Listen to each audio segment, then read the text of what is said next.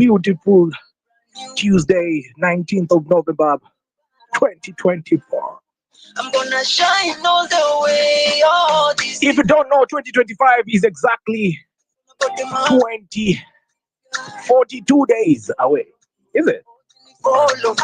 2025 is 42 days away. That is exactly 6 weeks from now. We'll be live ndani ya 2025. Lakini, what have you done this year, man? This year, oh, this year.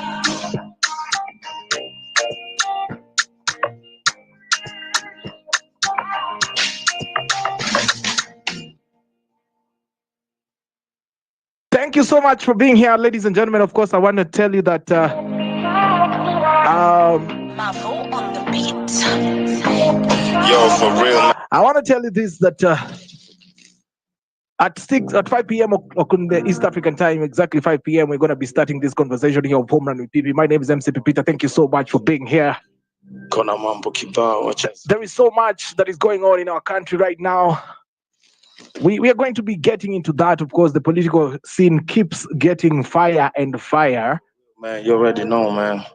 Kona mambo kibao, wacha zitoke. Lakini kwanza acha tuanze na scam cardinale. Acha zitoke. Niko na feelings kibao, wacha zitoke. For real, acha zitoke. Big shout out to Vince on the I am the voice of the people. Kila unasema anatema. Life haina cheat code, kunia kila unmedema. Bro anasema ati tutaozea jela, nikamshow tu hiyo matemba ya tema. Mbele yako tiko mimi niliekelea keja. Last time ilikuwa uongo, wameniekelea tena. To be honest, nyati wangi masanda. Wakenya wamechoka, factory na makanga.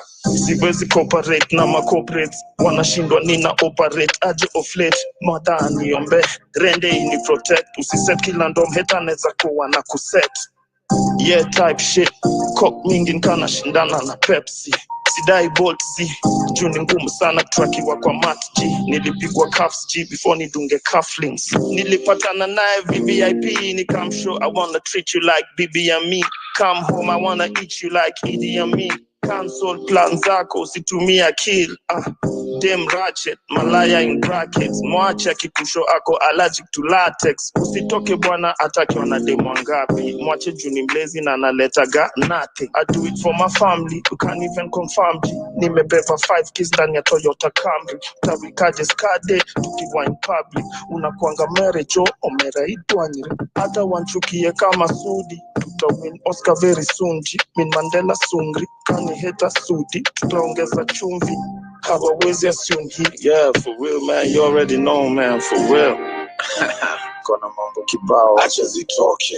Kona mambo kibao, acha zitoke. Acha zitoke. I'm a big G. Missy draw bubble gums, Scavinicious, na Vince Bango drums. Stari tatu bado you can't read between the lines. What do you mean? Nilikuwa star hata before. We jua nilikuwa 18 na madem 24. Real ones, hakuna loyalty test ka Pluto wakitry. They shall lean come to your Ruto. Hadi Yesu apandishwe kwa msalaba ndo utaamini. Sai swara ikikamu nimejipanga na magiri. Stove ni moto kutoka juzi unasema sipiki. But time naona mkipiga na intentionally sishiki. Koti iko kwa backing ako na kissing na kings. Barely sleep niko macho chasing my dreams. I'm leading the orchestra watch me turn my back. Sema kuiva na wakaka watu wanawasha kuiva. Sema kuiva na nasakwa na madiva. Jinga umechizi nini? You damn right. 300 rounds na leta buzz kwa gunfight. Men na dogs nilishow you wana mapaka. Kizedu nita Benjamins vile na makapa. Haifanyika kauda kupatia salasi. Naweza manage meter kanili manage salasa. Hata kama they don't say tutua niliwaleta. I'm the father to those children kwa both niliwabeba. And that's true. See, I was broke like you. By now bitch, iko hali maututi. Anataka kusikia utamu ya usta. Pana sikupi. Amkunyomba time nilikuwa shaggy ka Scooby. Debate online, tell them minitoa isikuti. Brains galore, mfuko gikoyo na mombi. Close the door, unataka kutolewa chupi. Nilikuwa chupi, sai shughuli. Economy na tupiga ndole kila siku na hado. Saizo rao na hustler kwa bed wanakadu. I'll still rule hapa usingoje democracy. Tunacheza kika Samuel, Buddha tumbocracy. Na kila bishop, chuma kipanga. Nili clean up kama syrup ningekuwa behind bars.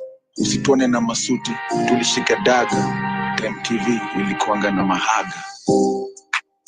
Acha zitoke, kona mambo kibao, acha zitoke. Kona mambo kibao, acha zitoke. Acha zitoke. Acha zitoke. Kona mambo kibao, acha zitoke. Kona mambo kibao, acha zitoke. Acha zitoke. Big shout out to Vince on the beat, by the way.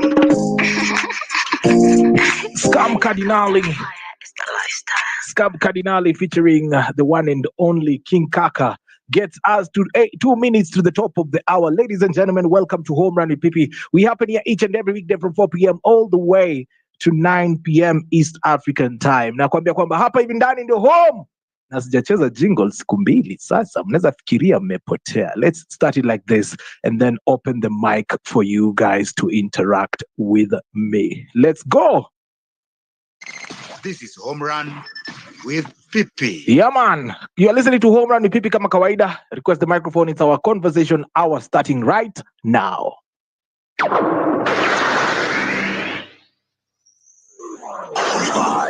4, 3, 2, 1, 0. Welcome to Home Run with Pipi. Thank you so much for that. I see Kina Francis Palendani. One leg, big up to you, Diana, as well. And of course, Akona Pale vya Nkoroja. Woda Lego, big up to you, brother. Woda Lego, wewe. Yeah, man. Huyo wanaitwanga wale mashabiki sugu wa home run. Woda Lego wako hapo hivi juu Nkoroja. Those are those we call wanaitwa nini? Diehards. Yeah. So request the microphone and talk to me, of course. Let's hear what you have to say in ukijua kwamba hapa hivi Tuesday inakuanga ni State of the Nation. Yesterday we were talking about Fred Matiang'i, who is apparently looking to be president in 2027. But my question here is today, 2024, 19th, 42 days to 2025. Do we really need to talk about politics, or should we focus on something else? I want to hear your opinion on all this. I'm waiting for you. Request the microphone and talk to me.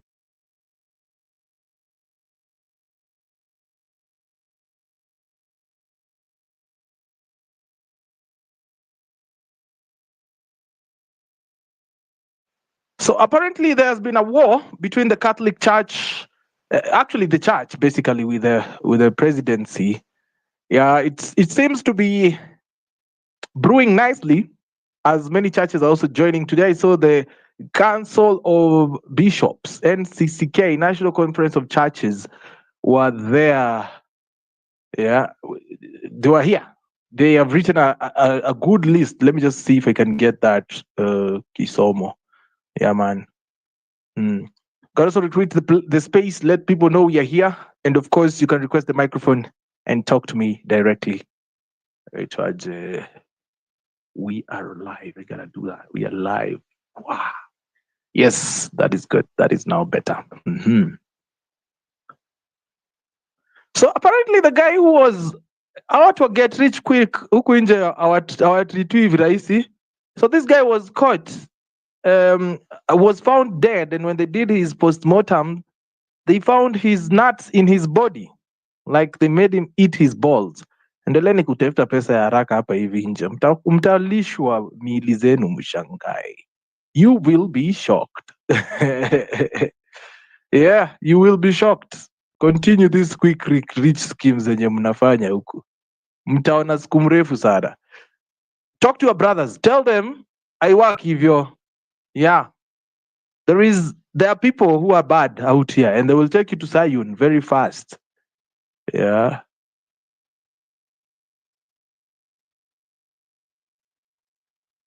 Tarubena. So today the cabinet was signing performance contract. For those who work in companies, you know what that means. It's called PC. It's a requirement of the public service. And of course, this is the chance of the president also to flex his mouth. Given the current situation that is ongoing, he had a chance to flex his mouth. It's even cabinet secretaries are signing. Somebody who is not even supposed to be a cabinet secretary is signing for cabinet secretary performance contract. Bro, How are you doing, Mogosh?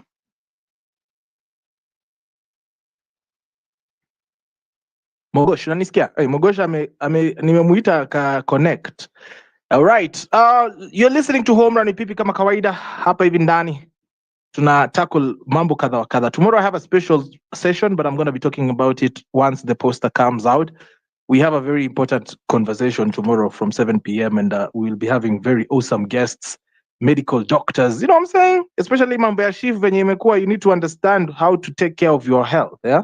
And we have a very awesome topic lined up for you as well. But today I want to hear from you in terms of what do you think about the 2027 political race? It looks like people are already having favorites. It's 3 years on away. What politics has taught me is a day in politics is a long time.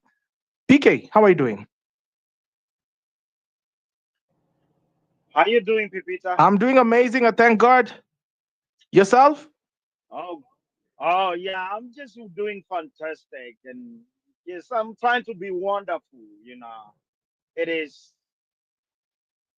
just a roller coaster of life, and we're still continuing trying to see if we can make it.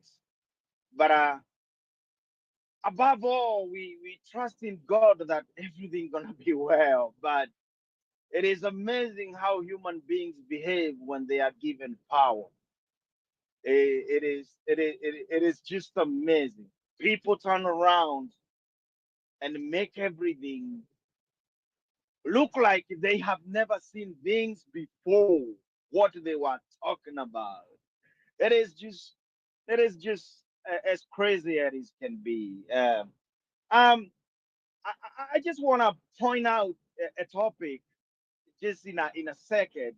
The one you were driving yesterday about who gonna be the best candidate on the next coming general election. But I could hear how people were attached emotionally to Matiang'i, but they do. I think Kenyans we do forget about what has happened in our history, so that we can move forward, so that we can try to make better decisions for the future. And if you look at the one people are trying to get attached to him, the same scenario happens with the current president. And even people are questioning why he's being chased away from the government. He's hated by people in the government. We want to like him. We want to put him in power. You know, we just want to reiterate the one we know, our very own, and give him coming from another place the power. I hope those people that were getting those attachments then, they are reaping the fruits of what they did on the last general election. I hope they are richer than they were before. I just hope so. But to the current situation, your guess is as good as mine. I mean, it is just a laughing matter when I saw people being attached. I mean, all these people who are pretty much above 50 years old and they have served in the government, they are absolute crooks and they don't deserve any vote from Kenyans. They are absolute crooks. One thing I was trying to derive from what people are talking about was that it's like the young people are afraid to take power. It's like the young people don't believe within themselves that they can take up the presidency and lead the country to prosperity. They are scared. They are told, oh, you're going to have an experience to run the government. Oh, you're going to have this to know what. The government is run by the people who already working there. The only thing that a leader comes to do is to the right policies to success. I mean, that's all what it means. That's all what it means. It doesn't need you to be in a decade to the government for you to read people. Young people, come on, Gen Zs, people, millennial, and Gen X. Why are you scared to take power? Take take power, take the presidency, let all these other 50s and under just sit back and watch you lead the country, and you are going to succeed. And I'm going to move away from there. I just want to point out to the topic of today about all these signing of contract of the cabinet secretaries. I mean, this thing is not new. It has been done before by Kenyatta. Did we see the difference? Kenyans can tell me if they saw the difference. I mean, when the government does not have in touch with the people, it becomes an absolutely nonsense and garbage to make these people sign the contract and disregard the constitution.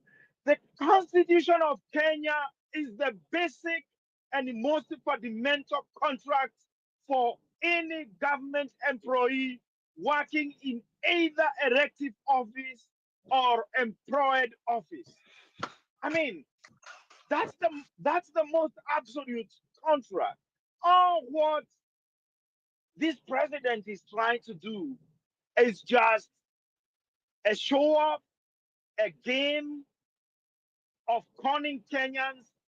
It is just an absolute garbage. There is nothing that's gonna make a difference. And I want to tell Kenyans that the president has lost everything. He does not have options. If there is the simplest things that he's supposed to do in the country to show Kenyans that this country will succeed, it is stopping this abduction and killings of the young generation.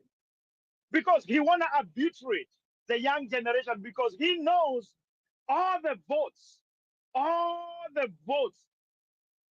majority of them that will put somebody in power, they will be coming from the young people, from 18 and above, from 18 up to 45. Those are the people that will determine the next president. He knows, but he wanna sell fear on them. He wanna get them getting scared. He wanna show them I can kill you and nothing can happen. If there is something that he's supposed to do, he's supposed to stop those shenanigans. He's supposed to stop those killings. He's supposed to stop talking about the good of the country, whereby he contributes to the bad part of the country, and he has been contributing all through. I mean, Kenyans don't need to be told any good or better anything else from the government. They need to see so that they can give the government marks if it is good or bad. I mean, this is just crazy waste of time, show off. It's another theatrics in politics. Those people will not make a change or an inch of a change in any of their work. In any, there is a formulated way of working within the government in Kenya, and that is driven by what I get in my personal pocket. You know, period. Period. Ruto has got the power and the capability to say the public money will not be stolen, and I'm going to walk the talk. You know, I'm going to pull my whooping stick and scratch their back and their butts, and they stop stealing money. I mean, he has got the power to do that, not to sit in office and get in front of cameras and podium and tell Kenyans how the country will succeed with them towards. We need to see more of his action towards the good thing than he can tell us. You know, this was just a theatric, waste of time, waste of taxpayers' money. I mean, we had enough. We had enough out of this administration. I do not see. I mean, to my expectation and my aspiration as a Kenyan, I need to see a young reader, a young person, no one who is contaminated by all these stupid things, and bring up a commission that is going to put the trajectory of this country forward. from from the position of leadership to the position of citizenship. I mean, that is my aspiration. But all these people that you see has been in government, they will never do a single damn thing which is good to Kenyans, and the Kenyans will feel proud of it, no matter who he is. I mean, as Kenyans who has never served in the government, we are the one who live and see what's wrong. It is being done inside the government. The other day, you just saw the Minister for Finance, the Cabinet Secretary for Finance, saying the same sentiment Uhuru Kenyatta said. 2 billion are lost every day. And they watch and they enjoy this statement. I mean, in which world, in which country are we in? Which country? We have to develop our very own culture of citizenship, of making a country better, of making a country good for everyone. Doesn't matter which tribe you are in, doesn't matter where you come from. It is just crazy to watch all these political theatrics that are playing around on the gallery when Kenyans are suffering. And even the government itself does not acknowledge Kenyans are suffering. I feel absurd. I feel pity for this government. Why did they came into power? I hate to rant, but that's all what has been left for me. I mean, it's just crazy. Pipita, I just wanna yield the mic and give to somebody else. And thank you so much for the chance. Thank you so much, PK. And you are right that we also need to get into this politics. You know, we cannot be telling people, Eti, we want a leader, we want new leaders, but you are the one who is also hiding behind the curtains. Come on. Eh? We need to do better. It is, And yeah, I mean, I'm telling young people, I'm trying to encourage them. They can make it. They got energy. They got the brain. They got the best line of thought of this country. They are the people that are, discerning the tribalism that has been entrenched for years. I mean, they got good trajectory. I mean, there is nothing big, there is nothing animal for running the government. All what you need is to clean and crack the whip and say this is the direction. First of all, the direction of Kenya is the direction of the Constitution. Period. Kenyans have said what they need their government to do for them. And all what you need to follow is the law. These people, and of which they are crooks, they come and embed the law so that they can put money in their pocket other than following the law to benefit Kenyans, Pipita. I am really angered by the repetition of every political regime that comes, they repeat the same thing, no difference. Nothing is working. And as Kenyans, we are there, just kneeling on our knees for these people to pay our school fees, to pay for our sick people, to pay for everything, to bring food on the table for us. Where we can do everything for ourselves if the chance was given and everything was laid flat in the good playing field. I mean, this is what we are lacking. Kenyans, rise up. Young people rise up and take the power. There is nothing big in those presidency, decisions. I mean, all what you need to do is to be somebody of a sound mind. That's it. That's it. Don't fear. And I'm encouraging young people. Pipita. thank you for that. Let me hear from Calvin as well. And also the rest of you can request the microphone in here. I see Geodesic is in the building. Naona Aguko ako pale hivi ndani. Aguko, sijui kama leo ametuweka live kwenye speaker Thank you zake. You very know, much, Aguko listens to us on Peter. speakers. Mambo vipi, Calvin? Niko salama sana Pipita, nawasikiza sana, nawasikiza na nafurahia sana. Nafurahia hata mimi According to umetupata siku ya leo. Kabisa, I've done analysis, my own analysis. I went to the public, I do my search, I got an answer. The only person who can defeat William Ruto is only Fred Matiang'i. That is a fact. even if you go where, you will find that the only person who can beat this thorax man is Fred Okongo Matiang'i, because Fred is also tough. Fred is also tough. But this man, if you give him somebody who's very soft, my friend, you are going to disappoint ourselves. Let us not pretend. Unless those people, they came on this table, and then we look their faces one by one, because we don't want the jokers. Jokers is what we don't want in this country. That is why this country is really collapsing. PK, mark my word, you've spoken as a man, and you are a gentleman. If you want to go to a war, you must know that you must find of all the people who are going for that war are who and who, because they must be very strong. If you put somebody who is not strong, it's going to be chased away and we will be disappointed.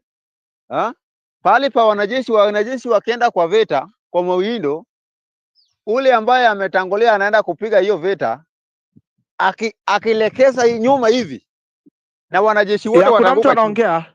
Endelea Calvin. Okay. Yes. Kama wanajeshi wanaenda kwa vita na wenye wanajeshi wameweka mbele ajaribu kutoka nyuma hivi, na wale wa nyuma hivi waone vile ameenda nyuma, kila mtu ile jeshi watanguka chini. Kwa hivyo tunataka ule ambayo akisema tunaenda, sio ati anazoba. Hiyo kama wanajeshi wa nyuma wameanguka chini na ule ametuangusha chini, wanajeshi wanasema wale wanajeshi wa nyuma waenda kupiga ule wa mbele. Wewe ndio sasa unaenda kuwendwa. Kwa hivyo tunataka ule ambaye amekaa mkakamavu, mwanaume kamili, ambaye anaenda kumenyana na huyo jamaa. Ya pili, I'm requesting you, be very vigilant. Msikue watu kwa kutishwa. Sasa tumesa meza dawa, kuna hali ya kutisha mtu. Kila mtu asimame imara, maana Kenya hii imeharibika. Ukiona wakanisa wanaingia kwa opposition sasa, mjue ya kwamba kumeumana. Opposition imekufa, kuna opposition sasa. Sasa mtu asikudanganye kuna opposition. Maana hapa ndio kuna mwanaume ambaye anatoka. Hata kama wakina Kalonzo watoke waanza kupigana na hii serikali. Na Kalonzo vile vile amenyamaza. Sasa tutafanya aje? Sisi wale watu wa chini tutafanya aje? Tunataka mtu ajitokeze na tuwafuate. Na kama hawataki kujitokeza tutafanya namna gani? Hata we penye huko utafanya namna gani? Kama mtu hataki kujitokeza. Unajua ndume, sisi kwa Kijaluo tunasema ukitaka kuona ndume yako unatoka kwa uwanja kwanza. Na watu wakisaona vile wewe ni ndume tu wanakufuata. Sio hata wanatoka tu wanakufuata tu hivi hivi na macho mbili hivi, hapana. Unatoa ndume yako nje kwanza. Watu wakisaona pipita, unaona vile pipita wanafanya pipita namna hii. Haiwezekani. Watu wanatoka nje.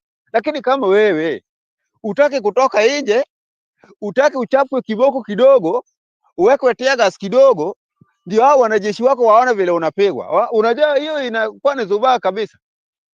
Kwa hivyo tunataka unakula tear gas kwanza, ndio watu wanatoka nje wanakusupport. Hiyo ndio maoni yangu, na hiyo ndio maneno ya ukweli. Na hiyo ndio kitu ambayo inaweza saidia watu. Sio ate kupiga tu mdomo. Hata kwa hii space tunaongea hapa, mimi naomba isikue maneno ya mdomo, ikue kwa action. Hata saa zingine inafaa tunakutana mahali na tunaongea face to face, tunaona pipita ni nani na huyu ni nani, na watu wanaweka mambo yao kwa meza, ili tukitoka hivi tunajua tunaenda kupiga vita aina hii. Vita aina hii sio vita ya kelele hivi, maana hii watazoea, watasema hao ni wajinga. Unaona, wanaongea kwa X, hakuna chenye wanafanya. Wanaongea kwa X, wanaongea kama umbwa. Kwa hivyo hatutaki kukua umbwa mwitu, tunataka kukua umbwa ambaye anaenda kuuma. Asante sana. Asante sana bwana Calvin, mwenyewe anasema kwamba lakini mnakuwa na wateksi zingine za ajabu. Kenya, how are you doing? Mbona unaingia kwa space na mafujo hivyo? Yeah? Unaingia kama unaongea.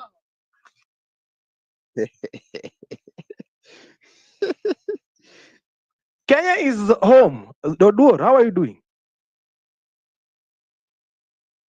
Napiga mtu viboko kumbe hata yuko hapa. Felix Otieno, how are you doing? I'm good bro. Karibu sana kwenye show, tuongeleshe. Oh, asante. Nilikuwa fikiria bado ni kuna mtu alikuwa afaongee mbele yangu lakini Aya, sawa. sawa. Ngoja So, basi. Can you wait? yeah, sure, I can wait kwa sababu nilikuwa nimeona Shusho kwa mbele yangu, so I was waiting Aya, him to communicate then I sawa talk. sawa. Huyu baba anaitwa Shosho, by the way. Unajua kwa nini nimemruka? Ni kwa sababu nataka kumpiga viboko pia yeye. Amekuwa ha-attend classes za home run with PP. Shosho, wacha nicheze jingle nikukaribishe back to the show. Naweza kuwa hata umesahau bwana, uko wapi wewe? Unajua unaweza kuwa banguka. You are listening to Home Run with Pippy. Weekdays from 4 p.m. to 9 p.m. Shosho, how are you doing? Unaendelea salama? Niko salama Karibu Pipi. sana, nafurahia sana kukusikia ndugu yangu. Asante bwana. Long Ah, time. vibaya. I'm back. Sasa Pipi, Nakusikia ndugu yangu. Karibu sana. unajua kitu moja hii siasa ya Kenya, watu wakipandwa na hasira, watu hasira, ukikasirisha wa Kenya, hata kama wewe ni leader, watatafuta hata leader ule ambaye, yani hata leader hata kama ni mbaya, bora akutoe, wataki kukuona. You know Matiang'i before Ruto aingie kwa power, wakati Ruto alikuwa deputy president, Matiang'i angesimama kuwa kiti ya president, hangepata kiti. But now watu wamekuwa na hasira na wameshaona the true color ya Ruto, wanaona afadhali Matiang'i. Na Matiang'i kama ana pesa, akianza kampeni saa hii, it's not bad. Zamani hatukuwa tunajua Sonko, lakini Sonko alikuwa anafanya kampeni yake door to door. Alipokuja kusimama, mimi nimeona for the first time akiwa katika chama cha NAK ya Martha Karua, lakini alianza kwa ODM wakamtupa nje, akaingia NAK na akapita. Alikuwa ananunulia watu umbrella, mashushaina, anawanunulia nini, anatengenezea watu car wash nini, anabeba watoto ya shule bure. Sonko alianza door to door na alianza kampeni kitambo. So Matiang'i akikuja anze kampeni saa hii, sio mapema. Hii ndio time mzuri kwa yeye, lakini aende campaign mzuri smart, tumuone kwanza, tuone vile atabehave, atudanganye, atuambie ukweli. By the time anapata hiyo kiti, tutajua yeye tena kala yake ni mtu aina gani. The way Ruto alianza campaign yake, akapiga campaign, Uhuru akamwachilia tangatange. Sasa saizi tumeshaona uongo yote ile Ruto amekuwa kitudanganya. In fact nilikuwa follower huyo mtu, lakini sasa hata speech yake sitaki kusikia hata kwa TV because ya uongo. So Matiang'i akikuja saa hizi, because I know from Mount Kenya, you know watu wanasemaga Mount Kenya ndio iko kifungia State House, vile watu wanasema, because watu wengi wanajaribu kusimama kura, wanasimama kujaribu kusimama, lakini Mount Kenya, bila Mount Kenya unajipata wewe uko nje. So Mount Kenya najua watasimamisha candidate, hao watabaki wakiwa kingmaker na watachunga sana wasitoke nje ya government, wakuwe tu ndani ya government, lakini hawa watakuwa tu kingmaker. Hakuna mtu candidate hata Gachagua hatasimama, hata ukina Ndindi Nyoro maybe wakuwe running mate, lakini hawawezi wakasimama because tutaonekana, Kikuyu wataonekana sasa hawa wanajipenda sana, wako greedy. But for now Kikuyu hatasimama. Matiang'i, wacha Matiang'i akuje. Sasa hii tunasema hata shetani mwenye atasimama, bora Ruto atoke. Bora Ruto atoke kwa power. We don't care mwenye atasimama, but tutaangalia huyo mtu anakuja kusimama. So Matiang'i anaweza kuwa at least Matiang'i anaweza kuwa strong mzuri, ni candidate mzuri mwenye anaweza pambana na Ruto. Na Matiang'i I know ako strong because najua hata Uhuru ako behind hii movement ya Matiang'i. I know. So wacha tuone vile Matiang'i naye atakuja atabehave. But for now Ruto hana chake. Mlima iliteleza. Hata alipoenda Eastern hakupita kwa mlima, alipita kando. Mlima imeshateleza. Uliona vile alifanyiwa Embu. So amejaribu kufanya njia yote, amejaribu sasa kuingia kwa makanisa, kupeleka huko. Wakati unatoa sadaka, wezi toa sadaka na kutangazia watu. Si utoe sadaka the way Uhuru alikuja akasema mimi napeana zawadi yangu. Akasema mimi napeana bahasha nyeupe sio ile ya brown mnapewagwa. Akatoa yake na akaenda. But these guys mtu anakuambia ati kuja State House on Monday ama Tuesday nikupee 5 million. Hata kama wewe ni bishop, wewe mjinga kiwango gani, utaenda State House? Si ukienda State House you are finished. Because sasa ulienda kuhongwa. Tutaona mabishop mlikuwa mnapiga kelele ndio mpewe tokens.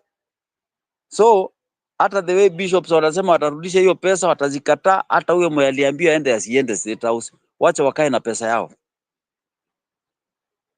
Although hiyo pesa ni yetu, lakini wacha tuonyeshe tutaki hata hiyo pesa yenu. Hizo token mnatoa, then msaidie watu wengine. So pipi, mimi naunga mkono mwenye anaanza campaign saa hii ya presidential candidate. Mimi naunga yeye mkono. Nimeland. Asante sana kwa hiyo bwana Shusho. This is Home Run with Pipi. Felix, utaongea sasa? Mimi nitaongea kidogo. I just have some. Yeah, Pipi.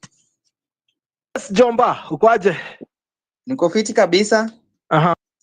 Nasikia maspika wanaongea mzuri tena sana kabisa, lakini mimi nilikuwa nimeingia kidogo niulize I think Calvin, but I think ameshuka.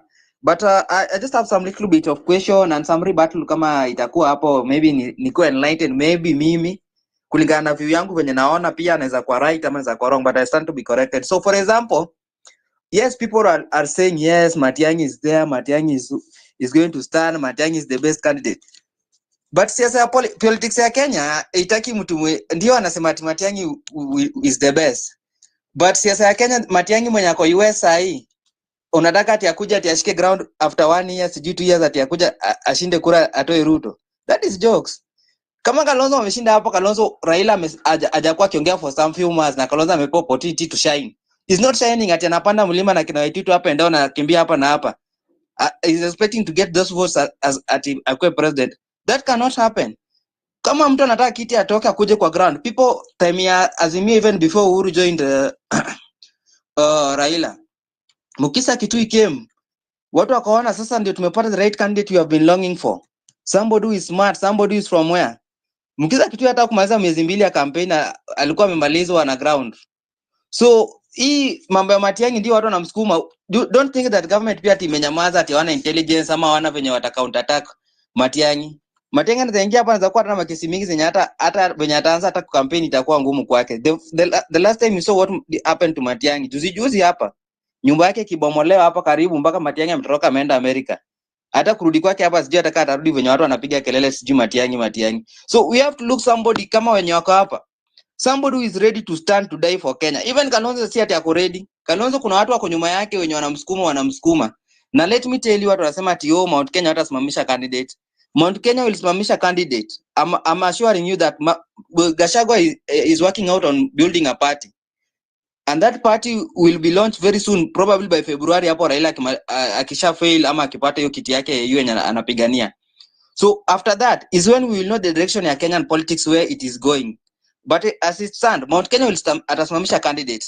Na mimi kulingana mimi venye naona kulingana mimi. Ndio wenye wako Mount Kenya atasupport Kalonzo dakika mwisho kama venye Uhuru alikuwa anasema Mudavadi. Dakika mwisho alisema Mudavadi ni shetani.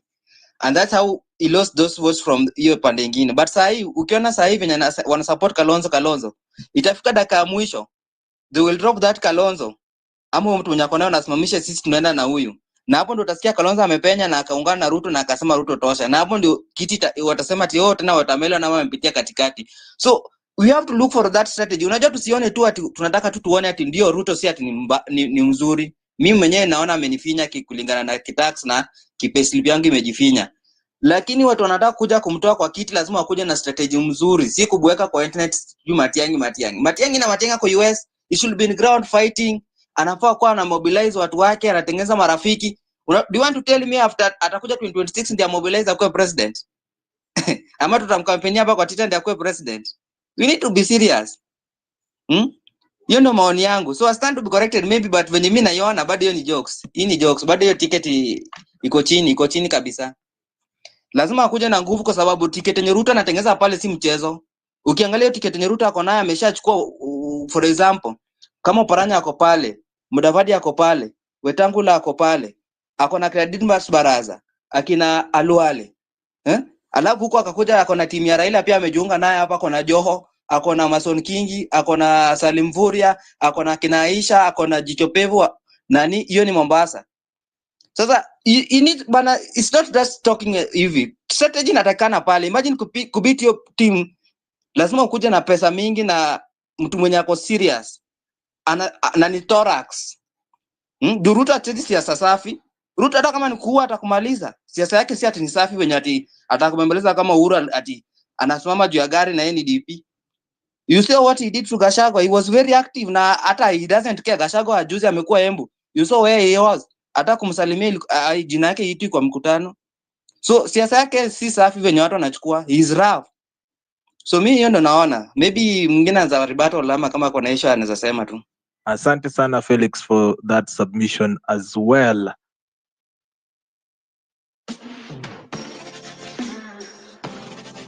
This is the home run with PP. 34 minutes past 5 p.m. East African time. Mabibi na mabwana, how are you doing? Hope you're doing amazing. I see Mau Mau is in the building as well. Jambo Mau Mau. Jana nilikuwa nakutafuta sikuoni mzee. Sijui nani huyo alikuwa amekataa Mau Mau asiongee kwa home run. Can you hear me Mau Mau? Yes, Pipita, I can read you loud and clear. Hope everyone is fine. Good evening, good morning from where you are listening to me and to the space. Yes, I can say that it's a good topic today. We are just asking ourselves, when is it too early?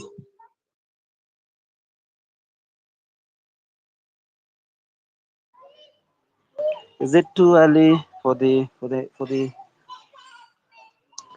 campaign 2027? I don't think it's too early. It is the right time for those who are willing to get to the ticket as the candidate, as the presidential candidate 2027. Those who are planning to oust Ruto must come now. Yes, about our former CS, Matiang'i can become a formidable and a strong candidate if he can avail himself well enough, and I believe he can give Ruto at a tough time. I am not very sure whether Uhuru is against Ruto, because he has never been, and I don't believe still that he will support the candidature of any other person unless he want that candidate to lose. I do believe that probably this time round he gonna support Ruto full time. Last time he was supporting Raila because he wanted Raila to fail, and and because Kenyans were not, a majority of Kenyans were not ready to support any candidate, to elect any candidate who was being supported by Uhuru then, because of the policies of the day then. You could see that the life, uh, you know, uh, the living standard then, the cost of living was so high. Cost of living was so high, and this guy was so reluctant when he was being asked, "What can you do about the skyrocketing prices of commodities?" Anasema mnataka nifanye nini? So basically, he was supporting policies which were repelling Kenyans. Actually, his policies were rebuffing. There was no traction to his side for from Kenyans uh, because of the policies that he was supporting then. He was actually telling Kenyans that when we elect Raila, things are going to be difficult, just the way they are now. If and on the other side, we were being sold hope. Ruto was telling us that once he gets in, he's going to lower taxes. But that was not the case. I know and I believe that Uhuru knew the only person who could defend his interest, only person who could defend his interest was Ruto, because this is the person that they have raped the economy of this nation for 10 years. Leave alone the pretense on since 2017, 18 there, when there was a handshake that they were pretending to be away or parting ways. That was just but a game to know, to let people believe and probably sympathize with the other person whom we perceive that he was being humiliated, and that was Ruto then. So basically, most of the things that he was doing then was to repel us against him. Other than the talks, and I know some of us keep on supporting what he was saying, that he came on TV, he came on radio and told us that we will cry. Then why words without action is dead? He was supposed to make sure that Ruto lacks content, and you can only do that by making sure that you subsidize the cost of living then, just like what they did 2017.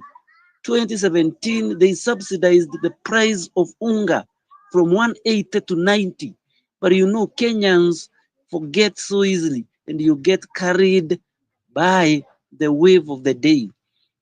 He could have, I don't think there is anything Ruto has done to the fertilizers, which is a donation from Russia. Actually, the fertilizer that we use is a waste.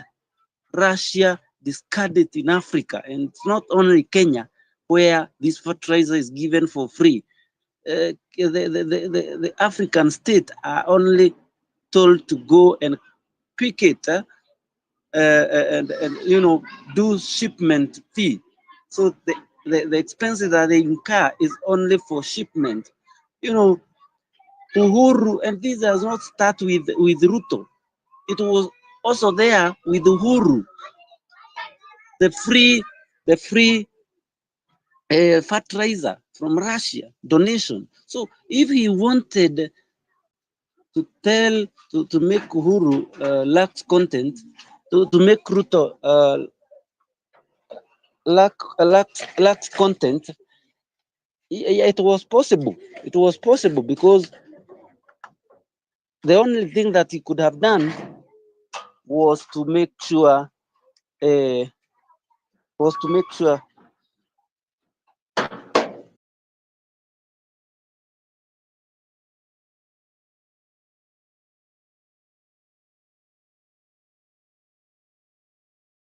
Momo, are you there?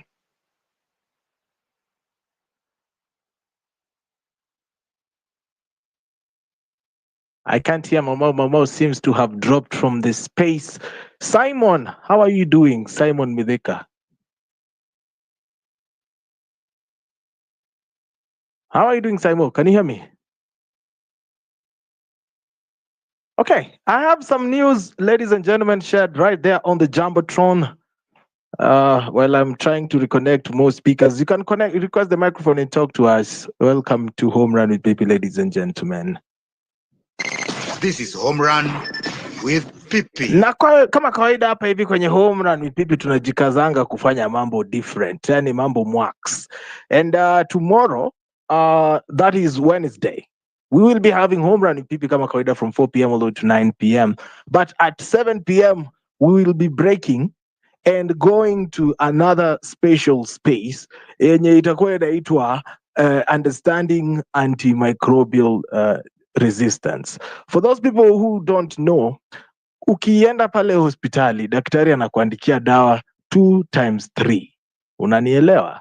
Alafu wewe unaenda unameza hiyo dawa siku moja, tena next time unaandikiwa 2x5, unameza, sijui hiyo inamaanisha nini. Ukiambiwa 1x1 unameza moja, ama unafaa umeze mara mbili, so you don't take your medicine right. You get that at some point you develop resistance to that drug. So that is what the doctors will be talking in extensive. I will be having questions for them, of course, and we will be talking to them. I'll be having 5 medical doctors. Dr. Mbiti Mondi will be here.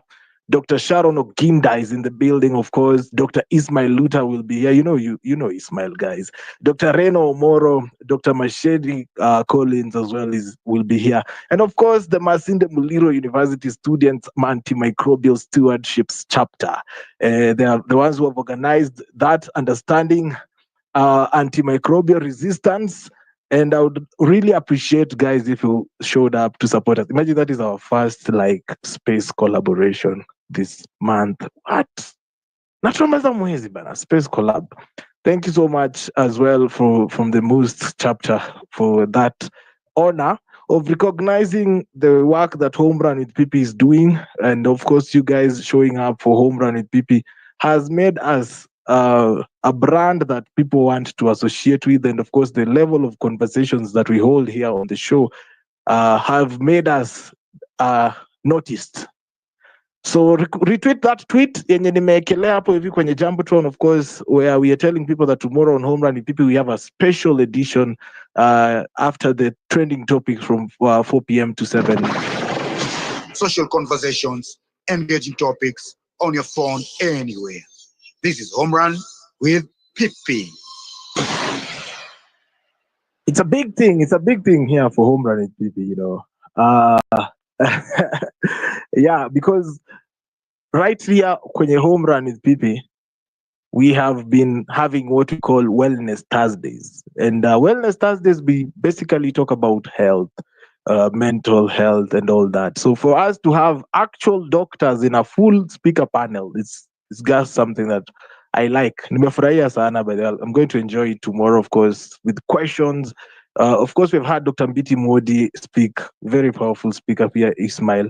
So yeah, it's going to be big. So make sure you find time and tune in kama kawaida. But right now, today, kwenye Home Run with Pipi, siku hii ya leo, tunafanya kazi gani?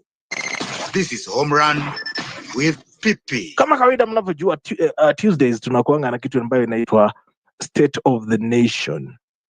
Yeah, where we talk about State of the Nation. But you know, on Thursday, President William Ruto is supposed to be giving out his State of the Nation. Is it 21st? Yes.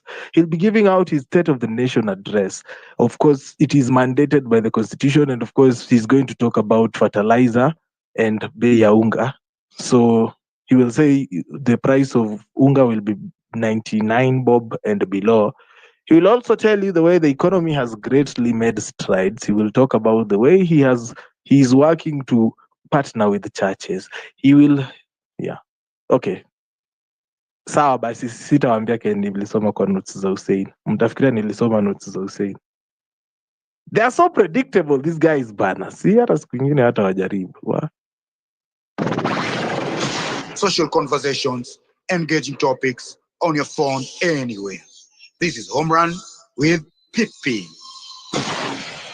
Yeah, so I'm looking here at this tweet yenye nimewekelea bwana. Nataka hata tupate hata 10 retweets kwa hiyo tweet tafadhali. Hiyo pinned tweet yenye tunasema kwamba tomorrow Wednesday 20th we will be having guests. Jamani, supportini your own. Tupige hiyo tweet retweets, at least we have more people coming on. For that, of course, it's also a very it's a very good space. Kwa wale watu wenye wanapenda kwenda chemist ovyo ovyo. You need to listen to that space. So yeah, piga retweet pale kwa hiyo tweet ukiona iko my pinned tweet hapo hivi kwenye Jumbotron, you cannot ignore it. If you're in the space you can see it. Thank you so much as well. Naona kuna mtu ameamua leo tuanze mapema. Thank you so much Felix also for the tip hapo hivi kwenye tipja. Yeah. You can also support Home Run PP pale hivi juu. There's a number 0721948229 to support. Now, conversation ya leo State of the Nation iko very straightforward. Tunauliza kwamba jana tulikuwa tunaongea kuhusu Matiang'i and the prospects of who's gonna be 2027 presidential candidate against William Ruto. And then now we have the one and only people are now speaking of we can't beat Ruto and all that. And I'm asking, when is the best time to start campaigning? Is it now? Is it too early? We are 42 days to 2025. 2027 in August is when we go to the poll. So that is a whole 2.5 years ahead of us. I see PK's mic is hot, so I'm gonna go to PK. But before I go to PK, let me see what is going on the comment section. The commentator is saying, Pipita, we need to sample how we want the next government to look like. This is what I would love to see. And by the way, we want you to be part of the government, media team, and State House. All patriots must be involved. Wow, nikapata kazi ya. But my dream is to be a presidential MC, by the way. Yeah, not for this liar, no. For a real president who's representing something, yeah, like a real new people-led government. Dear Mr. President, I'll be there. Hiyo naweza fanya. Na mimi kwanza nitakuwa na hostisha president spaces. Unasikia you're listening to Home Run with Mr. President. Social conversations, engaging topics on your phone anywhere. This is Home Run with Pippy. I like the reason. This is the reason why spaces are audio. You should have seen my face, man. I was like, that didn't land. And PK, talk to us. Yes, PP. I had talked to Arya before, but I was also listening to just to the previous, speakers, and they are just awesome people, awesome Kenyans, and they are speaking to the best of their minds, and it is just wonderful, us having this kind of conversation. But I want to point out or throw something out there to the Kenyans. It is up to them to decide, but me, I just think like them and brainstorm things and maybe see things in a different way. But I just want to say this. Kenyans, you have to believe in yourself. You have to grow your own leadership, who you can put in power for yourself. Because these people who have already served in the government, they go to bed with the previous leaders who have served previously very, very quick. Why? Because of the cover up. Kenyans, you buy the idea of Matiang'i, you are buying an absolute cover up of things that has happened in the country in the past. And those are the things that we want to clean up. And that's why I was calling. If Kenyans can agree, we bring up a convention that is going to look on all these corrupt leaders, the way things have been done in the past. We decide the way to take them on head on. We can corner them and jail them. And Kenya can be free for everybody. We can compensate the country by taking up the wealth they have acquired through these corrupt deals, even if we don't jail them, just to set a precedent or an example. How how the people should use power, you know.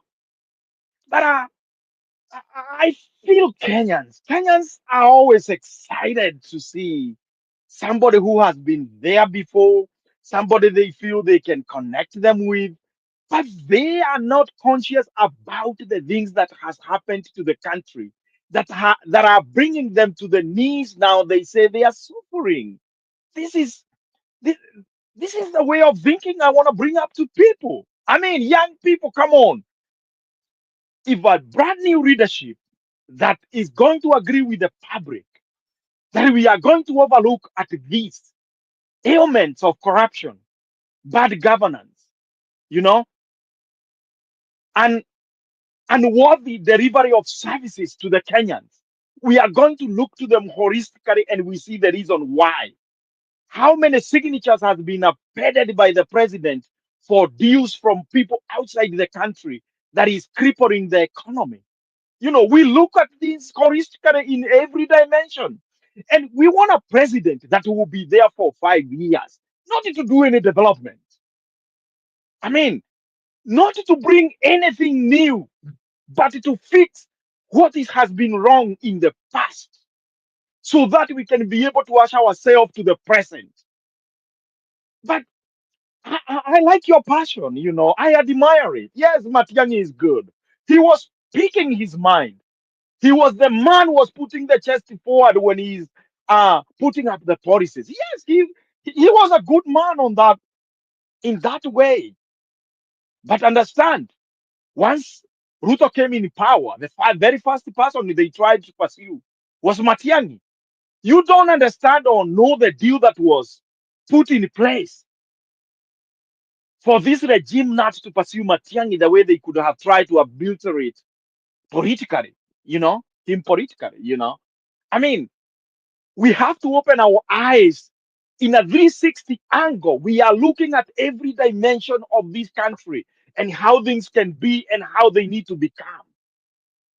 You know, we don't just to close our eyes and dimension ourselves in one way. Oh, Matiang'i is good. He was walking in classes. He was doing the, yes, he was a Kenyan and was doing good. But is he contaminated? That's up to the Kenyans to prove. And I know he is. I know he is. He knows things that went wrong in the regime he was serving. I mean, my brother was the president. I was excited for him being a Kikuyu, being the president. But he brought the aspiration of Kenyans to the most part. But was there anything wrong? Was there something wrong were done? Yes, there were. Were they supposed to be done? No, absolutely not. Not to Kenyans. I don't care who tribe the president you come from. But what I know is that you bring justice and equality to Kenyans.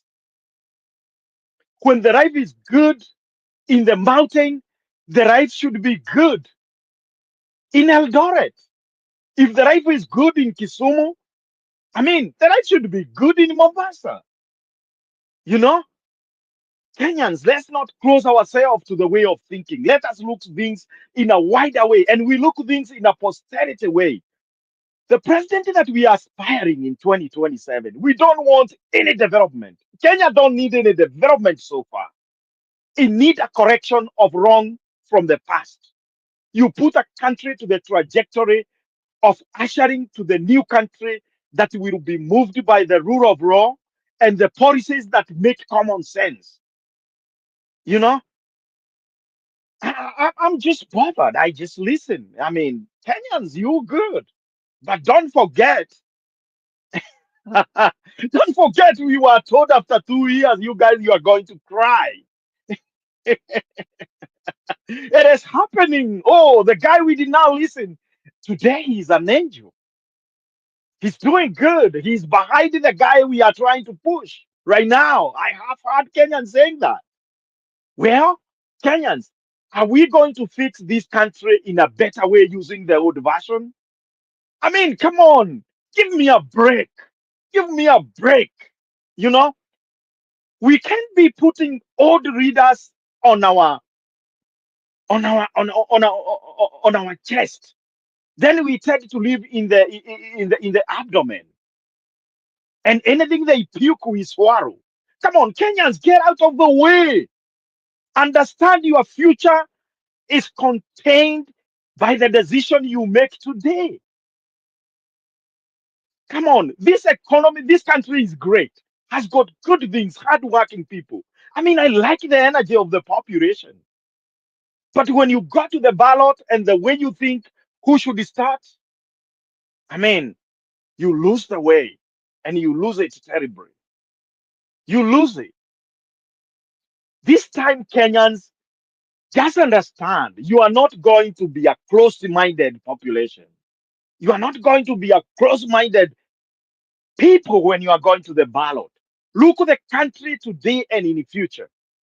We don't need any development that will be sung in the podium on top of the cars. That's not what Kenya needs right now. Kenya is sick by the past.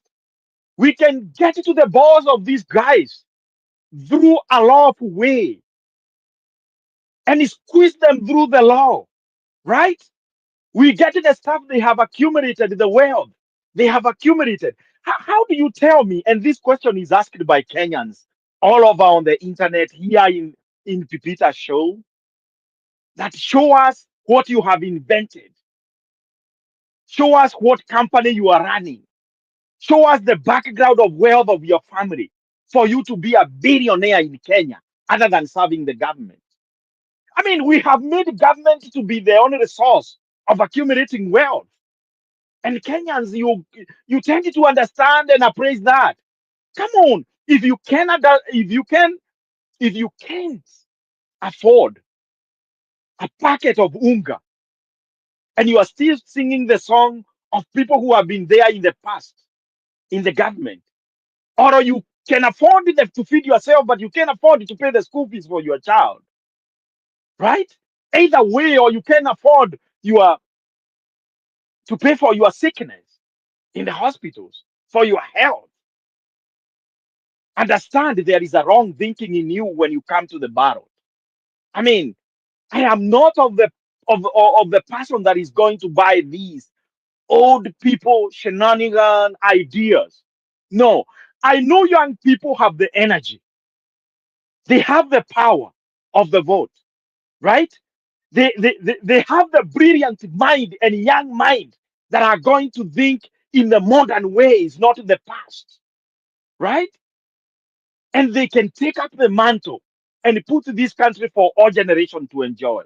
And tell the old guys, hey, you did wrong. We are going to do the right thing for the country. We are going to put you on a task to make sure where you acquired your wealth, we are not going to harm you, but we are going to follow the law. And we can be happy to see the tug of war with Kenyan people, with these billionaires that have acquired wealth in the government. We can do that. I mean, Pipita, I don't want to take much of the time. I want other people's to come, and I just want to yield this mind. I can talk all day long. I mean, it is good we can go together and usher the new day for this country through the young people. Believe in yourself. Continue to see good in yourself. Don't see Luther as an animal or as a monster that will crush everything. Do not buy that. That is fear. Come up and say, I'm strong, I'm a citizen. I can vote the way I want. I can choose the leader that will bring to me a bright future. And I can say no to corruption. Pipita, I just want to yield the mic. Thank you so much for that submission, PK. I see Luca Matoke has joined us. How are you doing, Luca? Can you hear me, Luca? Ala, ni kama Luca aliingia na akaenda meeting zake.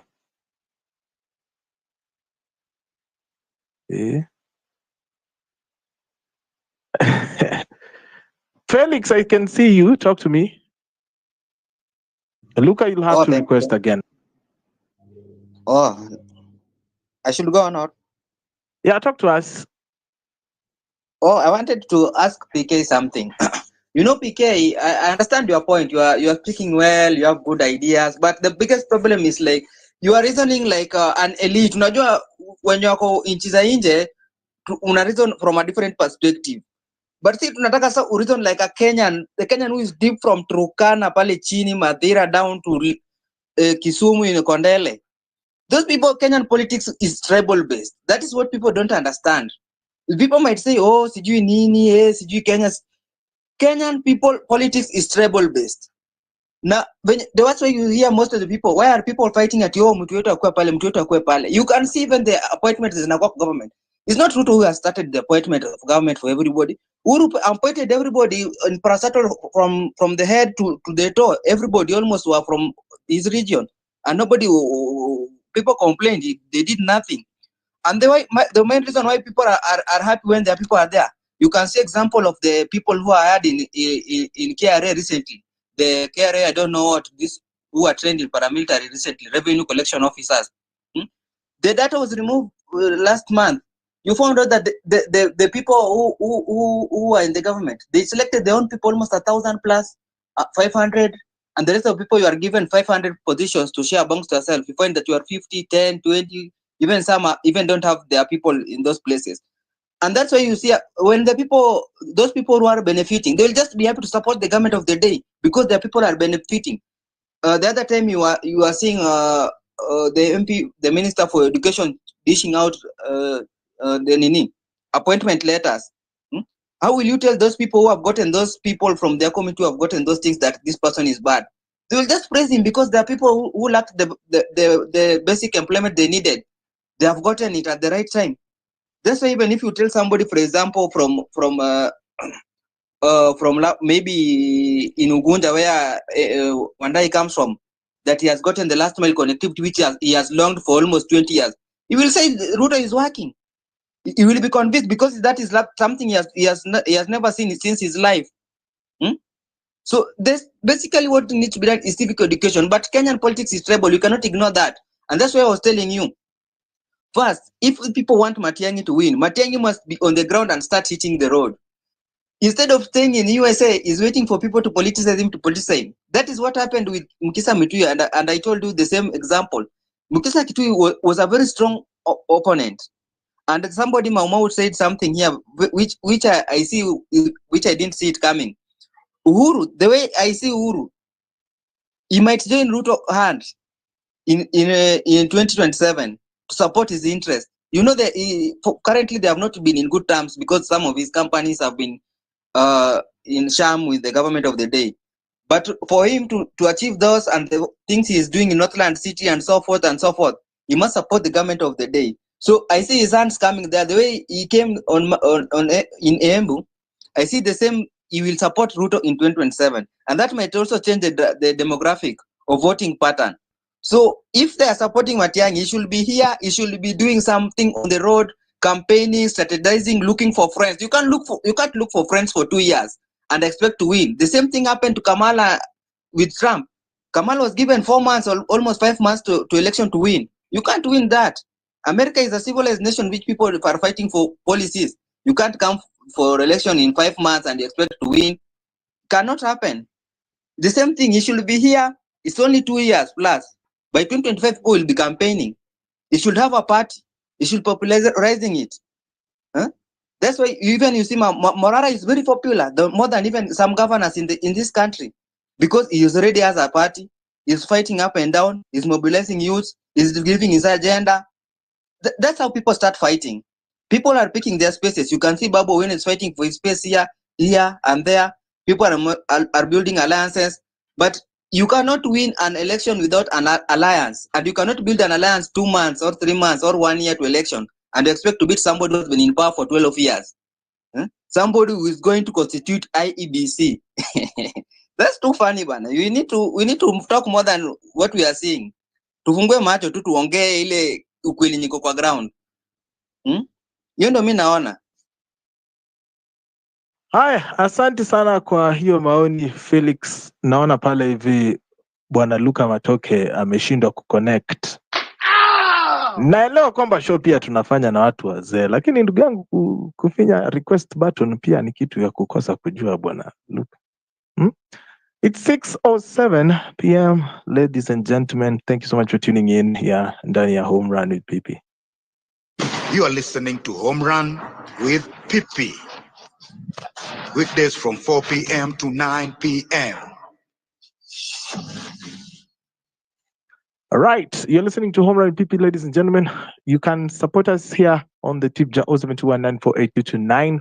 And of course, we are having a very important space tomorrow. It's called Understanding Antimicrobial Resistance. Yeah, and I'll be having a panel of 5 medical doctors, and of course, I have pre-med students from Masinde Muliro University. Hey, and today I'm nice with the words. Masinde Muliro antimicrobial. Where PP?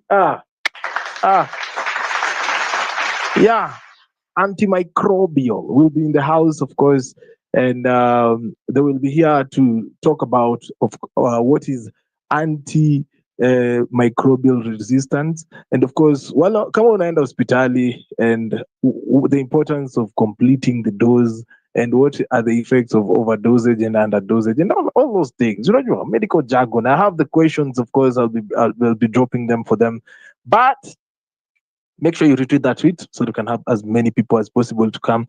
Mambo ya wellness is very important. Now that Shah has shared, we need to be taking care of ourselves. So make sure you retweet that tweet. Iko hapo hivi kwenye pin so that many people can see. I can even read you the doctors that I'll be having on the panel. I have Dr. Machete Collins. I have Dr. Reno Omoro. I have Dr. Ismail Luta. I have Dr. Sharon Oginda and, of course, Dr. Mbiti Mwendi. So, yeah, make sure you tune in tomorrow at 7 p.m. all the way to 9 p.m. Of course, Home Run PP will run, as usual, 4 p.m. all the way to 9 p.m. So we'll be breaking for that important space. I really want to hear. You know, most of these times we try to get experts. We can't get them. Today, Mungu ameniekea nyota. We have 5. So tomorrow is going to be an amazing day. Make sure you show up for that. But today, we are on State of the Nation, and we are asking the country politics. We cannot ignore the political landscape is boiling in a chemuka. The political landscape in a boil, and that is the truth. Question here is it too early for the politics? Because yesterday we were talking about the possibility of Fred Matiang'i also becoming a presidential candidate, you know, and the people are there who are saying no, there are people who are saying yes. Of course, social conversations, people went home at the end of it all. But today we are back here again. I see Malia Davis is here with us, but Mau dropped before he finished his point. So I'm going to hear from Mau, give him like 2 minutes, then I'll go to Malia Davis, of course. So Mau. Yes, Pipita, I hope I'm audible. Yes, loud and clear. Good. Yeah, I was making my submission, and unfortunately, I dropped. You know, there are people when we were approaching 2022 general election who are for the opinion that Ruto can't become president because historically we have never had a vice president vying for the first time and becoming president. You know, all manner of philosophies that, you know, you saw what happened to Uhuru Kenyatta in 2002. He attempted and failed. You know, Kibaki had tried severally. The reason why Uhuru became president in 2013 was because he had failed earlier in 2002. You know, but to the contrary, Ruto defeated all those myths and narratives that were being adduced by those that were against him then, because they were only doing that out of sheer hate, and because they didn't want him, there. And now we have a situation where people are now bringing some other narrative that Ruto cannot be ousted. We have never seen a president in Kenya who can be ousted without completing his or her term. You know, all these narratives that we are bringing across are good because these are our opinion, these are your opinion. But remember, records are made to be broken. And there is no way you can tell us that Ruto cannot be ousted out of the position without being there, without attempting, telling us that Ruto is putting up some, a strong team. Yes, he is doing that out of fear. And we are yet to know whether the team that he is bringing up or putting up will hold to the end. We are yet to know whether Raila will continue with him until the full end. So it is for us who are against him supposed to prepare ourselves. Whoever we talked about, has been there and has been in the former government and might have been contaminated. Remember, Matiangi was not free to make his own decision because he was not he was not the president. He was actually working through the directives of the president. So probably if given an opportunity, he can do better when he is at the top of the policy making seat. Uh, I was also mentioning or talking about Uhuru. Uhuru to me completely was not for Ruto. I mean, was not for Raila because of the policies that he was abusing. He was supporting. Those were actually buffing. Those were actually policies that were forcing us to hate him and hate anybody that he was fronting. So to hear people saying that he has become an overnight, or he told Kenyan that you will cry, that after 2 years we are going to cry. Those were just but statement of escapism. And I believe he is now happy, and he is happy that one of his who is protecting his interest, talk about the Northland city, is up and running. Talk about the interest, talk about the interest in what? In SGR. We were told that they are going to make open that contract. Talk about the express highway. All these contracts are still a mirage to Kenyans.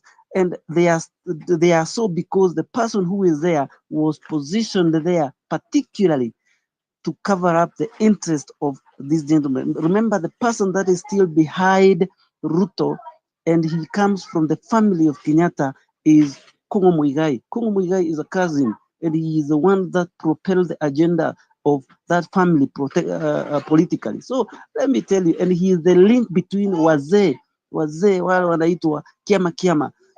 So when I listen to people coming up with so good narrative of how the former president was against the current, I wonder. You can web very clearly. You can be able to network and connect and see that this guy was not for, is not for Raila or any opposer of Ruto. And that is, I believe, the reason why you can see that Raila is hot and cold is because he learned from the previous era that he was duped, and therefore he cannot manage to put his eggs, all of his eggs this time round, in one basket, like he did last election when he was expecting that the deep state and the system is gonna work for him, and that was not the case because the deep state was working for the opponent. For the opponent, actually, Uhuru himself was campaigning during the night for who? For Ruto. So it's a wait and see for me. I know that when we read too much on something, probably they say that overanalysis create paralysis. So I might be analyzing too much, but from my analysis, then if you go through my Facebook, I did it in 2012, and I said that no, in 2021, that going with what Uhuru is doing and what is saying does not end up, and probably these a plan to dupe Raila and his team and campaign for Ruto. This time round, we must be very vigilant. We must not buy to this nonsense of people telling us that this guy needs to come early, or this guy has been in the government and he can't make it. That is somebody who is working together or working for the government. Any person that is showing that he can be able to fight and do good, and 1 minute, Mama. if that person has had a good track record, like what we saw with our friend Matiangi, before we talked about being contaminated, and those who are saying he was contaminated because of the lad saga, they are the one now who are in the government and they have done nothing to him. They were supposed to arrest and restore some of the looted money that they were talking about, that Matiangi, when you're in the government and you still keep on winning, like some of us who are outside the government, it doesn't add up, Pipita. So I would like to, for now, land at that particular point by saying this, that we will support Matiangi if he is the only one that is fighting with Ruto. Mount Kenya will present a candidate. It is not out of their will. It is a candidate that will be presented by the current regime to split the vote, because the current regime has already realized that Mount Kenya is drifting away from the support that he received in the last general election. And therefore, automatically, we know that he has that plan of studying or supporting a candidate from Mount Kenya, especially Central Kenya, and this one in particular, Muranga. We expect either Mwangi wa Iria to split that vote in Mount Kenya, so that he can get it easy. But this one is going to be, again, it will depend with where will be Raila studying. If Raila is going to be on the ballot, then again, it is going to spur the matrix. I know there will be some complication here and there in terms of who to position in Mount Kenya. Thank you. All right. Thank you for that, Mau Mau. I want to cut you off because I see we have new speakers as well on the line. Malia Davis is here with us. Malia, jambo. Jambo bana Pipi, habari za Nimeshinda kushinda? vyema, nashukuru. Asante. So, there's nothing early about politics. Siasa mbaya, maisha mbaya, as we have seen practically within a span of 2 years. Somebody who was campaigning for a good 10 years has brought us to a low which we have hardly seen in this country. Kenyans are in despair. Kenyans are dying. Kenyans are not going to school. Bright students are not being able to go to university because of poor governance. And that is a mistake which we never learned from the era of Moi, that there's a caliber of people who are supposed to enter international leadership. You can't just take a politician because he's a politician and put him to run a country. If you want to see the difference, you can see during Moi's time, the kind of people he would put to head They were not competent people, because if you yourself, you are incompetent and you are insecure, as such you are insecure, you will not want to put competent people to work for you, because they will expose your incompetence. They will not take your orders, because you see, leadership, national leadership is not just something for, popularity contest or ability contests. It's about competence. And Uhuru understood that, because Uhuru probably has grown up in some business empires to understand how do things work, not just a matter of somebody coming out of campus and then you become a wheeler dealer, you become a wash, and then from there you continue with that type of politicking until you find yourself through hook and crook in the highest office in the land. We have learned a very big lesson.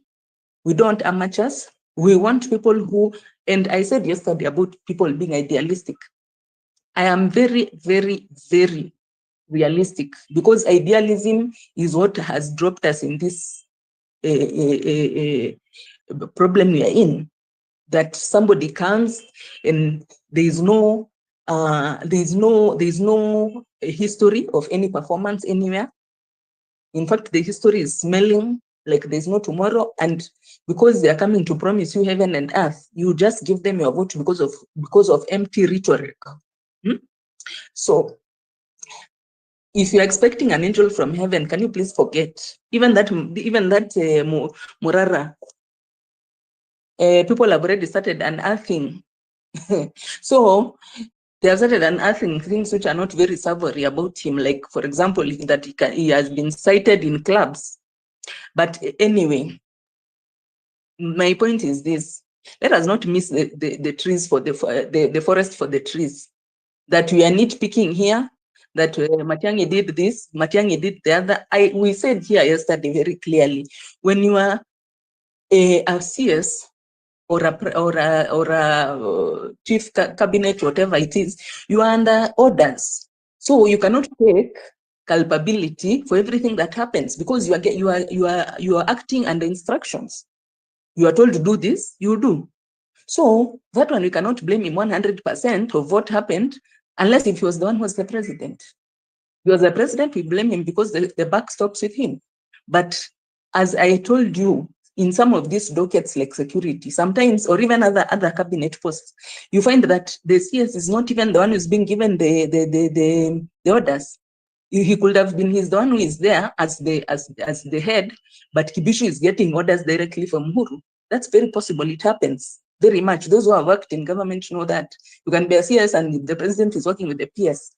Where unakuwa tu ceremonial. So we have to come out of that mindset that, oh, he grabbed Ruaraka. I don't know. No. If you're looking for an angel, my friend, you better die and go to heaven. Here we are on earth, and Kenya for that matter. So there's no angel who we are waiting for to come and take over this seat. But the thing is that Dr. Matiang'i has proved over and over his competence, and that he's able to deal with cartels.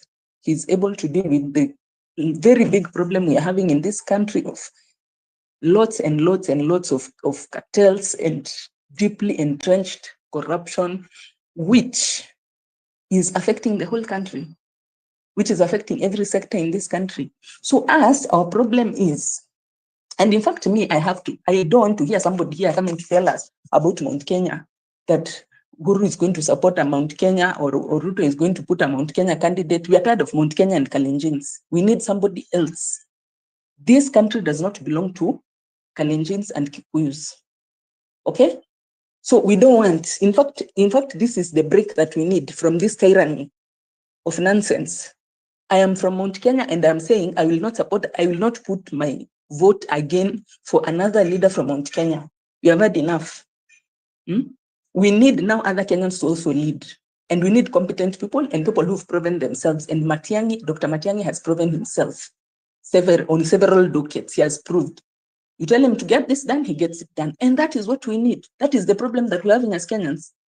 Okay? So coming to tell us here that people will support Ruto because he gave their keen jobs in KRA, or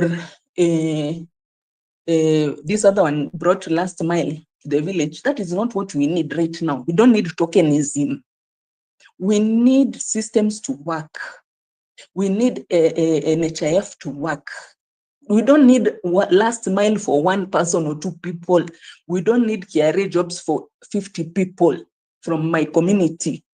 I want that my children can be able to have a job, can be able to have a business without and run a business in a fair market, a level playing field. Okay? Whereby they can be able to earn their living. They don't need to know anybody. So long as they have a product which has demand, bas, you don't need to know anybody.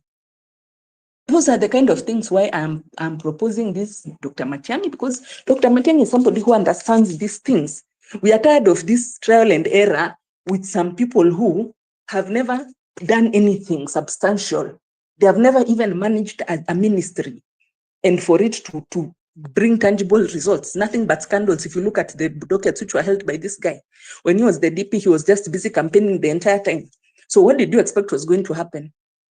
So from now on, hiyo mambo ya people who have not performed, who are non-performers, whether he's from their tribe, whether he's from Mount Kenya, whether he's from my family, we are not, because it's spoiling the whole country. And we have seen now what happens when we give over the nation to tokenism.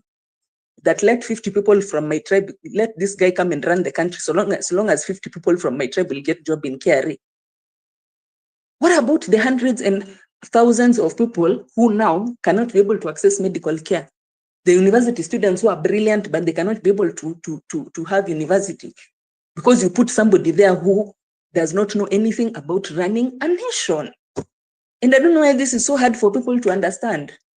I think that after what we went through with Moi for 24 years, seeing an incompetent person ruining the country to dust, we should have learned. But because we had this 20-year period up katikati, we forgot what it's like. And then we gave it to another incompetent person. So we are moving out of that. And we are moving out of this nonsense of tribe. That we cannot do what without tribe. Right now, if you go to Rift Valley, people are still dying. They are going to is there any Kalenjin who has gone to a hospital and been told that because you are a Kalenjin now, chief is going to work for you? They are dying the same way that anybody else from wherever is dying. So Kenyans, it's slowly sinking in their heads that we need systems. We don't need personalities. I don't need my brother to be in the government. I don't need all that stuff. What I need is systems to work. And the person who has proven that he can make systems to work is Dr. Matiang'i. Forget about what he did. Because if you're waiting for, I've told you here, if you're waiting for a messiah, a savior who is pure, mweusi kama pamba, ama ni mweupe kama pamba, the way Baba says mimi ni mweupe kama pamba, my friend, you are dreaming. So me, I'm supporting this guy, and it's never too early. The only thing which I would like to urge Dr. Matiang'i to look out for his personal security, because he is dealing with an opponent who has cleared all the witnesses who are going to witness against him in The Hague. So we are dealing with a mercenary, with somebody who deals with elimination of opponents. So he needs to have a very good security team. I hope he's going to get somebody like Mossad, like what Baba has or something, a serious security team even when he comes here, because this guy can do anything, can poison him, can do anything, you can kill him. So let's look at those factors, and it's not too early because we're already tired. We feel like we have been having this guy for 10 years. So the time is now. In fact, he's giving us a ray of hope, because we are feeling so overwhelmed by the amount of taxation that we are going through, by the fact that nothing in the country is going on. So we need a ray of hope that this guy can come in, and the way he made the departments, the ministries he was in to work, he can make the whole country work.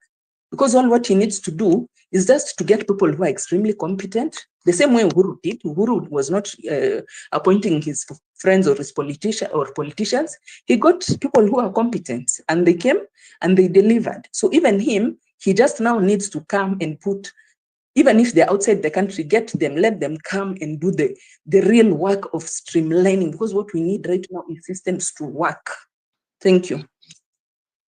Yaani mnaweza sema Uhuru alikuwa na watu competent ndugu yangu, na vile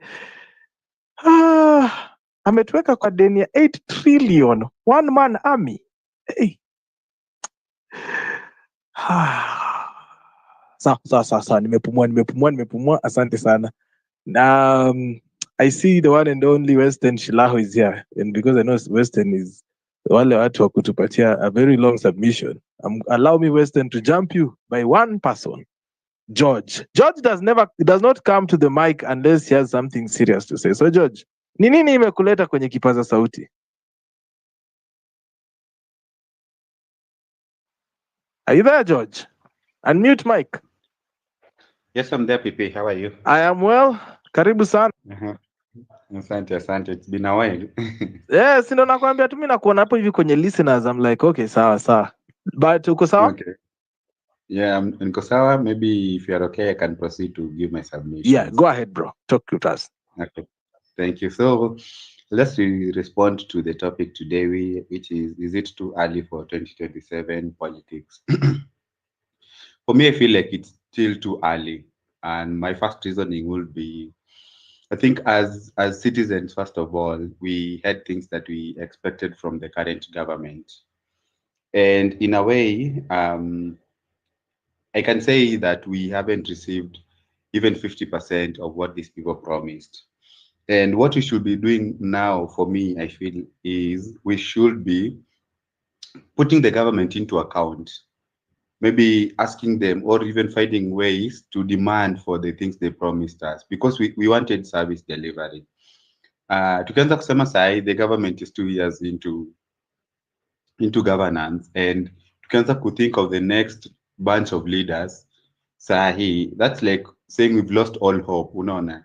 And the question will be, what if the next bunch ama the next batch of leaders will just be the same as the ones we have now, unaona, or even worse? Would it mean that we'll also give out and say, sasa tunaangalia 2032? I think it's wrong to focus on that. I think the thing that we should be doing mostly right now as citizens is, how can we get this government to work for us? How can each and everybody do their role or check the government in the positions that they are in? And I'm happy about the church. The church is now starting to check the government in the right way, which is supposed to be done. And now the question for each and every citizen and every organ in the country is, in our position as a body, as an institution, anything, even as a citizen, what can you do to check the government now so that they can deliver for us? Because if you don't check them, they'll just do whatever they want. Then secondly, maybe just to contribute on something that the person who spoke before me said, we are now bringing up names for the people who will lead us in 2027, one of them being Morara, the other one being Matiangi. And I'm just like, we should not limit ourselves to these people, because once we limit ourselves to these people, even the people sitting in power right now, they start preparing with that, because they're just like, the citizens are now talking about this. How can we either counter these people or be better than these people? And I think for me, rather than focusing on the leaders, let us focus on the electorate. As a Kenyan citizen, I'm as a Kenyan voter, what can we do to change this person? Because whoever in power, the results are those people who went and voted, because we voted an incompetent person. I mean, we had Ruto 10 years as a deputy president. The fact that we voted in him back to power with all his incompetence, that means that there's something about the electorate that has to change. Unaona, the mtu wetu syndrome has to change. Unaona, this person, is a man of God. Those things, like, we don't have to vote people based on such narratives. Ama is poor, he will understand us, ama huyu ni mtoto wa a rich person, he will not steal from us. Those are not valid points that will help us. Na sasa civic education sasa kwa wananchi ndio itakuwa important, like to enlighten our people, tuambie now we will need someone who is integral enough. Unaona, this is the kind of person who can bring nini to this person. Let us weigh him. Does he check that point? Akicheck integrity, tick. Unaona, can he deliver to us? Tick. Not vitu ati this person is young. Most Gen Zs are resonating with Morara because Morara probably is a young person. And for me, I'm just like, someone being young is not a guarantee that they will lead us well. He can still serve as trash. I mean, in the parliament, we have young parliamentarians who went there and still never delivered as we expected. So I feel like maybe CC as an electorate now, we have to start thinking of what can we do to change the leadership. Ama hiyo wakati ikifika, are we really prepared for that moment? Tusifika ati tena 8 million youth hawana voting cards, they won't vote and won't make any change. Those are the things we should be changing now. Now, how are we going to vote for these people? Do we want, what kind of Kenya do we want by that time? Unaona, those are the things we should be discussing now. Unaona, see ati nini ya 2027. Thank you sana, PP. Thank you for that submission, Bwana George. Of course, it's always a pleasure to have you here. Naona Bwana Weston Shilaho is here with us. Talk to us, Weston. Thank you, Pepita. Thank you so much. Greetings to your audience. Pepita, you're asking, is it too early for 2027 politics? Pepita, have you ever seen these people abandon campaigns and do something else? Have you ever seen them? These people campaign 24/7 from one election to the next election. In fact, after the Supreme Court has pronounced itself on the presidential petition, they start talking about the next election. Well, they're back on top of SUVs and addressing church functions and funerals and barazas all over. Have you ever seen them working? So the question is a moot one. These people campaign non-stop. In fact, a visitor coming to Kenya at any one given time will be mistaken to think that an election is happening tomorrow or next week. It's the only country where people just talk politics 24/7, and the media are obsessed with politics and politicians. You wake up in the morning, there's a politician in some TV studio. You go to bed, there's a politician in some TV studio. Yeah, just talking politics, and not even transformative politics, retrogressive politics. Oh, somebody said this and this in a funeral. What do you say about it? Come on. So, Pepita, it's not like there is some period as far as our politics is concerned where you know campaigns begin here. Go to the US. You wouldn't even know that elections were held the other day. People are back to the things they do with their lives. Politicians who have been elected, you go work for the people. You implement your policies and your programs and your promises. We'll meet again 4 years down the line. Ghanaians are having elections in December. After that, they go back to business. Botswana, they had election the other day. The sitting president lost. Picked a phone, called the one who won, congratulated him. They met. The immediate president told his supporters, rally behind this government. Rally behind this government. Support this government. Those are not angels. Those are black people like us, aren't they? Cape Verde, you go there. A stable democracy. Are those angels? So our bad manners are just that, bad manners. So there are no angels anywhere. But there are people who cherish integrity, principles, honesty, the rule of law. Those are not characteristics of angels. Those are traits of human beings. So no one is looking for an angel. No one is looking for a perfect person. I mean, where are you going to get those people? But there are people of integrity in positions of power. When they get into power, they appreciate their mandate to serve, not to enrich themselves. Why are we celebrating thugs and scoundrels and skunks? Why do we do that? Out of 50-odd million people, you want to tell me there are no people of integrity? We only have scoundrels and skunks in Kenya. That's not true. That's not true.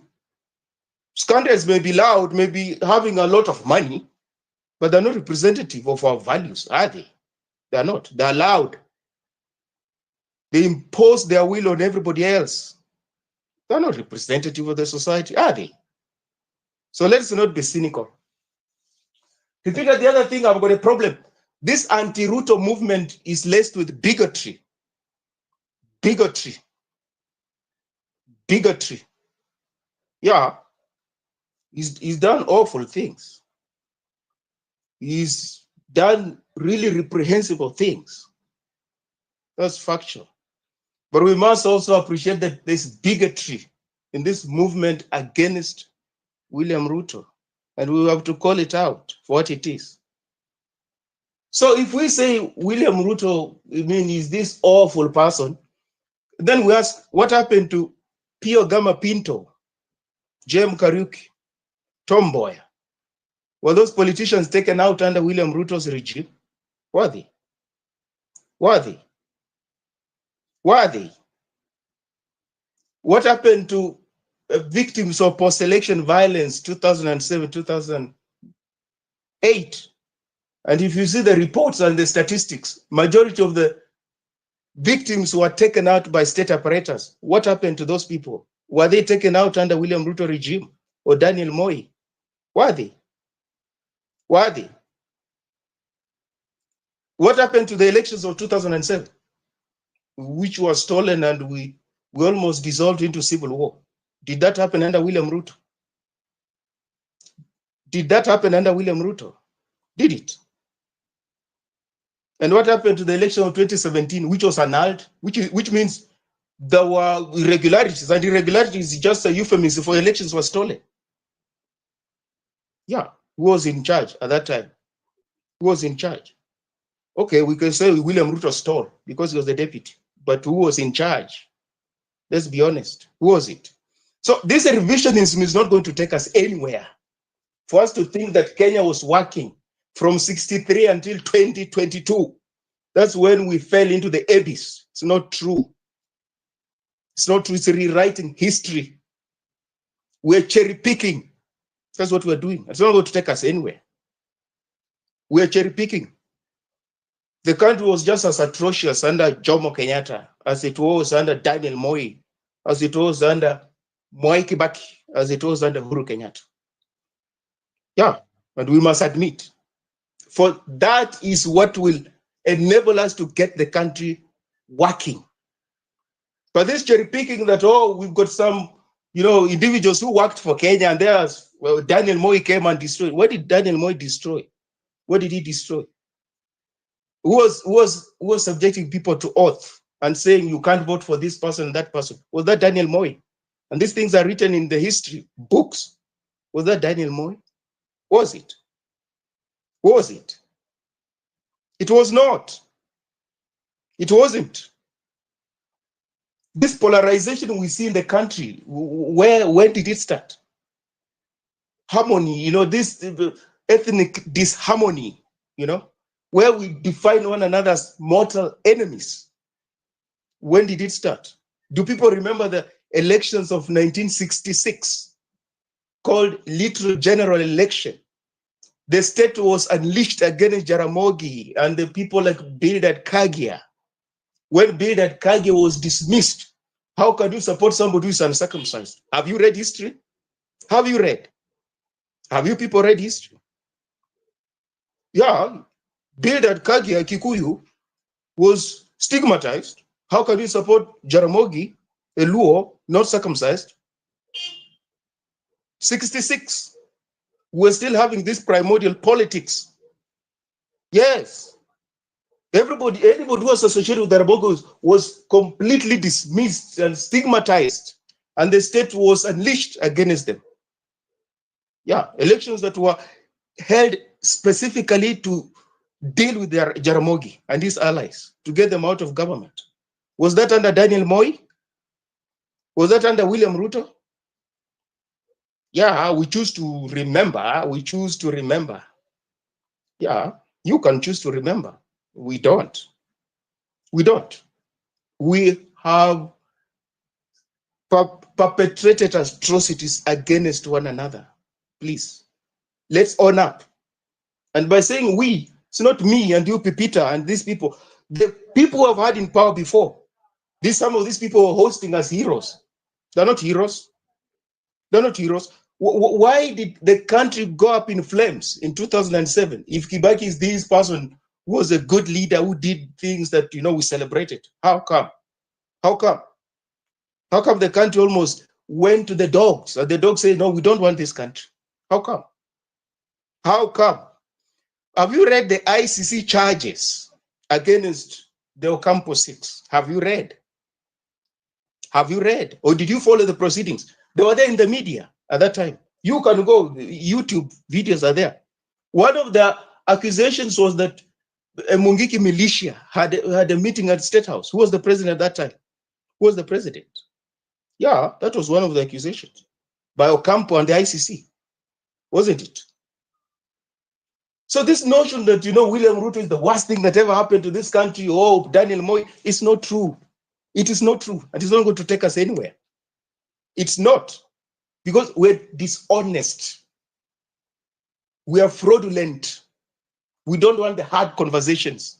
It's easier to blame this person and that person, and that will solve our problems. It will not, because you are part of the problem. You is perpetrating this lie that all was good.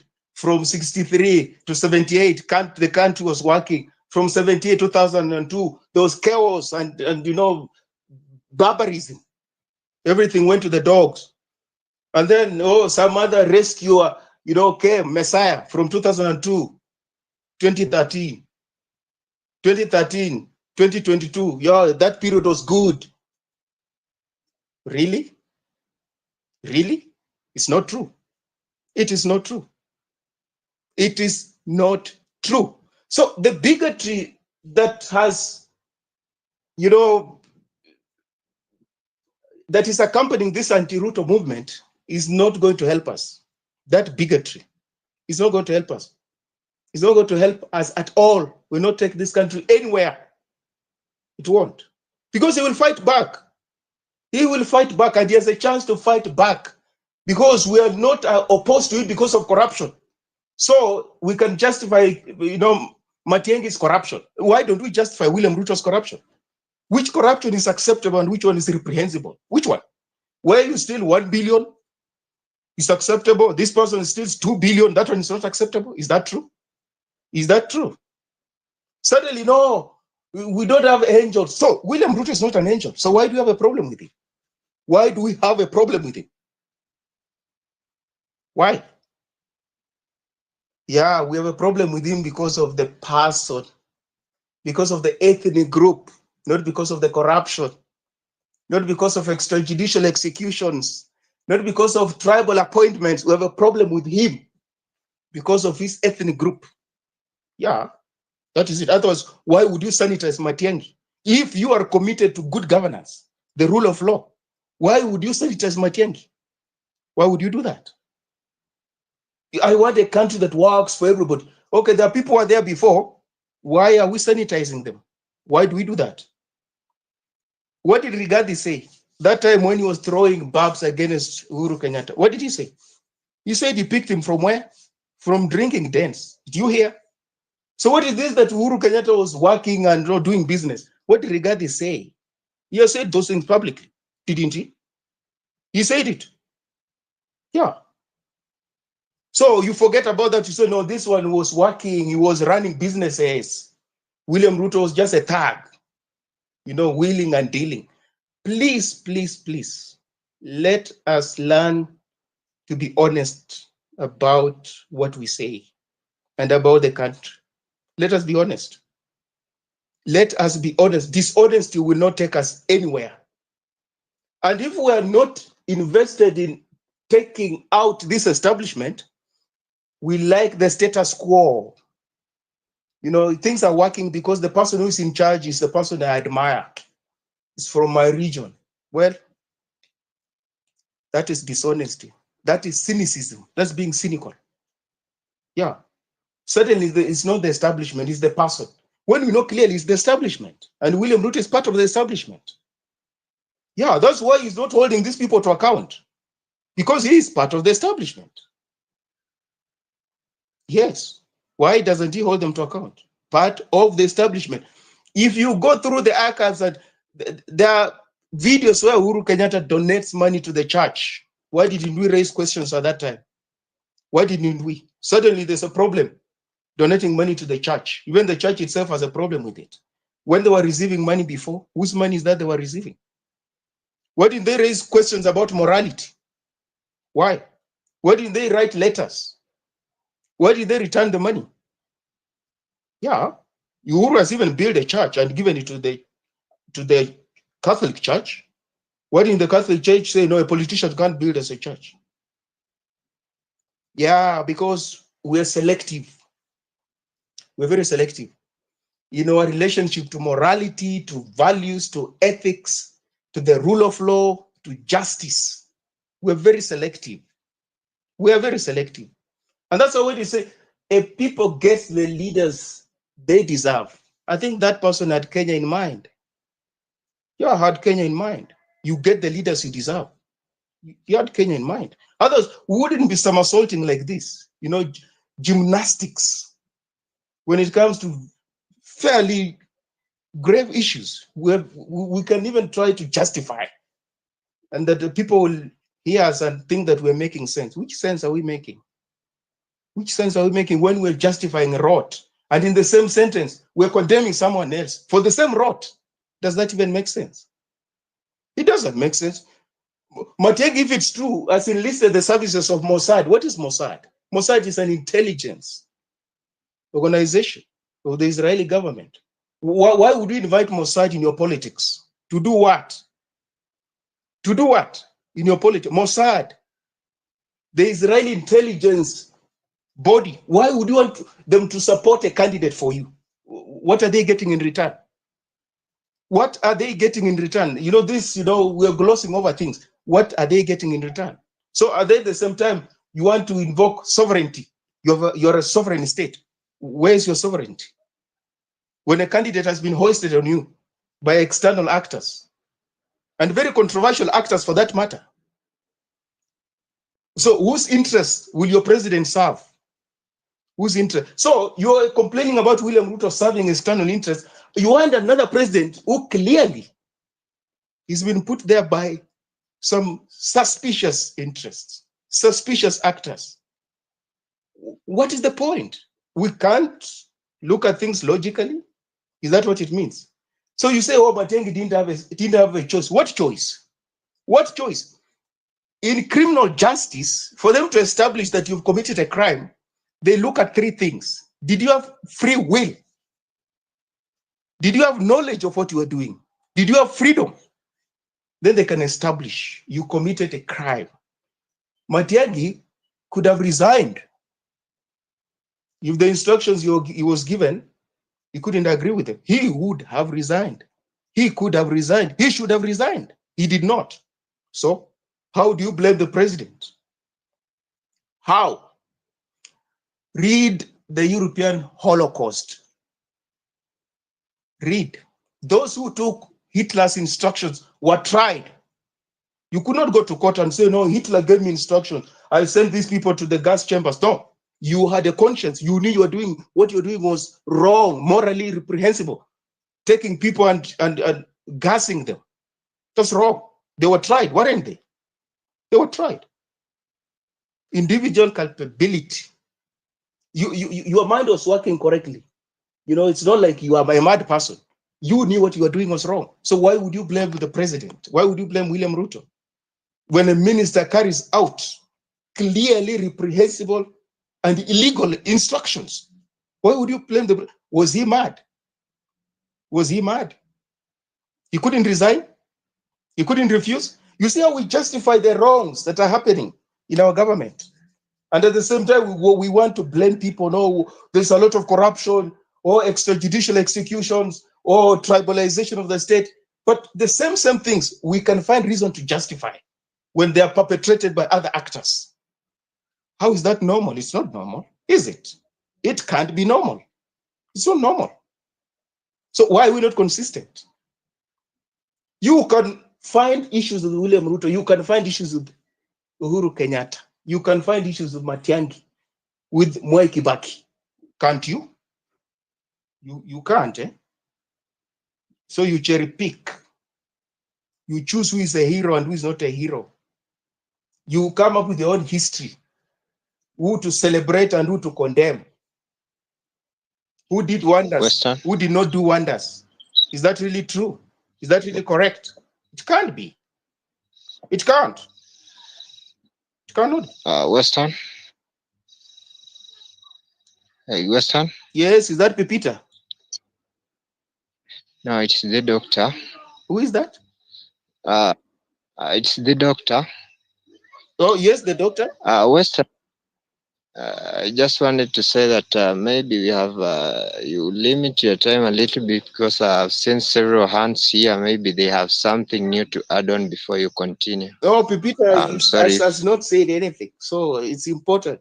I just say what 2 I'm minutes, saying 2 because minutes, I mean, Western. And yes, yeah, all right. give The me 2 doctor, minutes. I am the only commander in the show, Bwana, the doctor. Yes, you are Don't the do my only work, commander in okay? the show. Just relax.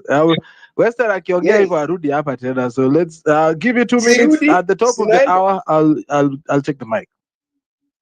Correct, Pepita. So, Pepita, what I'm saying, I've got a problem with bigotry, fighting against bigotry. I've got a problem with that. I do. I've got a problem with revisionism. I do have a problem with that. I've got a problem with creating heroes where none exist. I have a problem with that. I do. And it's not going to take us anywhere. Matiangi left us with a very crappy education system, CBC. There was militarization of exams, it's still happening now. Those things are problematic. There were some 8 boys at Ambira High School who were arrested when he was a minister. I don't know, because that insulted him. Those are problematic things. We cannot gloss over those things. We can't. Boys, these are minors. They were arrested after they had written their KCSE exams. There was a video that they had insulted him. They were arrested, taken to court. Yeah, this is a person you are saying is presidential material, eh? Okay. Cynicism. We're just as cynical as the people who are opposed to. So how are we going to work for a country how are we going to realize a country that works for all of us when we're just as cynical as the people who are in power? Thank you, Pepita. You are listening to Home Run with Pippi. Weekdays from 4 p.m. to 9 p.m. I see Dr. James is here. You know, when you see Dr. James in the building. Wa? Mtu semimi. When you see Dr. James in the building, of course, you'd want to hear from him at some point. But ladies and gentlemen, thank you so much for tuning in. Hapa hivi ndani kwenye Home Run with Pipi. And of course, as my guy, the doctor has reminded me that we need to keep time. So I'm going to start with the doctor because he's the one who's concerned. And then I'm going to go to Engineer Alex and Papa before I go back to the guys who have already spoken. Thank you so much, Justin Shilao, for that. Ladies and gentlemen, you're listening to Home Run with Pipi. We happen here each and every weekday from 4 p.m. all the way to 9 p.m. East African time. This show is supported by you, the listener. If you like what I'm doing, I have my M-Pesa number 0721948229 pinned on the tip jar line there where you can drop your support. Also, we have a very important conversation tomorrow with a panel of doctors with regards to antimicrobial resistance. And of course, I have a panel of 5 doctors who will be seated down with me here on Spaces from tomorrow, 7 p.m. all the way to 9 p.m. And I think it's a good thing that you tune in for that and listen in, of course. So otherwise, let's keep on interacting. Retweet the tweet that is there on the pinned. I see the doctor. Talk to us. Thank you, Pepita.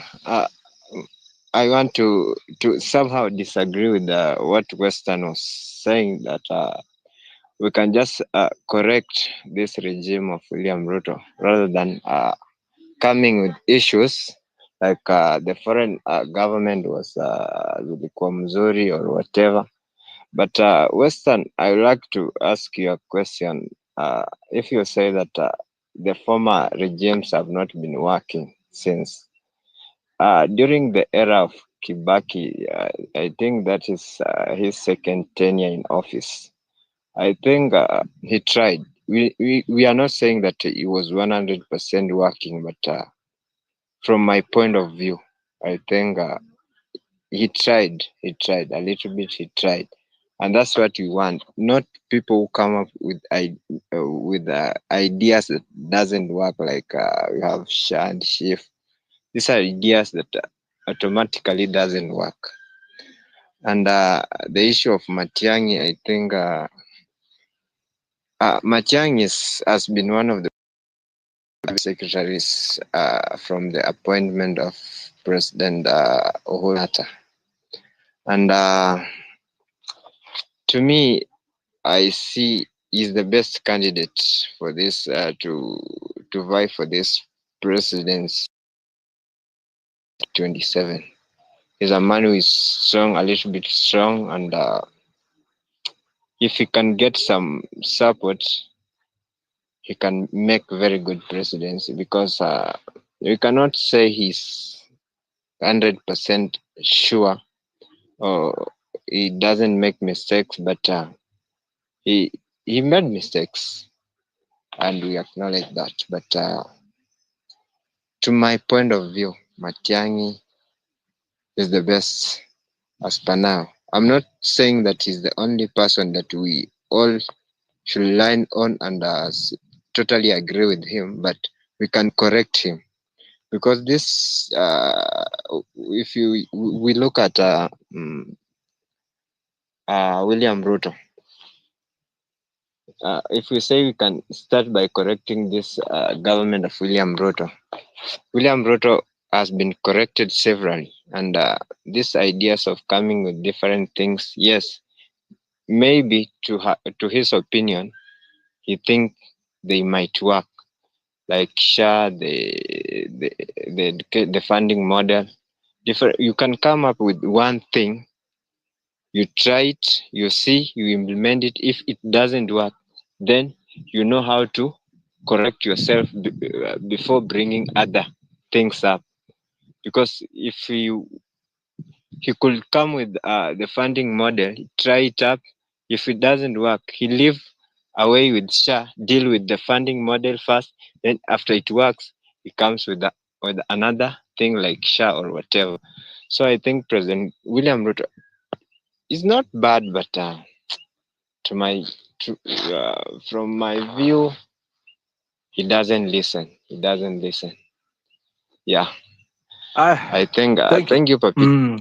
All right, thank you, the doctor, for that. You know, one thing I like about you guys, when you support someone, and that is why your relationships don't work. Mute your mic. That's why your relationships don't work. Kwa sababu wakati mute your mic, baba. When people decide to, when you decide to be with someone, you choose to forgive the mistakes. I think that is what Weston was telling us earlier on here. Like, oh, wacha tuangalie tu, and that is we have seen it even with the kina activists wenu hapa hivi, the way you treat them. But anyway, that is a story for another day. Engineer Alex, how are you doing? Thanks, Peter, for this chance. I would have a few sentiments to add on, starting with the question that you have, is it too early for 2027 politics? That question would only warrant maybe two answers, yes and no. We have like 3 years from today till 2027, and a lot in politics can actually happen. So while there could be formations, new formations that are going to give maybe a good wave, maybe to a new lot of leaders, like the young guys who are trying to take the advantage of the Gen Z protests and all that. But I still believe a lot could actually happen. And if maybe you can recall what happened during the Uruto presidency, during the first time of Uruto, Uhuru Kenyatta actually didn't get a lot of, maybe I would say not actually do much in his first term. And what happened is that a lot of people thought that he was not actually the best guy actually to steer his country. And what happened later on is that that wave actually carried on over the next 5 years until 2017. You remember very well, there were issues with the elections. Actually, the opposition went to court to question about its credibility. And what happened?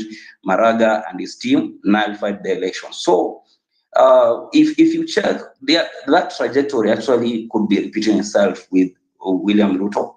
Whatever is happening with William Ruto, we would agree. Like Weston is, I'm not trying to defend him because he has his own flaws. He's an individual, he's a person. So in whatever is happening, there are some changes we are experiencing at the moment. Yes, he inherited something that was bad enough that would need actually a lot of time to fix. We don't think that we have a savior to do that. So his flaws will only actually determine whether he will be able to fix whatever agitation Kenyans have before 2027. Matiang'i is actually being fronted. However, I'm a bit skeptical about whatever is happening with Matiang'i, because he has not issued an official statement about his willingness maybe to be the presidential candidate to come 2027. Again, I saw some of the letters that were trending on Twitter and on X platform. People saying that he had signed a deal with Mossad, the ones that helped the Botswana new president. But I believe if you are actually something like presidency, you will attract a lot of enemies in the first place. And I think boardroom meetings, agreements, contracts, whatever agreements you have, those are highly confidential meetings. Documents are highly classified. There is no way they can easily actually leak out because you don't want any backlash. It's actually too early if you say, I'm going for presidency. Then you see William Ruto and his team, they were not actually fronting themselves only to serve one term. They have their own plans. On the other end, you may not know actually. Well, information right now is actually being shared on social media. Mainstream, if you check mainstream channels, we don't have a lot of information there. People actually on TikTok, on X, where there's freedom of speech and all that. But however, these are large scale misinformation. People are being swayed away with a lot of information that cannot be verified, that cannot be classified.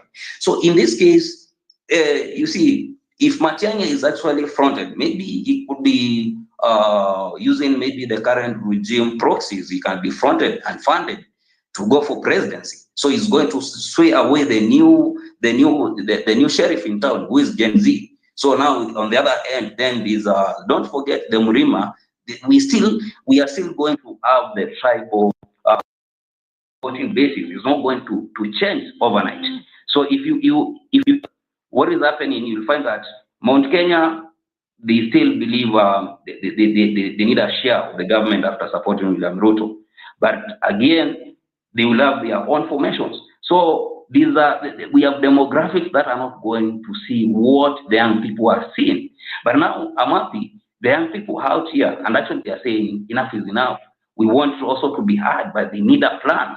Gen Z came, then it was we are leaderless. We don't have a leader. But again, we have to start with the civic education. My grandmother, your grandfather, and those people in the villages, they are going to vote for the leaders, because what we discuss here, they don't have access to internet, they don't have access to X. We have to take responsibility and do the civic education. We can't carry over the civic education to the villages.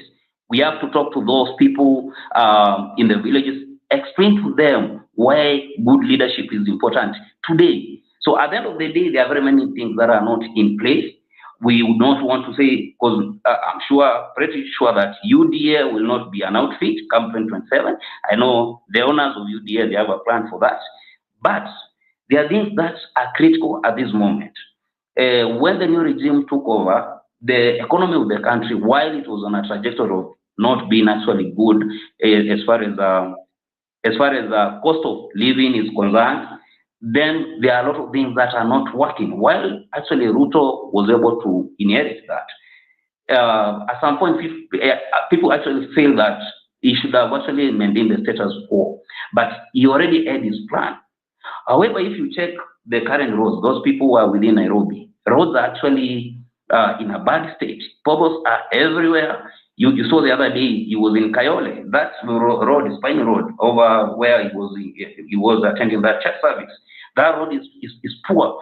The other roads we have connecting the estates are over. There's zero maintenance. So again, there are issues on the table that need actually to be addressed. When it comes to education, there's an issue to do with CBC. There are things that have not, like they agreed to implement the program. It's too late for us actually to roll back and go to 844 system, because now already their kids already doing the exams under CBC new system. However, classes need to be built, teachers need to be deployed.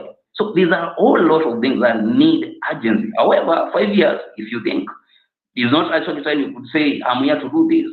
And basically what is going to happen, we might have a lot of rough time come 2027 because people are just anti-Ruto. For whatever reasons, he promised too much rather than he could deliver. I doubt whether he's going to do that in the next 3 years because there are other areas, healthcare. There was Linda Mama. Look, the NHF was working with only 500 shillings. For God's sake, that is not working. You have to pay out of your pocket. And now these are the things, there are little things that matter to the common mwananchi. Somebody who does a kibarua, they just earn their 300 shillings per day. They survive on that. That's for food. And when they have issues to do with healthcare, they used to pay. Actually, somebody used to pay for them. Maybe a relative in one of the Kenyan cities, it pays for their old mother, their old father, 500 shillings for NHIF. And when they go to hospitals, they get free treatment. Actually, those things were working. So if there was a good platform or there was a good plan, first it was to identify where were the loopholes, why was this system not working efficiently? Then from there they can say, you don't. If today you find the grid is working, at least people are getting power at least 4 days a week. Then you say, no, this is not good. They only miss power 3 days in a week. So what do? You don't shut down the whole thing. You have to make sure you improve efficiency from 4 to 5 days until you get it 100%. You don't say, now this is not working, I have to bring generators. Then at the same point, you don't think about fuel. You bring generators, they need new connections. So everything about William Ruto regime is something that is in a critical moment and it doesn't have time. Just like in football, you are in a dire situation. You have only 3 added minutes and you are down 2 goals by 0. 90 minutes is over. You have 3 minutes more. So these are a lot of things that need to be done. But the thing that we have been doing is politicking, a lot of politics. But now there's a catch here. There's a wave that is coming across social media platforms, more so X and TikTok. These young guys who are actually being babysitted by the year 2000, those people are the adults today and they have a choice to make. So it will be Ruto or someone else. So if they are not about believing what they need, these people actually need faster results. They don't have the patience to wait. But while they'll still be making some mistakes here and there, finally they'll be able actually to get it right. The whole political class must be able to admit that things have changed. Their mothers, grandfathers, and the old guys with maybe over 70 years and above, they will be having less influence to determine who is their next leader is. We want to see a working agricultural sector working. If you can see 10 years down the line, there was coffee. Kenya was an exporter of coffee. What has happened? Those farms have been cleared and we have real estate coming left, right, and center. And those people who are investing there, again, they are forgetting that the same product they are offering in real estate, the same thing Kenyans who don't have extra money to spend, they are the ones to pay rent, or they are the ones to own those buildings. So at the end of the day, we are having a lot of resources that are being disposed at a point whereby we don't have anything that is working at the moment. Economically, Ruto and his team actually they need to get something that is working. For those who have done economics, a bit of it, there is something called demand and supply. That's where economics start. What is it that has demand from our country so that we can export? Because at the moment, Kenya is a net importer. We import almost over 70% of everything we consume here. And that's why we cannot be able actually to put the cost of living down. If the rain season that is being expected this year and towards part of next year doesn't do well and farmers don't produce enough, then next year we'll be facing famine in our country. So just to wind up, what is going to happen is that we'll not be having enough money to buy food from outside. And then when we always want to get that food from outside, like maize is the staple food of our economy, ugali, those are that's the basic food for Kenyans. But you are in a sad situation if you find yourself importing maize because it's something that you can produce. We are asking questions. What happened to Galana Kulalo project that could actually feed, even if not everyone in Kenya, but a better section of Kenyans? So these are the things that the government should be able to look. When it comes to 2027, maybe unless we do voter suppression, I'm sure the government is going to get a really hard time actually trying to defend themselves. And then we start going the same cycle. We don't want to go that route. The same cycle of 2007, where people 1 minute. Yeah, there were a lot of issues to do with insecurity. People were killed and all that. We don't want to go that way. Either way, people should be able also to plan. Those who are trying to go to the villages, let's educate our parents, our grandparents, and our peers in the village. Explain to them how the social is at, how leadership is going to help us. I think with that, thanks for this opportunity. We continue to listen to the other people to submit. Asante sana Alex. I want to hear from the one and only huyu Zach. Zach tulikupatia mic ukapotea, alafu wakuja kukatin. Sijui nini, nani anawatuma kukatin katikati ya kazi? You're not supposed to open the mic. I'm the timekeeper. Sawa? Yes. Talk to us. Unatusikia Zach? Ai, ashaenda. Hara. You're listening to Home Run. It's 19 minutes past 7 p.m. East African time. I hope you're doing amazing. Huyu jamaa Zaka amepotea. Let me hear from Matoke. Luka, how are you doing?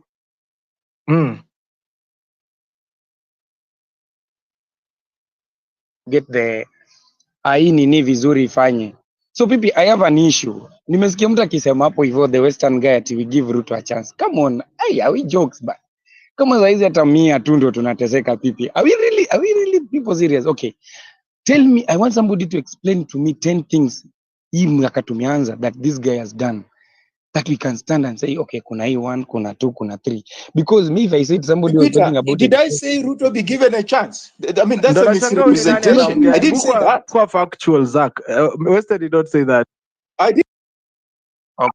No. Let me finish. Let me finish. Nimesikia sijui we should correct him. No. You know, when he was speaking, nilikuwa na feel like, hey bro, are we not seeing what is happening? Let's come to a reality hapa. Hapa, if we don't make the right choice, we are going to cry. Remember mali tumefika saizi, if we don't now sit back as a community, because now we don't want to look about tribalism, we sit as a community, as a Kenyan community, na tuseme, yes, if it is Matiang'i or, because so far tuoni mtu wako ruthless enough mwenye anaweza simama akasema this has to be done. Let me say this people, and I will take it very short. You see, Matiang'i came with some policies. Kumbuka Michuki rules came back. I don't know kama mnasahau hizi. Kuva helmet. By the way, mnaona vile accidents zinafanyika huko nje every day. Because CS menye tumeka kwa transport is not doing anything. And we people can see. Barabara ndio hiyo juzi amepitia. Anasema atatengeneza. Tutachukua mpaka lini? We need Matiang'i who knows the law, who can follow the law, and who can follow the truth. Regardless of what we are going to do, leo ama kesho, we need to make sure Matiang'i needs to come in. He needs to come in regardless of what. Not, by the way, people, I want to say this. Hatuendi kuitafuta ati tunaenda kutafuta because of any chama. Tukitengeneza chama, leave alone easy some other seats. Because people, I think you have seen this thing and first were here. Kuna time there's a governor who came to, I think it was a governor or an official of a county alikuja kwa nini assembly. Na anasema alinunua crate ya soda sijui pesa ngapi. You people, are we still joking? We don't only need reforms in Ruto's government. We need the entire administration from the president, deputy president, speakers, governors, counties. Because looting is even done even in our own counties. Mimi ninakwambia nimeka mahali nasikia ati hii tenda imepewa 10 million, nyuma imetengenezwa na 10 million, unaweza kaa ukacheka. Because maybe if I give you 1 million, you can build a very good house for your mom. But sasa hii yetu ya 10 million na ni choo. Seriously, I can't give you an example. Go to Kisumu Day, a house was built with 20 million. So, yeah, 20 million people. You people, do you know we need to sit down as a nation? Tuanze kureconcile, tuanze kusema, okay, kuna policies, this thing we used to say, tunataka tutoe hizi positions mingi. Tell me what a governor, a women rep, and a senator are doing in the same county. Are we not wasting? Kumbuka who governor has a bodyguard. This governor as an office, this governor is being given allowance, is giving. Hao watu wote 3 people and they're doing literally nothing. Sasa hebu niambie, how are we going to change? Leave alone hata tukianza kung'ang'ana, yes, we have to take out root, but turudi hapa pia. We need to make sure that I was really meaning what Okiya Mtata was saying that by the way we need to sit down.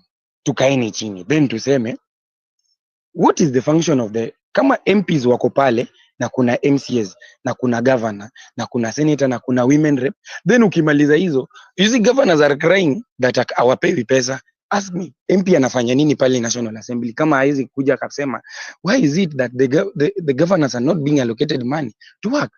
Nakuja. Second thing, we need also to look at this. Hebu niambie ni nini kina masenators hao watu wanafanya kama si kuenda tukupiga story. Pale nilikuja nikashtuka baada hao watu wanalipwa hadi kukaa kwa parliament. Then these are the same people wenye tulikuja, they're supporting some stupid bills that are making Kenya suffer. Because now, yesterday we were talking about the executive taking total control of the entire nation. I'd like to ask you people, unadhani hii judiciary yetu tangu ianze kufunction, si ni huyu mama tu ndiye ameiwaste kabisa? Why? Because people, we don't want to sit as a nation na tuseme it's wrong. Nasikia anakuja sijui Thursday kutuambia uongo. People, can we sit down and say, okay bro, we hakuna kitu unatuambia. Can we have MPs who can? Sifuna started then mzee, I don't know when they did 1, 2, 3. Now Sifuna nowadays cannot say the truth. And we are seeing the airport is being sold to Adani if we are not serious. So people, we need Matiang'i. We really need Matiang'i. We need Matiang'i in the education sector because ndio kwa maana CBC inakufa.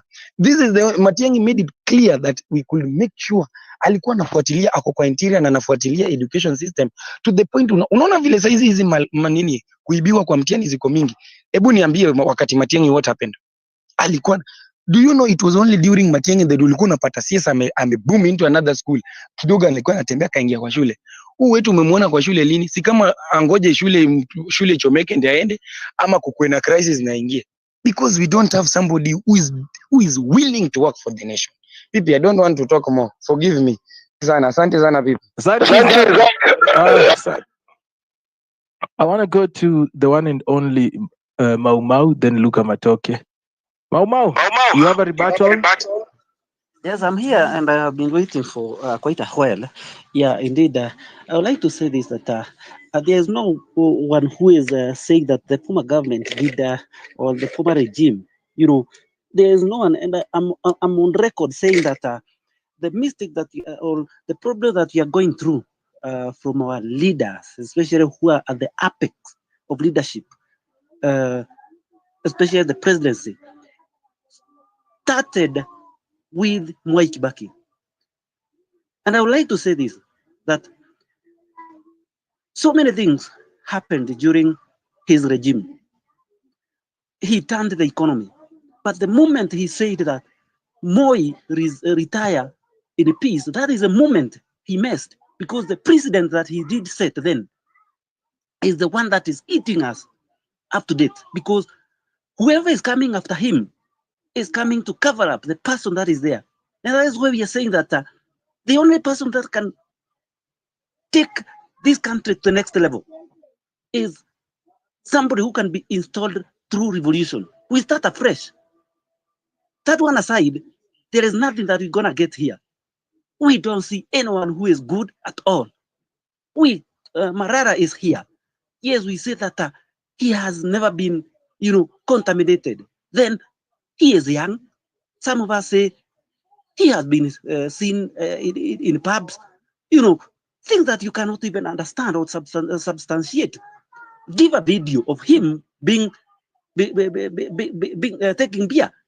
And taking beer, what is that? Although he said that he is born again, but give us a video. He who alleges must prove. Let us stop throwing nonsensical statements here, using all manner of terminologies because we would like to be seen as if we are elite than others. We are saying this, that this regime cannot be covered. We have seen enough. We saw enough with the former Uhuru. But the person who is there, whom Kenyans had hopes that he's gonna take them, hold them responsible, he is doing nothing. It is Ruto who is now there. He is supposed to arrest the likes of Akina Matiang'i, the likes of Akina, those who oversaw atrocities. Yala River. You talk about the likes of Kinoti. Kinoti. We were told that he retired or he resigned. Then after resigning, you cannot be held accountable. Are we seeing it with this regime? Who is supposed to follow? Who is having the mantle? Who is having power?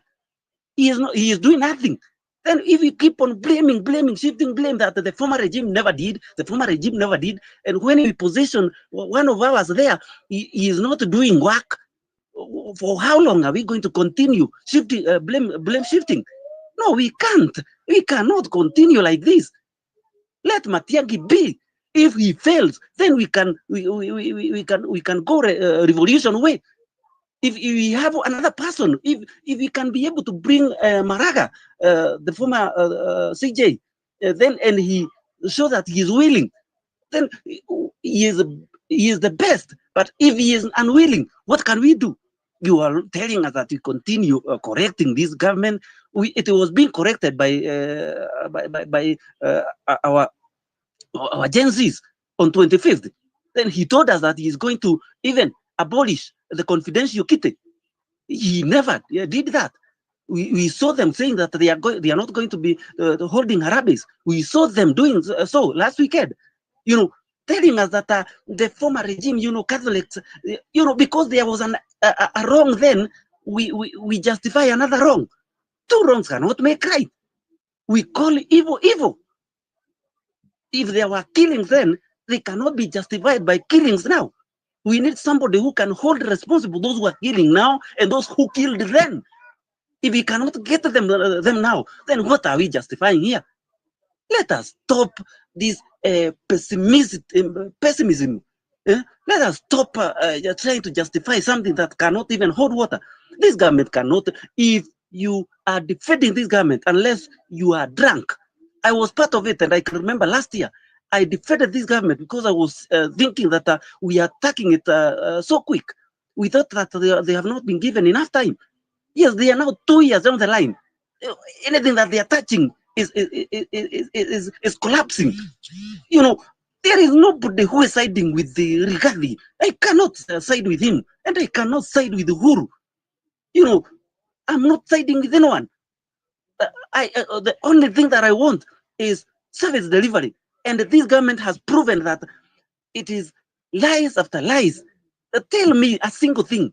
We are talking of project like housing. You want to tell me that we went to school, did spent 4 years, other 8 years, and you're telling us that you are going to do hiyo kazi ya mikono, and that is why they are making this education so difficult for our kids, because wanataka kutengeneza a workforce ya kuenda kufanya kazi ya mjengo. They don't want us to get to those offices. They want those offices to be occupied or preoccupied in advance by their sons, sisters, wives, and sidekicks. That is what they want. And we continue there trying to defend. There is nothing that we can talk about this government. This government is as rot as it is. The former government was a rot. They borrowed and borrowed. In a single term, they borrowed 5 trillion. In 10 years, they borrowed over 8.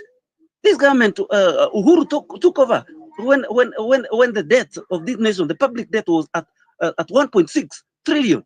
Now we are talking of 13, almost 13 trillion.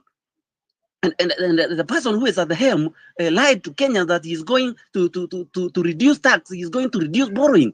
Yet, when we interrogate, they are telling us now they are paying interest. For how long are we going to pay? If you cannot affect the principle, it means that we are going to continue paying this interest for eternity.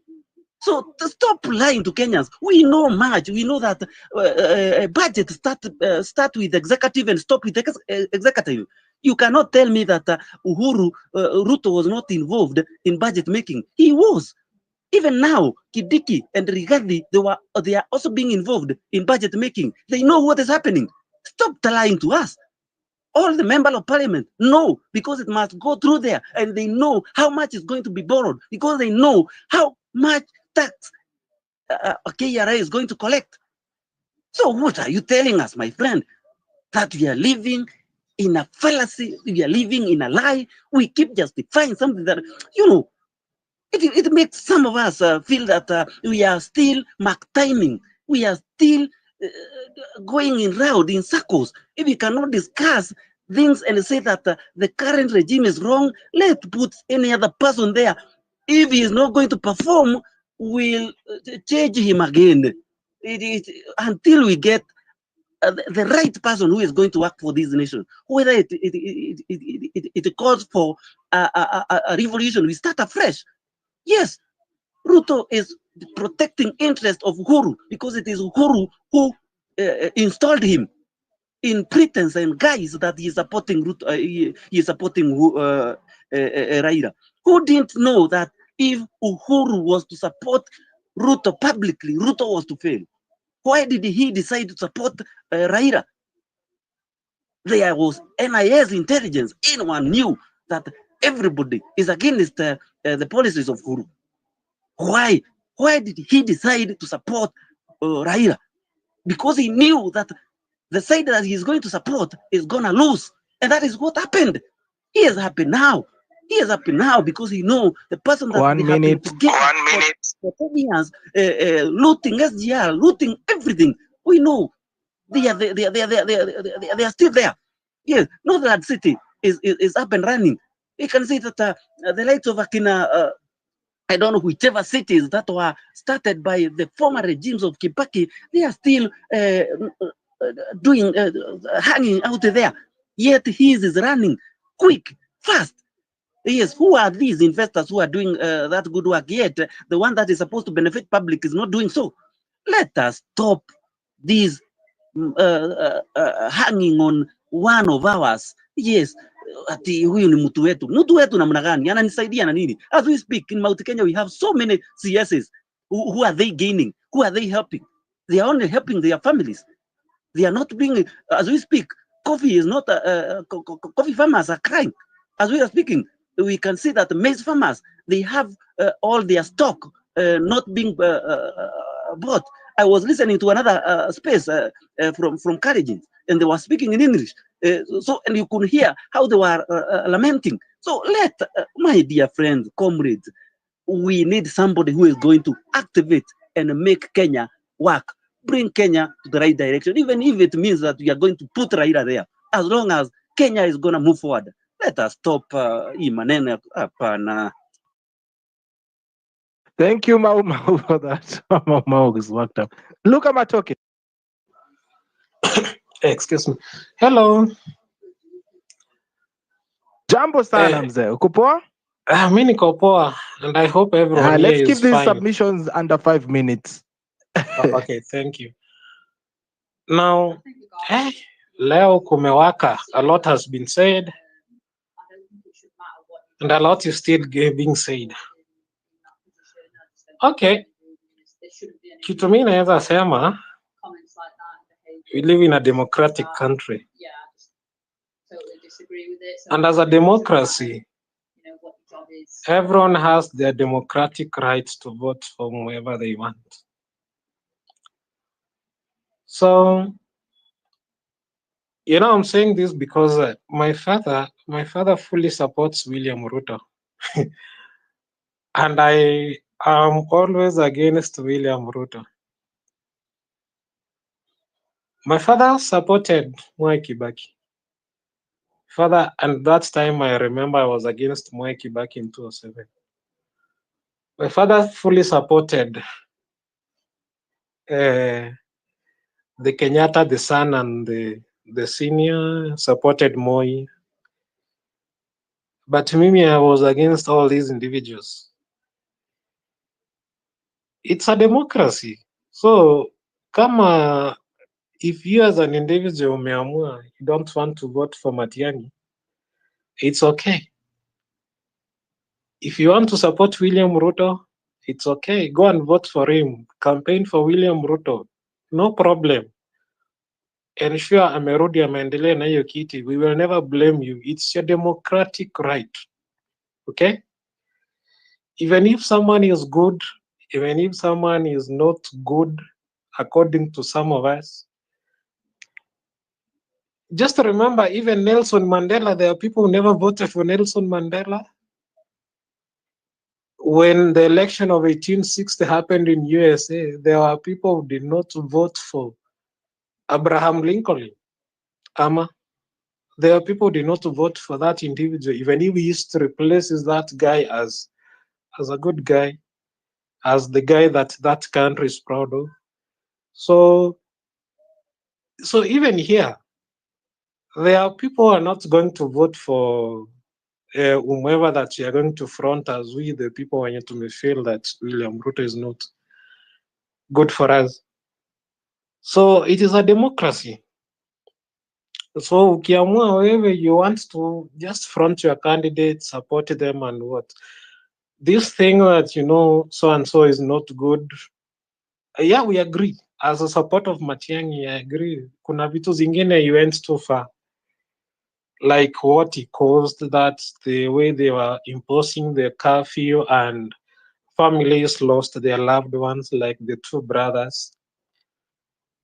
Yeah, it is sio kitu mzuri, na if that really hurts you and you feel that this guy that you are supporting is not good, then you can go ahead and campaign against that so that he never gets in. It's okay, it's your democratic right. Lakini sisi wenye tumefika mahali tumesikia we have a problem with the funding model. We have a problem with snipers being placed on top of parliament and they taking down people who are voting to straighten our country. We, the people, feel that this fight of civic educators being arrested and, you know, all these by William Ruto, and we are against that and we are voting for against him. It's our democratic right to do that. And it's also a democratic right to vote for him. Kila mtu na chaguo lake, lakini mimi nimesema the guy I'm supporting in these coming elections is one Fred Okengo Matiang'i. I'll campaign for him. I'm even campaigning for him on this platform, and that is my democratic right. Thank you.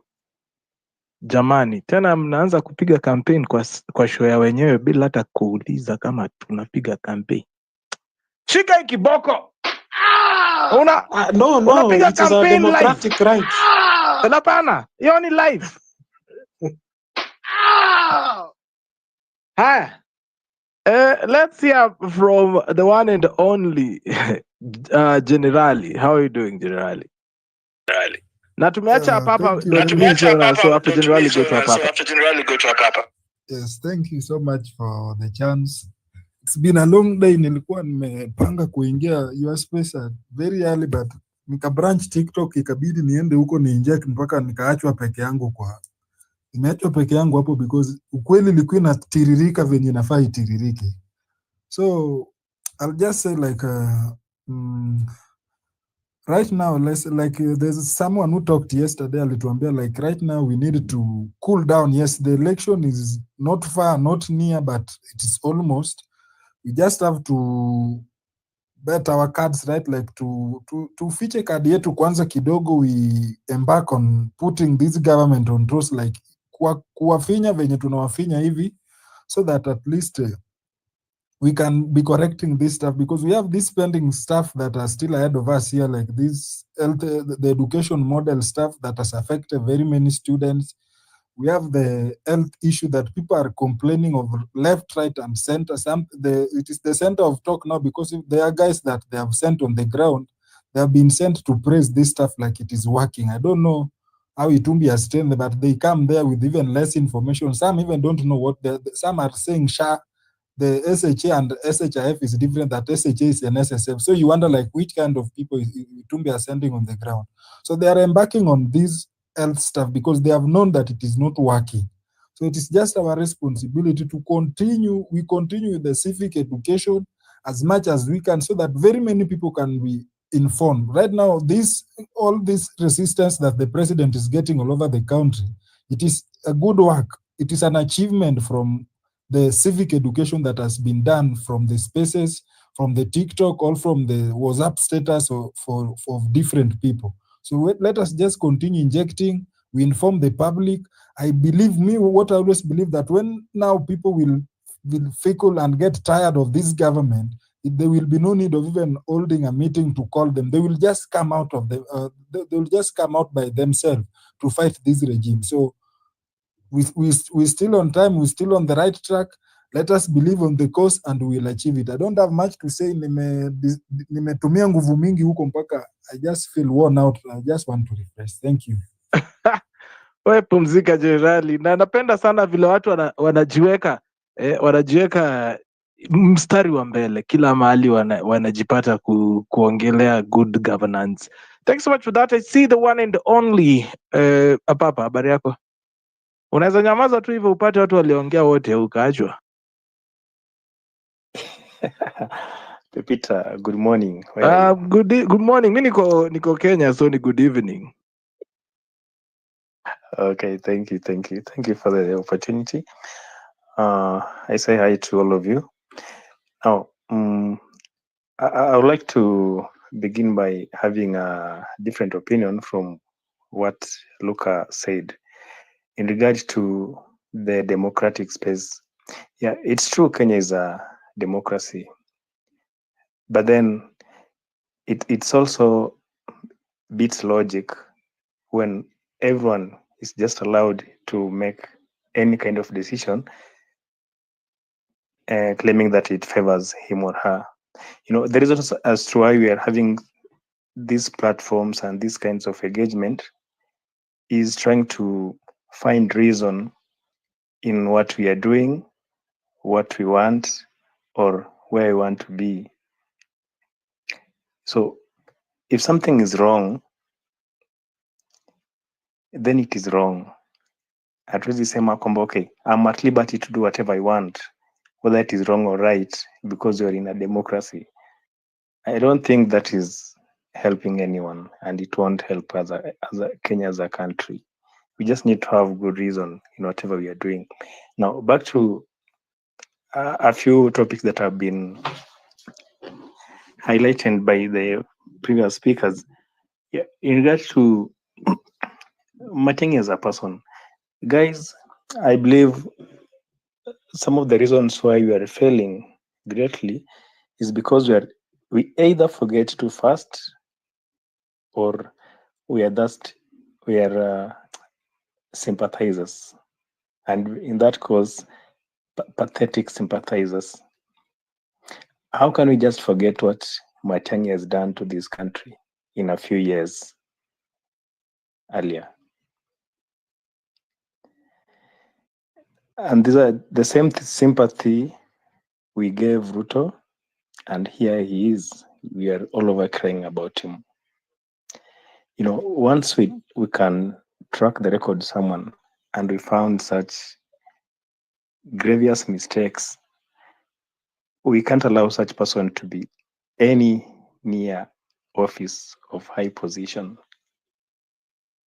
Personally, I'm very much against Matiang'i because of what he has done to Kenyans while he was serving as a minister. Yeah, we can talk about education for what he did, but then I want to mark him correctly when he was that high position in the Ministry of Interior. Because even in the education docket, he was bullying people all over. The same thing he did in the Office of Interior. That one is aside. I want to repeat what Momo said. Anyone sympathizing or talking anything good about must go. That person must be sick. I agree. We are not perfect. We cannot do everything to perfection. And also there is some degree of errors or wrongdoing that everyone is supposed to make. That one is normal from the human being perspective. But now, it has never been a time when Kenyans were crying about a president like we are doing now. We have never seen a lying president like must go. We have never seen a thief in the position of a president like must go. We have never seen a murderer in that position like must go. So why should we continue begging him? Why should we continue sympathizing with him? He's collecting taxes. Anapeleka wapi? We can't see anything good from what he's collecting from us. And then we are here, we want to mark his record in regard to what other previous regimes have done. Two wrongs will never make right. We agree that we have made enough mistakes and it is the right time to correct those mistakes. We must correct them.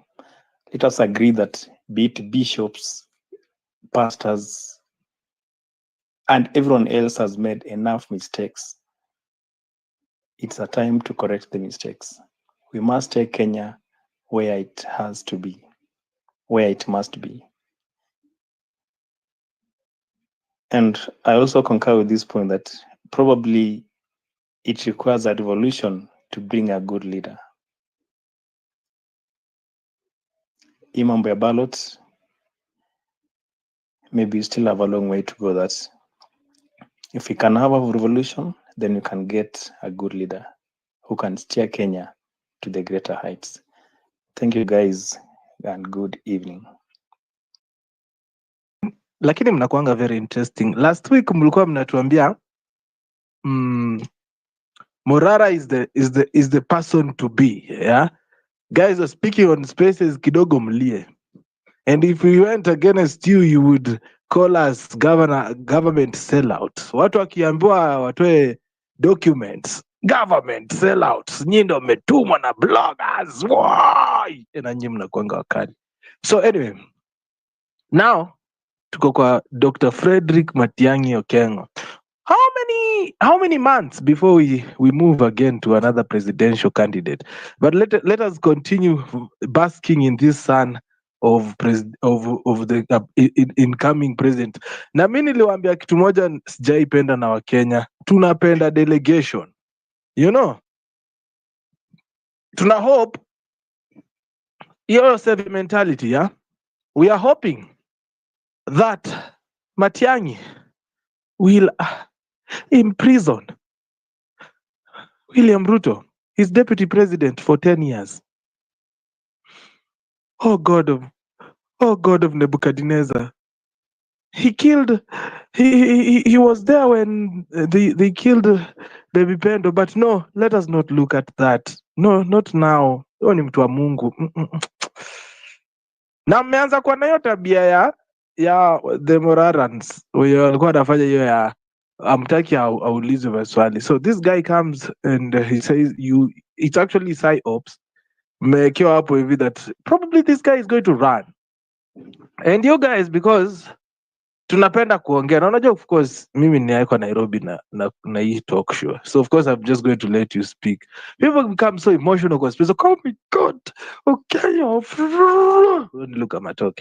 I'm going to vote for him. I'm going to vote for... na utanitumia by the marketing hapa ni 10,000. So look at my talk. I'm sending you and your Matiang'i team 10k ya kutumia platform yangu vibaya.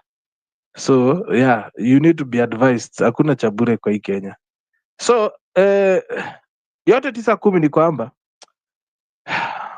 tafadhali, hata kama tunajaribu kutafuta a solution to our leaders, let us not be this desperate that we are willing to forgive historic sins and then we are there telling people, you know, if he did it, then we did it, then kama mnanipata. So please let us be also reasonable as we are speaking, and as we are looking for a replacement. Let us not replace because of ruthlessness. If you want ruthless, situendelee tu na must go, because I feel like anafanya kazi safi sana hapo kwa hiyo ruthlessness. So kama mnataka ruthless, wacha tu tuendelee na huyu, because sasa wewe unaona vile yule jamaa anakuanga mkali. So Kama ni ruthless, wacha tukae na huyu ruthless wetu hapa, because naona nyinyi hiyo ndo mnataka mtu ruthless. Mnasahau huyo mtu ruthless ndio alizima redio. Sasa imagine sisi wa spaces tutafanyiwa nini? Anyway, guy, poleni. We are Nairobi comrade, how are you doing?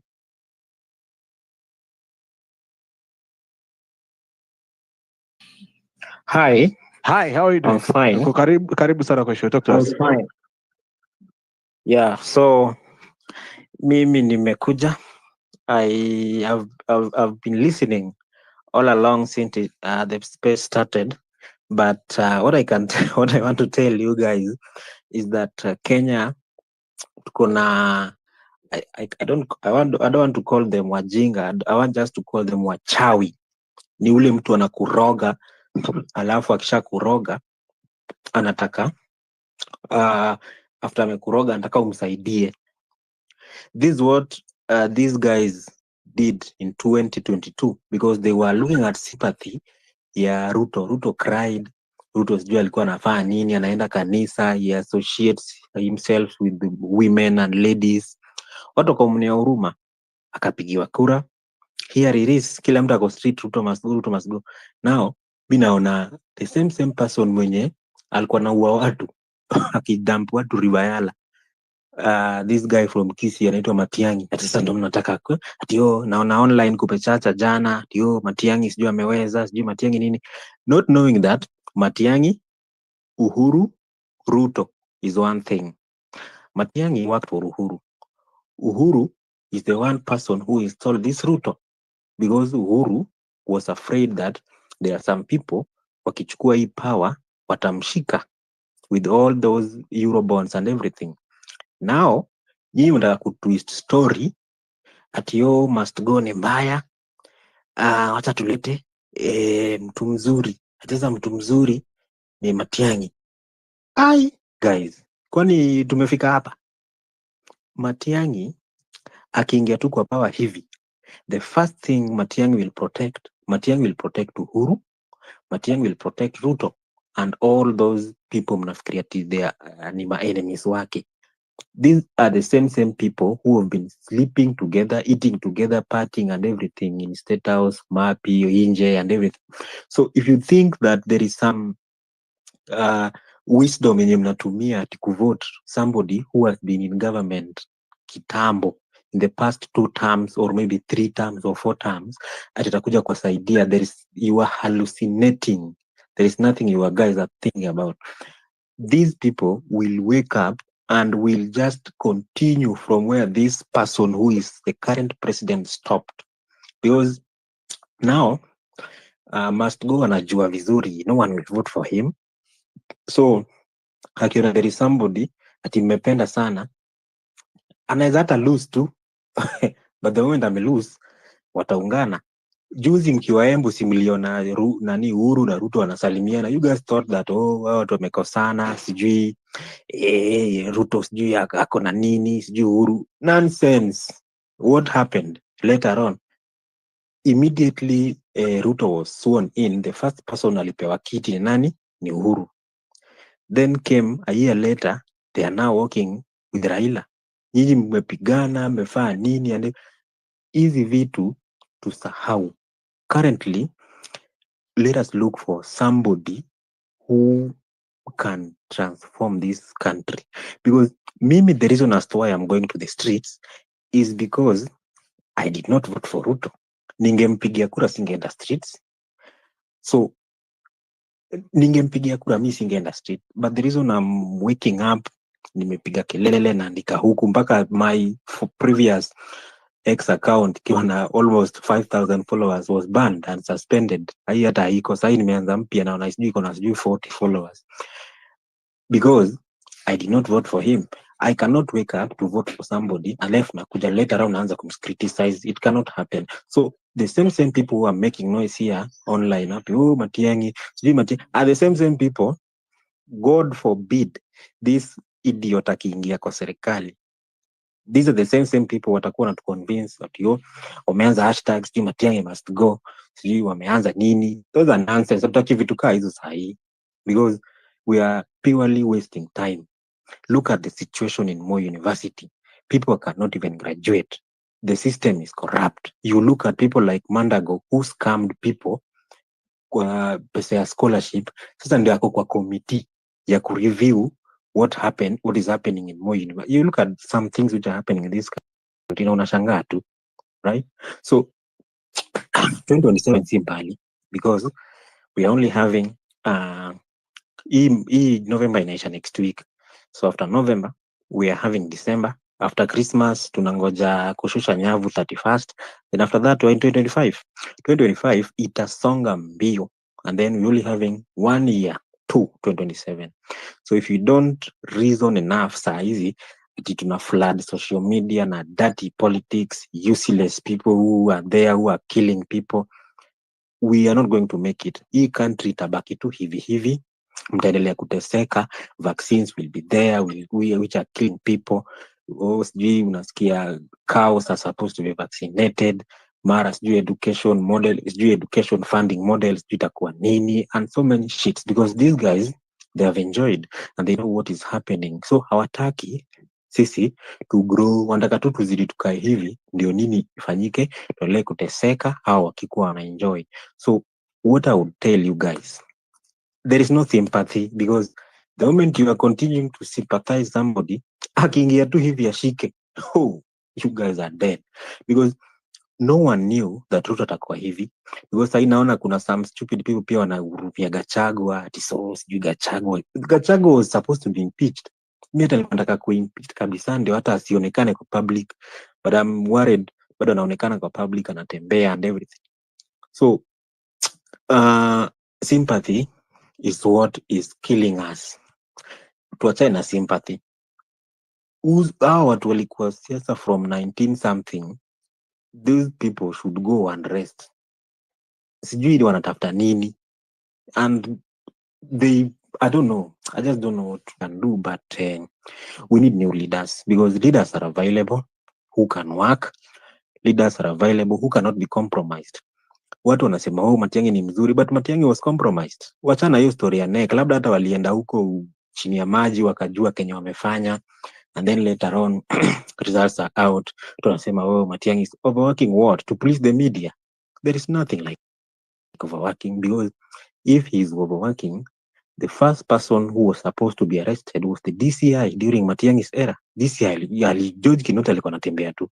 Nurdin Haji akakuja na some fake cases, sijui Gachagua ashikwe, sijui nani. After all, all those cases ziliachiliwa and everybody went home free. So let us stop this kind of sympathy we are giving to politicians, because these politicians, they are not our fathers, they are not our sisters, they are not our brothers. The only thing we can do with them is that if we have a steady, good leadership in this country, all these people are supposed to be arrested and jailed, because the moment you start arresting these people, hiyo pesa yote wamekuwa kiiba tutarecover.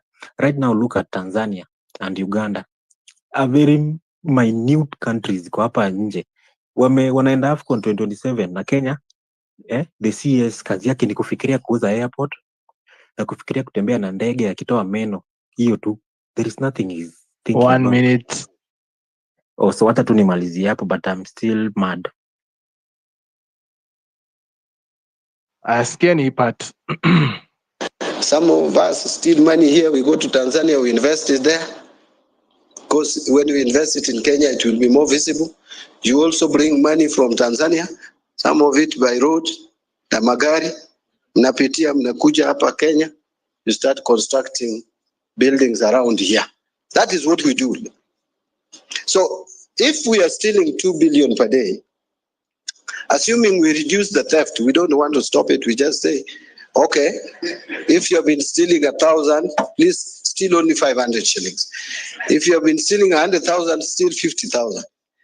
If there could be that, I don't know whether to call it conscious decision, but if there could be such a decision, ridiculous as it sounds, we would be saving 1 billion shilling per day, which would accumulate to 365 billion shillings. That is more than the external borrowing. Some of us steal money here, we go to Tanzania. That is the reality of the ground, ladies and gentlemen. Imagine And they're laughing. The people in that room were laughing, which means it's actually true that people are stealing 10,000, 100,000 per day. God damn it. Inchi kona kitu kweli. Brian Osoro, how are you doing? I'm doing good. So I hope everyone is okay. Because of time, I'll just go at it. I feel there's a time, I think I even tweeted it. I thought the internet would make things like information, critical thinking, reality, facts disseminate more faster than what we used to have back in the days. But I've come to realize that it's like we are heading back in the wrong direction. Why do I say so? I feel like people have, they call it revisionism. The understanding of history is predicated on what it's like cherry picking. So you just pick what is good, and whatever is not good, we leave it. So for example, you keep on saying Kibaki was the best president. Anyway, I'm not here to argue with that. But if you look at Kibaki's story, yes, it was good. He worked okay, he built this economy, but he mismanaged politics. We almost lost this country in 2007, 2008. That is something people don't want to talk about. We talk of, I don't know, what is his name? Matiangi. And people forget that Matiangi did not want to listen to teachers. He forced the CBC curricula, even when studies were done by institutions like KICD, showing that we have not trained the teachers. CBC requires stationery that we might not be having. It imagines of a village that has printers and the internet. What I'm trying to say is that there is nothing perfect in Kenya. So somebody was describing, Morara came, everybody was on Morara's, that wave, and then all of a sudden we dismissed him. Then there was this guy called Kasamuel, then we dismissed him. Right now there's Matiangi, who I think some people are also dismissing. I'm not like, what I'm trying to say is that Jesus is not going to come from heaven, atoke huko, then he comes on earth, then we vote for the person. Our politics is not organized that way, which is why every political party that has produced a president, it iliharibika. You can pick of the National Rainbow Coalition. After 2007, we had the PNU. You can look at KANU. You can any vehicle. I don't know, Jubilee. That's how our politics is organized. We don't have we don't respect ideas or institutions.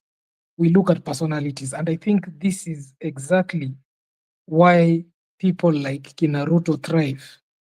He keeps on comparing us to Singapore, and what people don't understand is that Singapore, how their politics, even in China, how it's organized, it's based on institutions. In Singapore, you have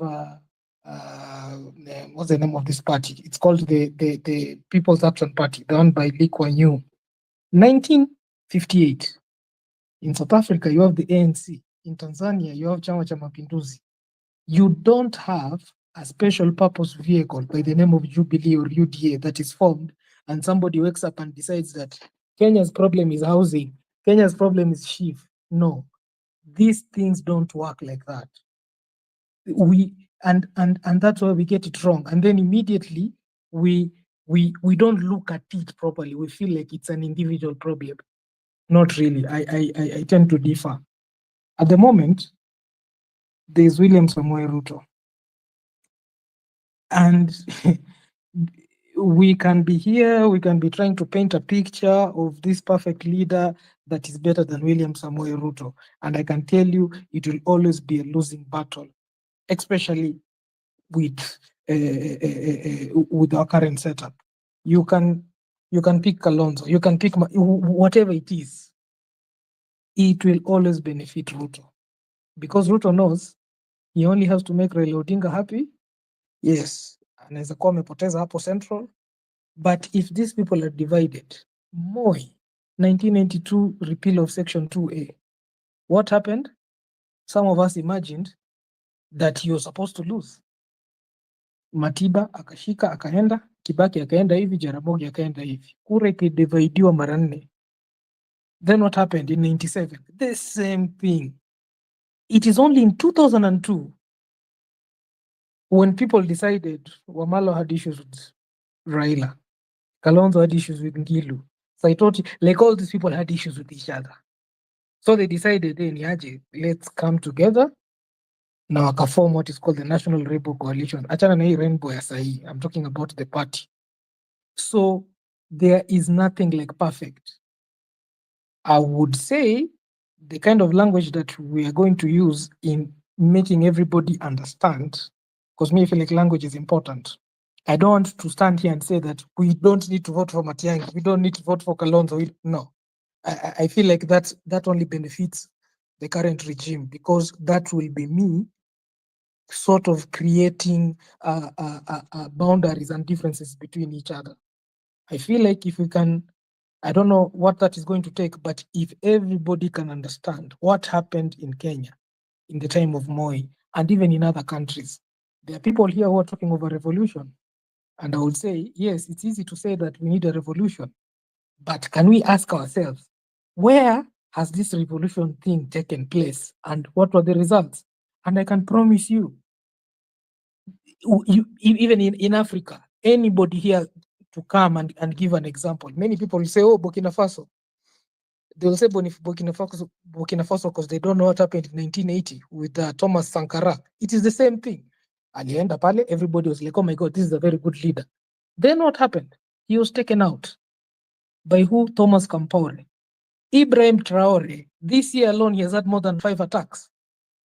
So this thing of having all our aspirations on one man, yani mwanamume mmoja, mwanamke mmoja, that thing is not sustainable. And that's why Africa, we are still stuck with so many of our problems. Because we think our problems are about an individual. We don't think, what does this mean in 20 years? What does this mean in 30 years? What does this mean in 60 years? We only have 5-year plans. And we are here talking about, 2 billion shillings is being stolen every day. Ask yourself, hii pesa, are they using cash? The Exchequer does not use cash. They do bank transfers. If Chief was supposed to solve the malaise of NHIF, we are told that NHIF what will go on naiba. Ask yourself, NHIF would pay hospitals using a bank transfer. A bank transfer means that these are records, and these records can be pinpointed to an individual. If any politician is serious about beating this big animal we call corruption, and I dare say this, there is no politician who's going to beat corruption. No one in our current setup. And we will be here over legislating, putting laws, saying, oh, we're going to introduce this new thing, oh, systems don't beat corruption. I happen to be from that background of software development. We don't. We can model technical things. We will never model the human condition. Those are things that you can't do. And of course, some people here are going to say, oh, there's AI, there's biometrics, there's Nini. Safaricom loses how much? I remember I saw the value. Around $1 billion, or was it 1.5 billion on crime? The other day, Leona, Vijana, that group of Nini who stole 500 million. So my point is this. Democracy is a process. We need to trust the process. We just need to improve in how we communicate and how we look at Kenya. So I'm not so big in individuals. I'm big in institutions. So if we can be able, maybe right now, if the rallying call can be, yes, I know you like Matiang'i, I know you like Kalonzo, I know you like Morara. Can we come here? We sit down and we build something. And this thing is not predicated on an individual. You can even look at South Africa, Julius Malema. Right now, everybody is leaving the EFF because he built something so good, but because he was the individual, he wants to control everything. Everybody is leaving him. So I don't know. I feel like there is so much to say. And of course, because this is a space and everybody has to talk, but I feel like those of us who can be able to communicate effectively and let people understand that hakuna yesu. Yes, if you want to help, if you want to help ourselves, we need to help us. So asanteni sana. Asante sana kwa hiyo submission, Brian. Of course, I see we have Western Amino Mkono Juu. I'm going to go to Felix, then West 10. And then we are actually at 8:13 East African time. Thank you so much for tuning in. We run here up until 9 p.m. Remember, on that Jumbotron, there is a tweet I put out that tomorrow we will be having a panel of doctors in collaboration with Masinde Muliro University Students Antimicrobial Stewardship Chapter. We will be having a conversation on understanding antimicrobial resistance. So that conversation in particular, make sure you retweet it as I'm telling you what it's about. That conversation in particular is on how we create resistance through underdosage, overdosage of drugs, and much, much more. On the panel, of course, I'll be having 5 doctors, among others, Dr. Mbiti Modi, Dr. Sharon Oginda, Dr. Ismail Luta, Dr. Reno Omoro, and Dr. Machete Collins. They'll be sitting with us, answering our questions. And of course, tune in. It will be tomorrow from 7 p.m. all the way to 9 p.m. So make sure you tune in to that very important conversation. Of course, you should also search at HRWP on YouTube to see our latest YouTube videos. And of course, Home Run PP is supported by you, the listener. If you like what I'm doing, there is a tip jar line 0721948229 where you can drop in your support. Felix Otieno, talk to me.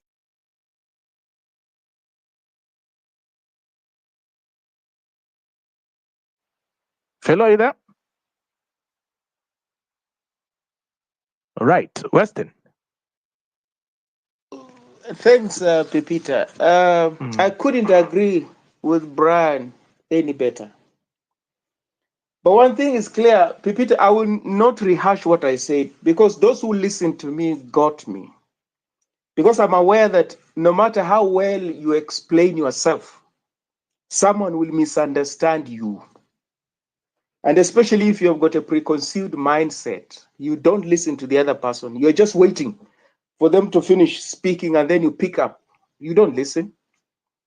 Nowhere did I pant for William Ruto. Nowhere did I do it. But because I'm saying things that are at variance with your political views, and you're so much passionate about your political views, you are impervious to logic. It follows naturally. So you act like a village fortune teller. What they do is that they predict something, and then they work towards realizing it. A self-fulfilling prophecy, that kind of thing. Tomorrow you're going to find an egg outside of your door. It comes at night and it places an egg outside your door. Did you find it? It's difficult, honestly, to have a conversation when you have that kind of a mindset. The point I'm making is that the country did not go to the dogs beginning 2022. That's the point I'm making. The point I'm making is that we did not have a working system. Because if previously you don't know of anybody who lost a loved one through extrajudicial execution, please don't assume that things worked. There are people who mourned. They are in pain. Please don't make that mistake. That if you don't know anybody who was killed extrajudicially or something or over disputed elections, don't assume that things worked. If you don't know anybody who didn't get a job that they deserved because they came from the wrong ethnic group or region, please don't assume things worked. Don't. That's the point I'm making. We tend to look at our individual experiences and want to universalize them. Because I liked Kibaki, why don't you like him? Does it work like that? I mean, who tells you that your best friend is universally liked? Who tells you that? Who tells you that? The people who don't like your best friend, and they're justified because of their experiences with those same people you cherish. So why do look for universality over things that are contested, and political figures are contested figures. Brian, I know some of these people, EFF, at a personal level. In fact, some of them told me this party is imploding. And soon after, it started imploding. And exactly what you're saying, Malema is an autocrat. He's an autocrat. You have no voice. You can't go against him. They've been forced to leave. Going where? Joining a party led by an 82-year-old, Jacob Zuma. 82-year-old. They are leaving a party led by a 41-year-old. So you are 41 young, but you have got primitive ideas. Somebody who is extremely elderly is seen to be progressive. That's politics. So don't assume that because you dislike someone, that person is going to lose elections. It doesn't work like that. Donald Trump was disliked by so many people, and though equally so many people who liked him. This is very, very candidate Jacob Zuma. For those who read politics, when he was about to succeed Thabo Mbeki, they fought him very hard, including rape charges were brought against him. But people voted for him, and he became president. In our own backyard, this William Ruto here, people thought he could never ever become president. What is he? So what makes you think that if you hold an idea so strongly, that will become reality? When there's evidence that that could just be your own idea. You will dislike this person or you like this person. That's not what is shared by every other person. That's the point I'm making. And we go to school to have that complexity when it comes to reading our environment and the world. This monolithism, this directional way of life, this tunnel vision. It's only what you see in this tunnel. You don't see anything outside of that. You wear blinkers. I mean, come on, we can't do that. We can't. And that's the point I'm making. So for somebody to conclude that I'm campaigning for William Ruto, stuff like that, I mean, come on. In any case, I wouldn't be embarrassed. It's democracy. I would not be embarrassed of my thoughts. Do you know what I told people towards 2022 elections? And I've said this on this platform, that this candidate here is going to win elections. And they couldn't believe me. Say, no, you must be high on something. This candidate is going to win elections, William Ruto. I told them. They told me no. And some of those things are in writing. In writing. I told them no, he's going to win. That is being vilified. That in itself does not say much about elections and politics. It's much more complex. So we're here on Space. This is an elitist forum.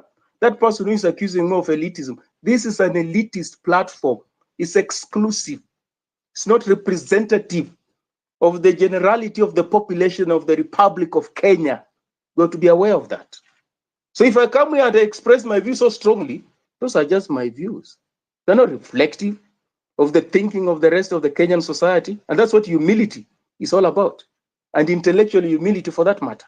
That what I do is just a tip of the iceberg. It could just be my truth. It's not universal. It's not shared by everybody. So I must be appreciative of that. But to come here and say, no, what? How can you speak this about my thing? What do you mean? What do you mean? This is a political figure. We don't valorize individuals, do we? Some of us don't thrive in a sycophantic environment. We don't thrive in that. We don't thrive in an echo chamber. We don't do that. Because that's where destruction lies. It's like a dead body of water, where there's an echo chamber, where people are sycophantic, there's no life there. There are no ideas there. Where there's contestation of ideas, as I keep saying, that's where there's growth and development. So on one hand, we vilify and condemn William Ruto. On the other hand, we want to support somebody who is exactly like him. Exactly. A political animal exactly like him. So how are you moving? Where are you going? As Pipita puts it, why can't we just make do with this ruthless person? They do their 10 years, and then we get another ruthless person to proceed, because we're not interested in transformation. We have become cynical. So people who have given up on Kenya are the people who are supporting the likes of Fred Matiang'i, not me. I've not given up on Kenya. I believe we can get credible leaders. We're going to take this country forward to where we deserve to be. But you, who just wants any politician to be a president, you have given up. If you don't know, you have given up. You have given up on good governance. You have given up on morality, on ethics, on constitutionalism, on inclusivity. You have given up. That's what you are, if you don't know.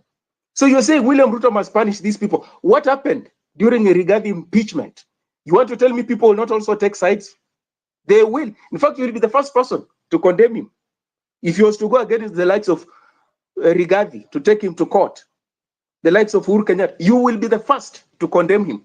But here you're saying, no, why hasn't he gone after these people and take them to court? What happened during the impeachment? Wasn't the country not polarized? Wasn't it polarized? So it makes you think it won't be polarized. If he was to go against fellow political elite and take them to court over past corruption, please, let's be honest about our thoughts. Let's be honest. And history, you're not going to wish it away. Because it's possible for protesters to be killed in 2024 because protesters were killed before. If they were not killed before, they will not be killed today. Yes, it works like that. So don't tell me about two wrongs don't make a right. We have got these problems, corruption today, that the one the CS Treasury is talking about, because people stole money before and they got away with it. And that's why those people are laughing. It's a laughing matter because it's a way of life.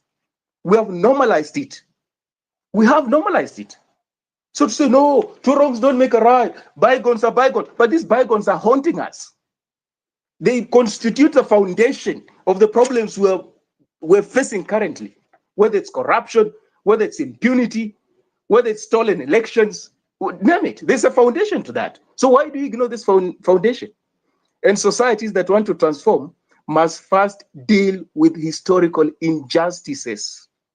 If you want to move forward, you must. You cannot just begin from where you think, history starts now, 2024. It doesn't work like that. So this propensity to have amnesia, selective memory, we remember what we want to remember, we forget what we want to forget, define us as part of the problem, not part of the solution. It's as simple as that. I'm a problem because of the mindset that I have. And therefore, I'm going to distort what you're saying because I can't and I don't want to engage you. So I just reduce you to you're a William Ruto supporter. Well, there's no evidence. There's no evidence to back that up. But it's easier to say that because this is a vilified candidate. So if you associate me with him, or you think, there's nothing I can say that can make sense. You see, that's propaganda. That's cynicism. It's not engaging. There's no rationale behind that. No, these are William Ruto 1 supporters. minute. That's why they're speaking like that. It can't be. So it's imperative that we live and let live. There's something to take out of humility. There's something to take out of knowing that you have got some deficiencies. The other person has got something that you can learn from. That your view is not their view. It's just one of the many views. And in politics, that is it. A multiplicity of views. That's why we go to elections. Because we don't have one candidate. Otherwise, we would be a monarchy. Let's solve out those things. As I learned, Pipita, William Ruto is looking for a candidate like Matiang'i, a bad candidate. He's looking for that kind of a candidate. I can promise you. If somebody like Matiang'i or Kalonzo Musyoka, those kind of people, he can't wait to have that kind of a candidate. And then we can wake up after those elections and we can have a conversation. Remember what they said last elections? They want Raila Odinga to run. That's the candidate they want. What happened? The rest is history. We never learn. Thank you, Pipita. Keep well. Thank you for that, Western Shilaho. I see Felix Mkono iko juu, but I want to go to kina Japuonji wenye wametujoin hapa hivi ndani, Geodesic and Boss. How are you doing, Japuonji?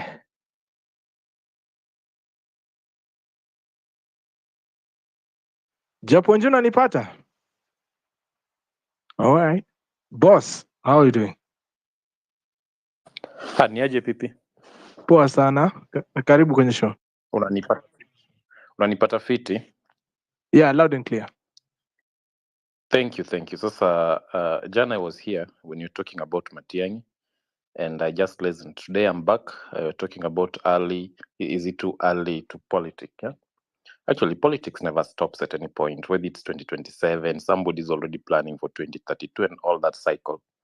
But I feel generally we've lost our course, and what's happening now is what Ruto wanted, you know? Tuanze kufanya hizi siasa sijui za Matiang'i, sijui za Omtata, sijui za Babu Owino. Kenyans still have the power to take their country back, and we can only do that by taking over the parliament. How can we take over the parliament? 2027 election should completely be different. If an MP is planning to come to the ground, apeane hongo na achaguliwe juu ni mtu wa Ruto, he should not be voted. Let's go for independent candidates. Let's go for candidates who are not puppets to anyone.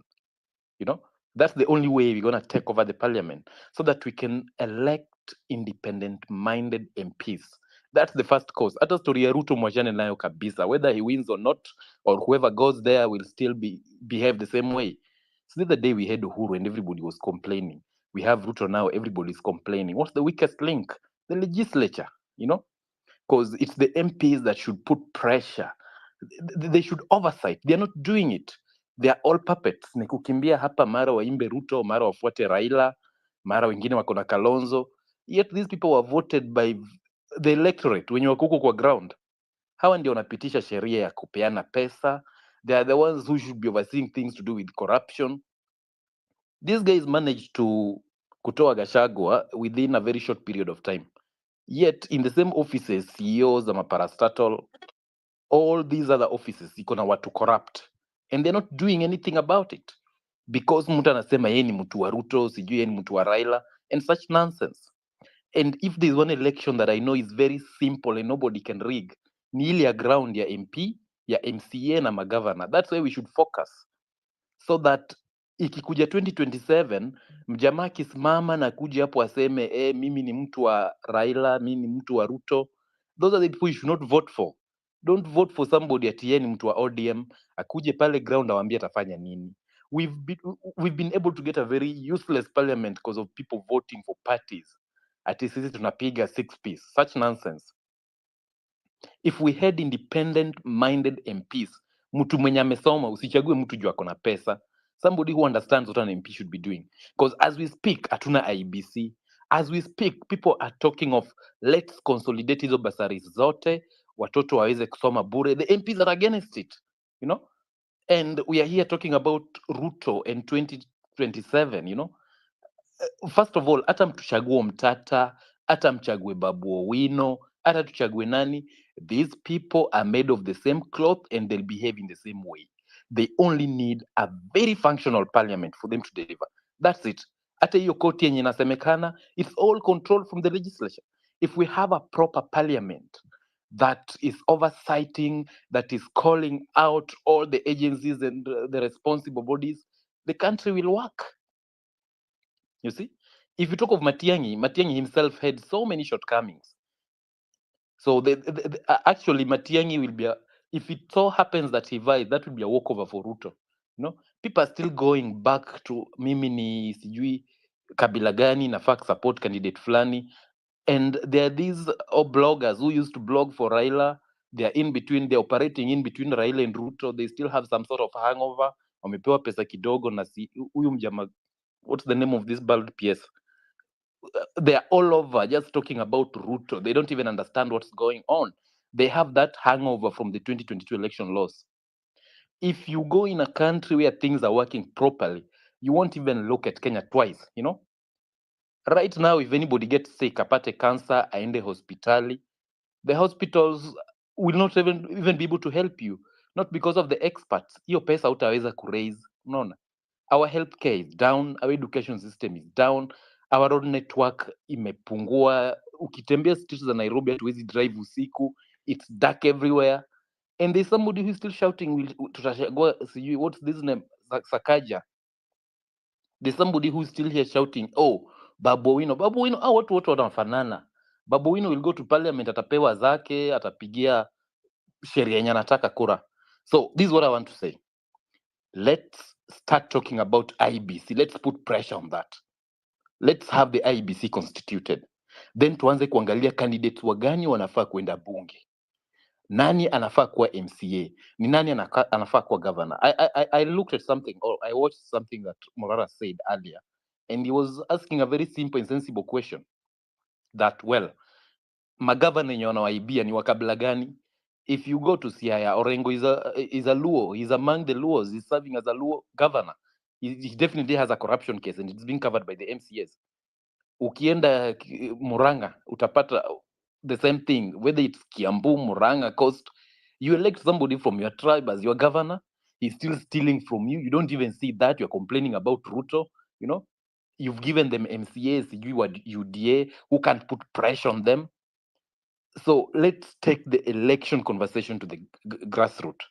Unaona, hapo ndio tunafaa kuanzia. MCA mwenye anachaguliwa anafaa kuwa mtu mwenye amesoma na jielewa. Si tumechagua mamboga fulani, hata hizi construct a complete, they cannot represent anything. They don't have an idea of what an MCA should do.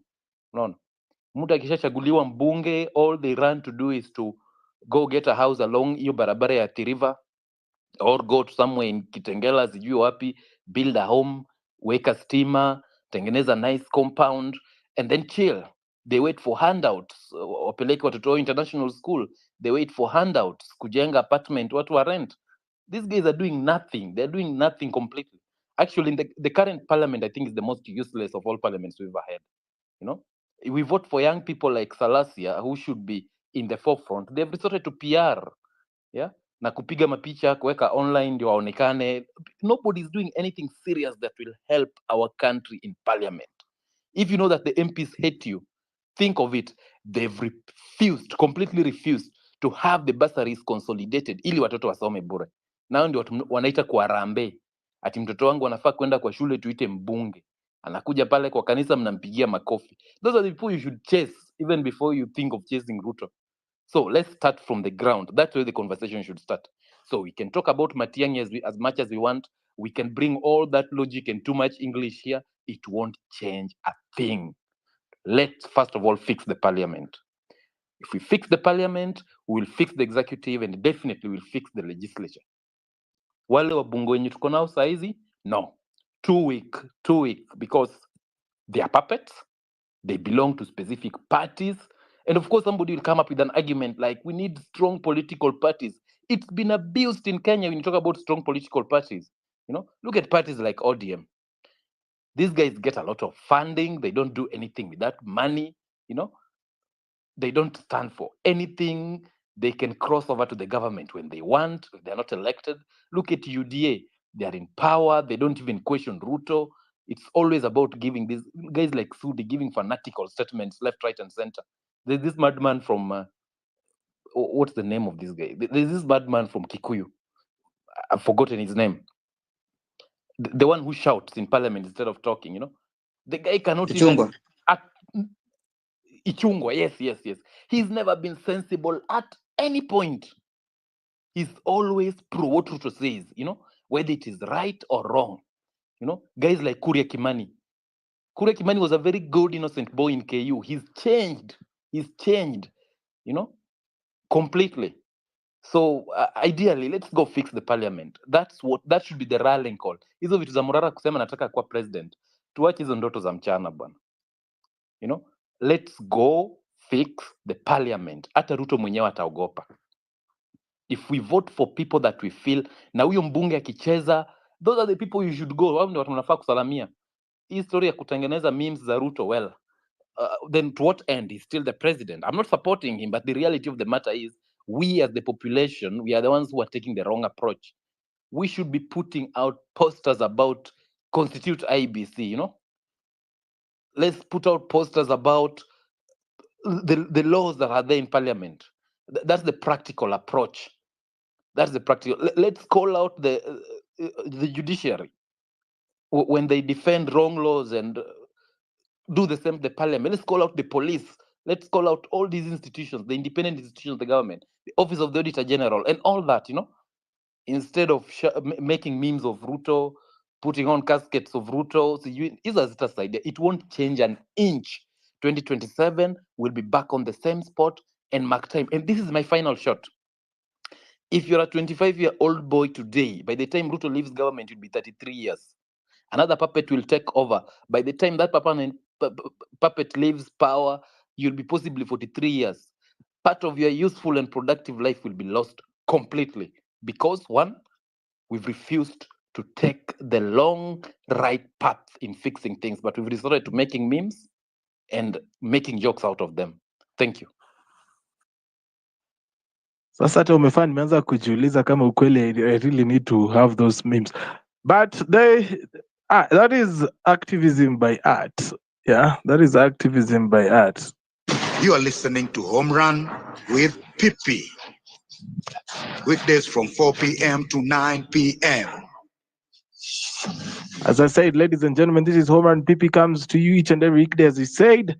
Nataka kuwakumbusha tu kwamba mwingie pale hivi juu kwenye Tip Jam support show yetu, and of course kuna comrade hapa hivi anasema tumtumie za cabbage. Wekeni tip hapo hivi nimsukumie kitu ya lunch. Aya, 2027 looks like far, but also campaigns are quite expensive, and I think that is one of the things that most political elites spend their time doing. They spend their time amassing their campaign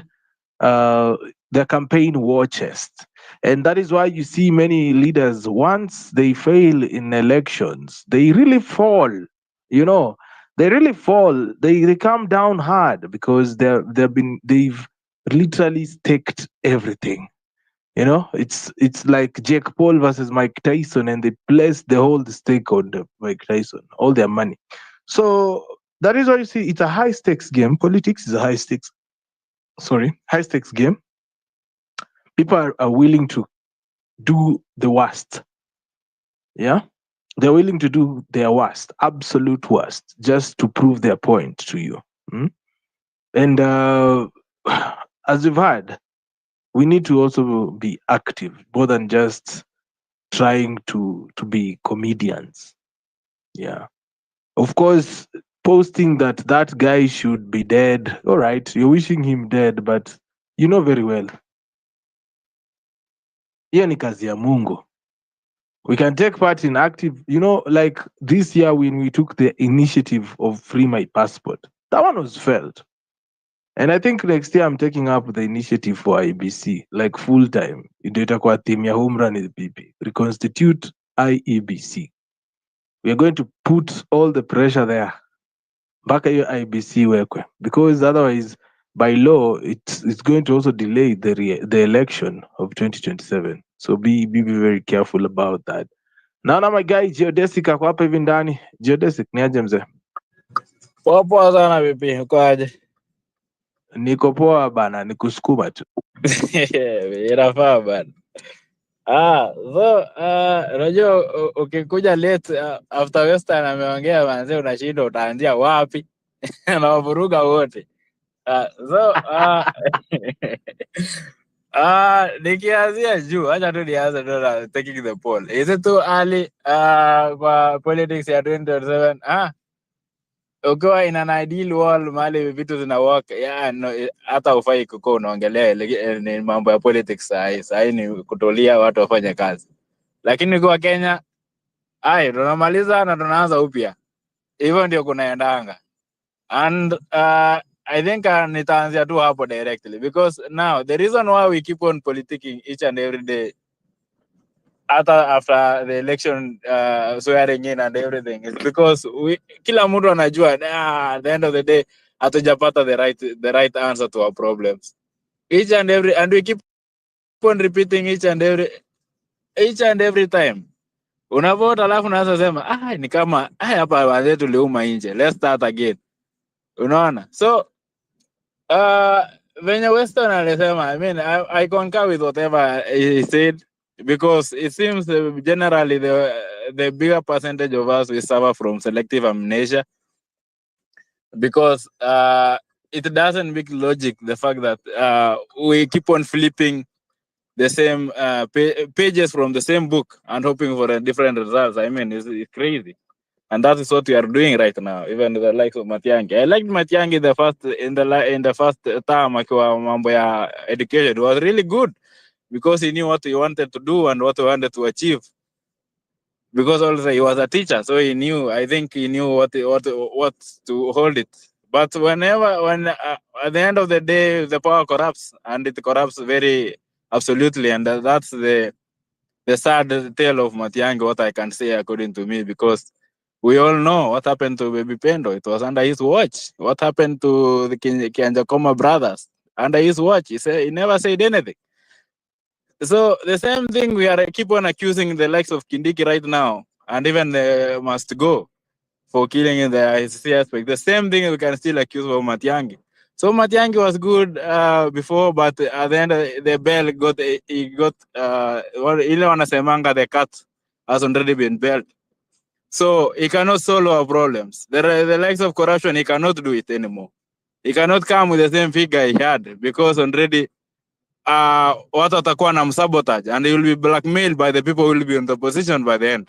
So you cannot even hata before even talking about winning election, he cannot even win, because I think even the likes of Sudi and the likes of Murkomen watakuwa napiga makofi sana wakiona Matiang'i kwa ballot. Watapiga kelele, atapiga makofi sana. Campaign wanaweza mvurutia chini.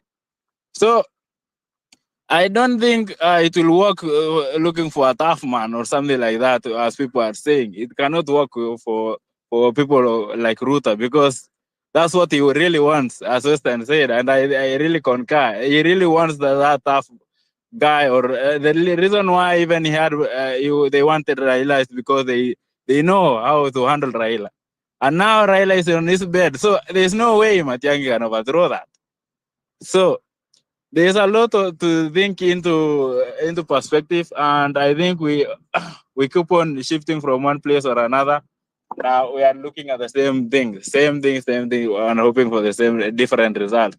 So personally, I will still go with whatever I said yesterday. We need someone who can build systems, who can empower the independent institutions to work on their own, following the constitution, not because they are being remote controlled from a state or some place somewhere to do whatever it favors them. We don't need such. We need someone who will go there. You know, what's your role as a president? The constitutions, and what are you able to do, and what can you change, or what can you not change? Sio mtu ana bulldoze everything on his way just because anataka things to be done on vile yeye anataka. We don't need such kind of that, because that's exactly what we have right now. Tuko na mtu who doesn't care about the constitution, ana pass, anataka tu venye amesema ni hivyo. It goes even to a much extent. I may buy the whole house of the Senate and the Parliament. Side the judiciary is in the pocket. So there's nothing that's working for us, simply because we don't have people who are doing their jobs, because they are basically they have been blackmailed or they have been bought. So it's tough to think about it, because we are all subject to it, and we suffer different levels. Kila mtu anajua mahali kiatu inamfinya. But ikifika really, when we really need a leader, me, I'll go for a person who will build system. So, for example, I think I'll use the kind of Maraga. Maraga also have been amekuwa serve the government as a CJ. Unaona, na he's done well. Aliweza nullify the election of 2017, if I'm not wrong, and it was repeated. Even hata hiyo wakati hata Uhuru na Ruto walipiga kelele sana, but what did they do? They had to follow the law, because the law, even the ilisema, and there's nothing they could do to him, because he knew the law was on his side.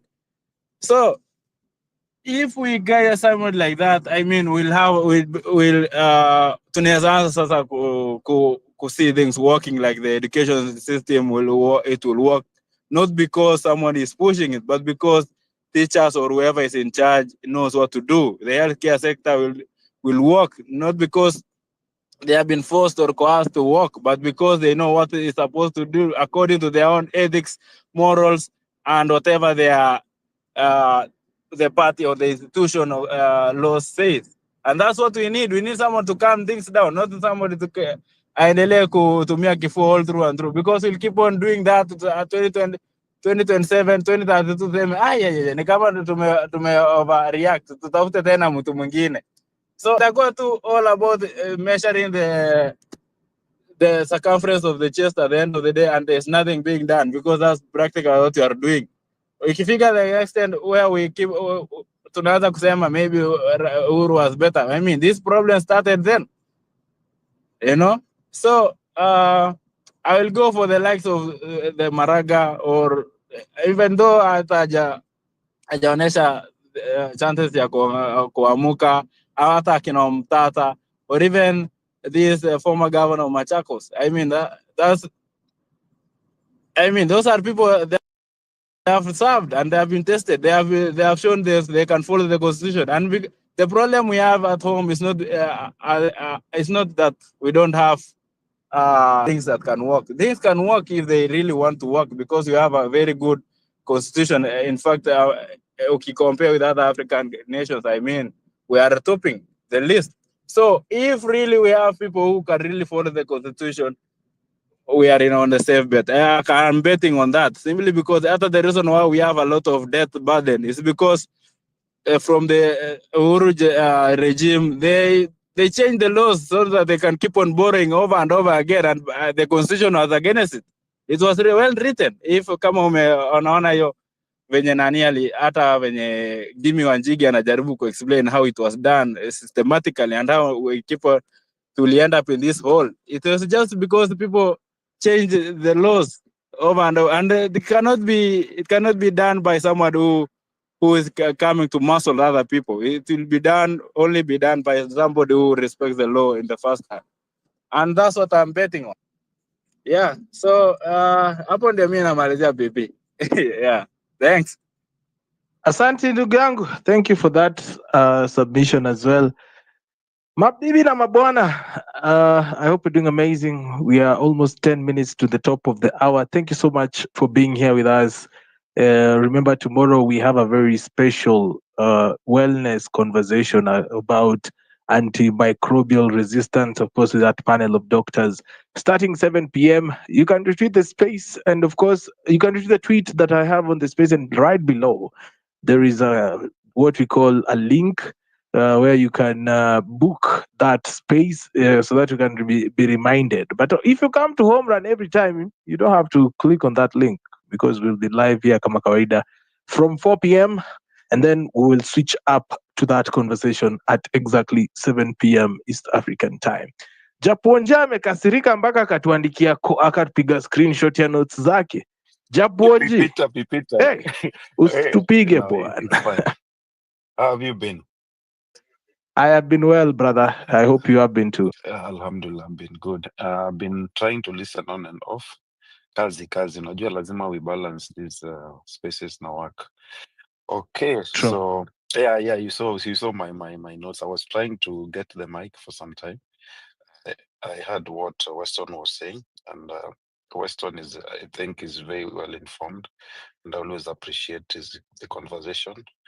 And go direct to the point. Like the topic is it too early for 2027 politics? Peter, let me tell you something. In Kenya, one day of politics is a long day. Ebu jaribu kutoka space 1 week urudi after 1 week. It will take you hours catch up ndio uone things that have happened, especially kuna watu wenye hawakuwa when Gachagua was getting impeached, hawakuwa hata online ama hawakuwa na TV. You can imagine what went through their mind. So one day in politics is a very, very long time. So every day is politics in Kenya, unfortunately. So now I'll go direct to my notes. So, well, I just had these thoughts, what if Ruto and Rigathi had agreed to each serving no, I mean, Ruto had agreed with Kindiki and Rigathi that kila moja wao serve like half term. I mean, it might be possible. This is Kenya. A lot of things was inafanyika, unajua. Then they just bring it like a big show, and then Rigathi anakataa. Alafu, yeah, this I heard from an inside. I'm just saying. So what if Kenya is a land of possibilities. A lot can happen. Okay, now. Let's look at how we've been voting. I mean, in the Kenyan political system, most regions, all the regions in Kenya, they have been affiliated to communities. like apart from Nairobi. Nairobi, a little bit of Nakuru, cosmopolitan. So Nairobi is mostly, you will find that opposition always wins because Nairobi has a lot of civic education. People are informed, people are well educated, and they always know, they always side with the opposition, mostly in Nairobi. But if you look at all other regions in Kenya, we always suffer from this tyranny of numbers. So having said that, I think personally, 2027, Ruto is very comfortable. Ruto just needs to bring Raila in, and that's what exactly he's doing now. Once he mobilizes the votes of Raila and promises him something, and we all know Raila, the character, the person, he will fall for that. He has fallen for Uhuru, for Moi, and all that. Raila will fall for that. So Ruto, that's why he's comfortable. He's not even stressed at all. Let's be honest. Having said that, there was a time we were talking a lot about revolution. I think the first week of November, if I'm not wrong, a lot of people are talking about revolution because if you look at what's happening now, as people are saying that, oh, if Matiangi comes, sijui hawezi arrest Ruto, sijui nini. Let's be honest, guys. Pipiti hata kama wewe umewekwa president leo, do you really think it will be in your best interest to go after Ruto na kumweka kwa jela and all those people? No, it will not happen easily. Hatujafika that level of maturity in politics to do those things. It has never happened easily in Kenya. It doesn't happen easily in Africa. So that's why me personally, I'm advocating for revolutionary leader. I hope KDF can hear. Yani KDF mzima, kuna tu mtu mmoja anaweza jitokea. Yani one person too can stand up, and see the way we are suffering and, save us from all this. What I mean by this, a person who can suspend constitution for some time, because doing all those things, going after Ruto and all that, even if you become president, it is not easy. Hii itakuanga tu court battles after battles, and we know the justice system. It will not work easily. But if you have someone who is a no-nonsense guy, someone who can just go after direct, like thieves, people who stole direct, like asking someone, you have $100 million in your account, your salary is 1 million, how did you get this? Direct questions, and then we recover everything. Me, today, I will only pick someone who will promise me to go after the corrupt cartels. I actually was supporting Raila at some point. But when Ruto said he had a plan, I changed my mind. And I said, this guy is going after cartels. He's going after all these things. So I was 50-50. But when he spoke about hii kuweka Biblia chini, I started supporting the government. I am speaking for myself, honestly. But I got disappointed. Like now we are 2 years down the line, honestly.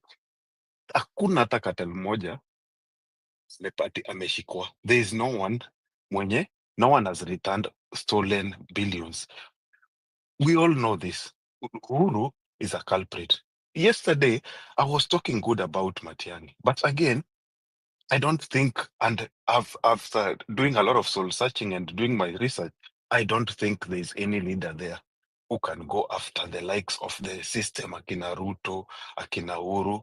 No, it's not possible. Let's not lie to ourselves. These people are strongly affiliated to their community. It's like, imagine, let's be honest, imagine Leo, someone goes after Raila alafu amweke kwa jela. What will happen? Kenya will burst.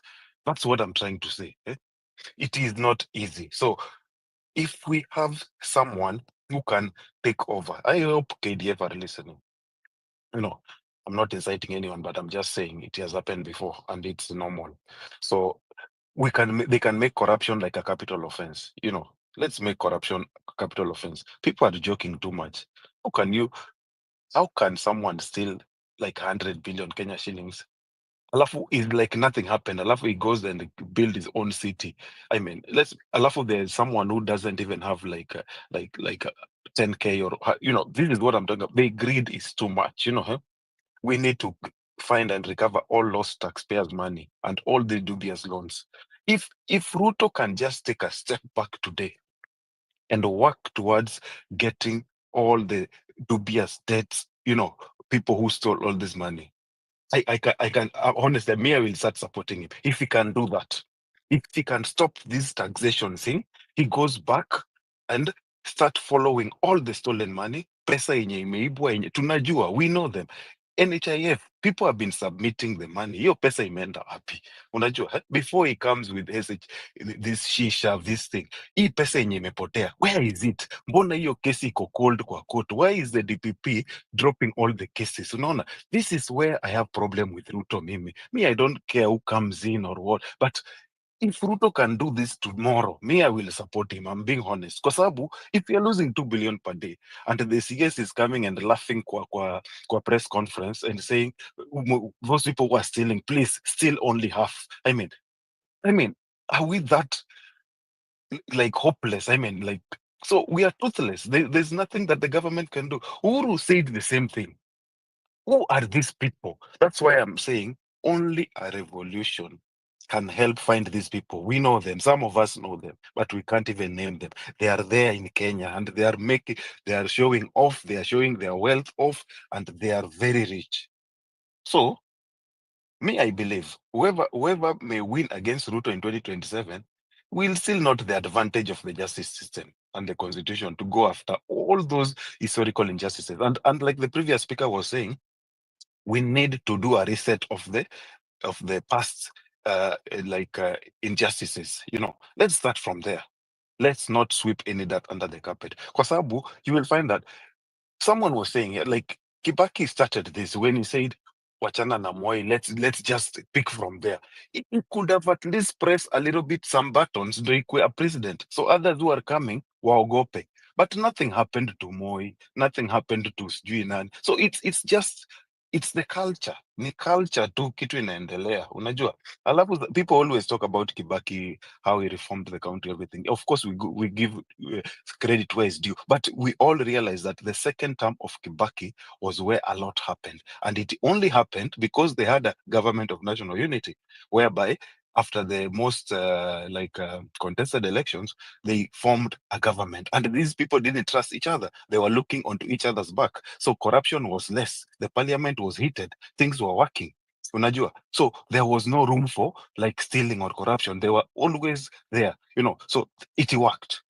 Just because of that. People are forgetting that part. Unajua, huh? So the stakes are too high right now. I speak for myself.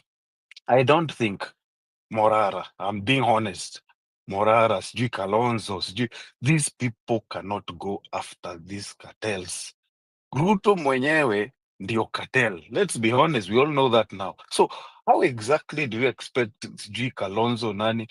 At some point, I'll be honest with you, at some point, I always used to think that Raila can go after Ruto. And I know he could. But Sasa, look what he did. He just went and supported the regime that people didn't want. This guy is always does a lot of miscalculations. If this guy stood his foot, akae tu awachane na mambo ya kujoin government ya kina Ruto. Saizi, it could be at least an option C or B. You get my point? So what I'm trying to say, as long as we are all comfortable with the money that has been stolen, there is no accountability, and the government is still taxing us, man, we need a revolution. That is all I can say. Me, Matiangi, all these, those are plan C, D, E, F. The plan A now is we need someone to suspend this constitution, go against these people, we recover this 2 billion inaibiwa kila siku, tuanze na ile time ya Uhuru. We will have enough for everyone. Schools will be free up to university. This is a lot of money, let's be honest, guys. I don't want to rant a lot, but these are facts. You get it? So when Weston was saying that we are the people to blame, and someone also was saying here that we clean the parliament, alafu parliament is supposed to legislate and check after the executive. Okay, I agree with that part. But what makes you think that the parliamentarians wakifika hapo, it will be in their best interest to do that? They will be looking at their own interest. We've seen this before. Look at Selassie, I don't know this guy. They are only there for their own. And for your information, when you're talking about we push for IBC, IBC is not working. Hiyo IBC yenye iliweka Rigathi Gachagua, ilitoa Rigathi Gachagua na ikaweka Kindiki. That's the IBC they need to use. Hiyo IBC yenye ilikuwa overnight. You see, there are a lot of things that are taking place too fast. Hii syllabus is too fast. Unajua, eh? So 2027 election, 90 as we speak today. 90% if we go to election today, tomorrow, up to 2027, Ruto will clean sweep. He will just have to stand with Raila, that's it. And the way things are standing, there is no way that guy is going to lose those votes. So there's even one guy who was telling me that Kenya kila mtu ni mwizi. Ni chance tu hawajapata. But wakipata chance kesi ni baadaye. They will still morality. Let's make our institutions work. Let's make these crimes you capital offense. Mi mtu akisimama na niambie one of his goal will be to go after corrupt and make sure cartels are out. Me, I will vote this guy 6 a.m. in the morning. But if a revolution comes before that, me, revolution is my card. Plan A. Plan B is all other people to combine and have a force that can fathom work against Ruto. Otherwise, guys, we will be ranting here, we will be talking, we will be going around in circle, and at the end of the day, we are being taxed again, and all this money that is lost, no one is even asking about it, but we know it's in Kenya. Unasikia pesa sijui zinapelekwa Tanzania. Like a joke. You see, when I had people, even reporters laughing about it, ati mtu anaiba pesa Kenya anapeleka Tanzania for business, alafu anazileta na truck. I mean, this is the CS of finance telling you, like, he should actually be taken to court. I mean, parliamentarians, they were very serious. Wangemuuliza leta evidence na ongee juu ya hii kitu. Unajua, working countries, if you've been to other countries that systems work, these things you cannot talk up. You cannot say things like this. This can be used against you in any court of law. Unajua, mazee Kenya, where did we lose all this? Tulipotelea wapi? Unajua, mi inashangaa. Unajua, so guys, whoever bewitched us, ni kama sijui alitupa hiyo nini dawa mahali. We need to reset. Nchi kwe reset, watu watoke nje ifagiliwe, turudi tuanze. Thank you so much, Pipita. I'll be listening.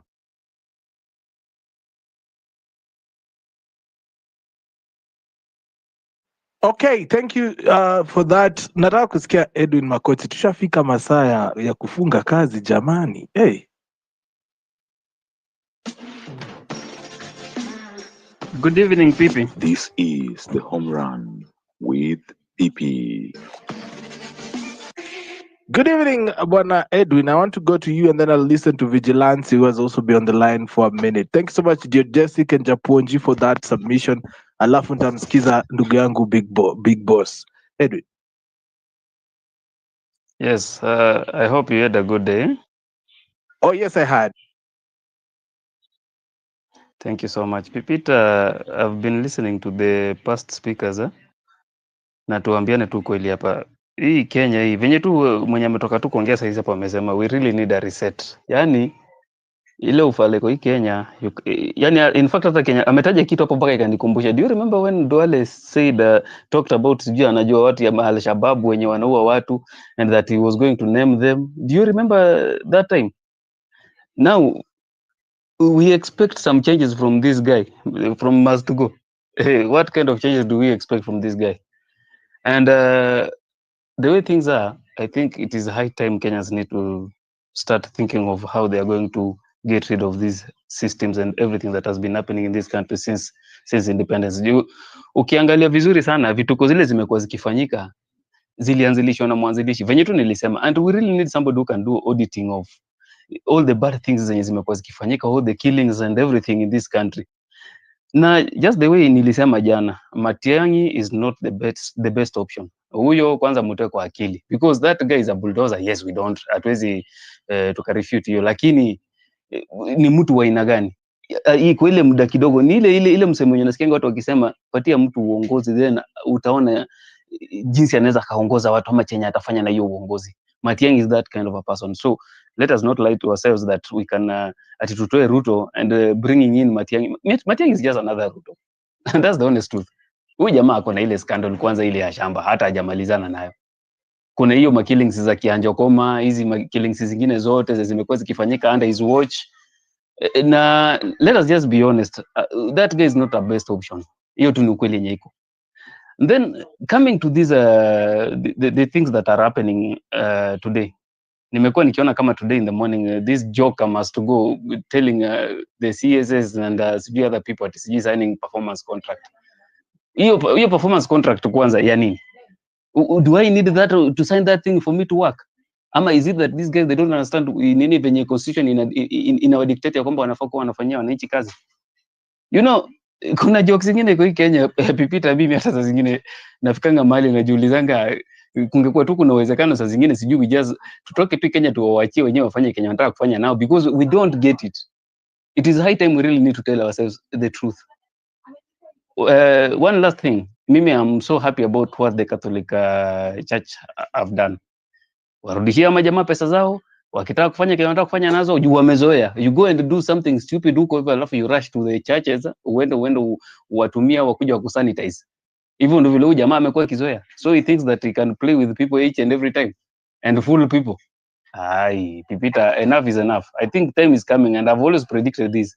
Time is coming that this guy hata amini. Itafika ile point yenye hata wale wenye hawakutoka watatoka. Thank you so much, Pipita. Have a good evening. My dream would be fulfilled if that ever happened. Venye kwanza mimi nakuanga nilikuwa naona watu wakitujudge hapa hivi wakituangalia wakikuwa kwa kazi zao wanasimama kando kutuangalia. Vigilance, how are you doing? I'm fine, Pipita. How are I you? am well, I thank God. Thanks, Pipita, for the mic, and greetings to the listeners and the speakers as well. Pipita, a lot has been said here, and sometimes I get disappointed when I listen to how we talk. We actually have the same idea, and the idea we have is to address issues of governance in our country. But just from the way we speak, you can see the difference in opinion, which is okay. That's what democracy is all about. Everyone is supposed to be able to air their views and listen to other views as well. So one thing that Pipita would like to say is this: when we talk about politics and 2027, matters governance is politics in itself.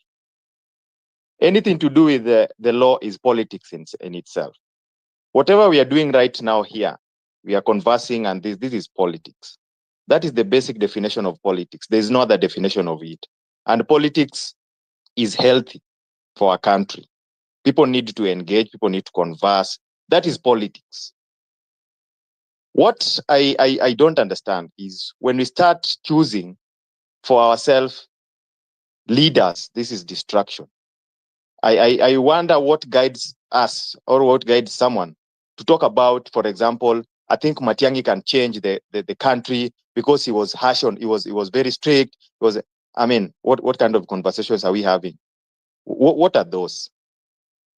We cannot talk about revolution if you are not. The revolution starts in the mindset. Revolution starts with enlightening as people need to understand what is happening in this country. Because, Peter, what is happening in this country is the fact that we do things because of lack of knowledge. I was listening to Western, and Western clearly stated that history repeats itself.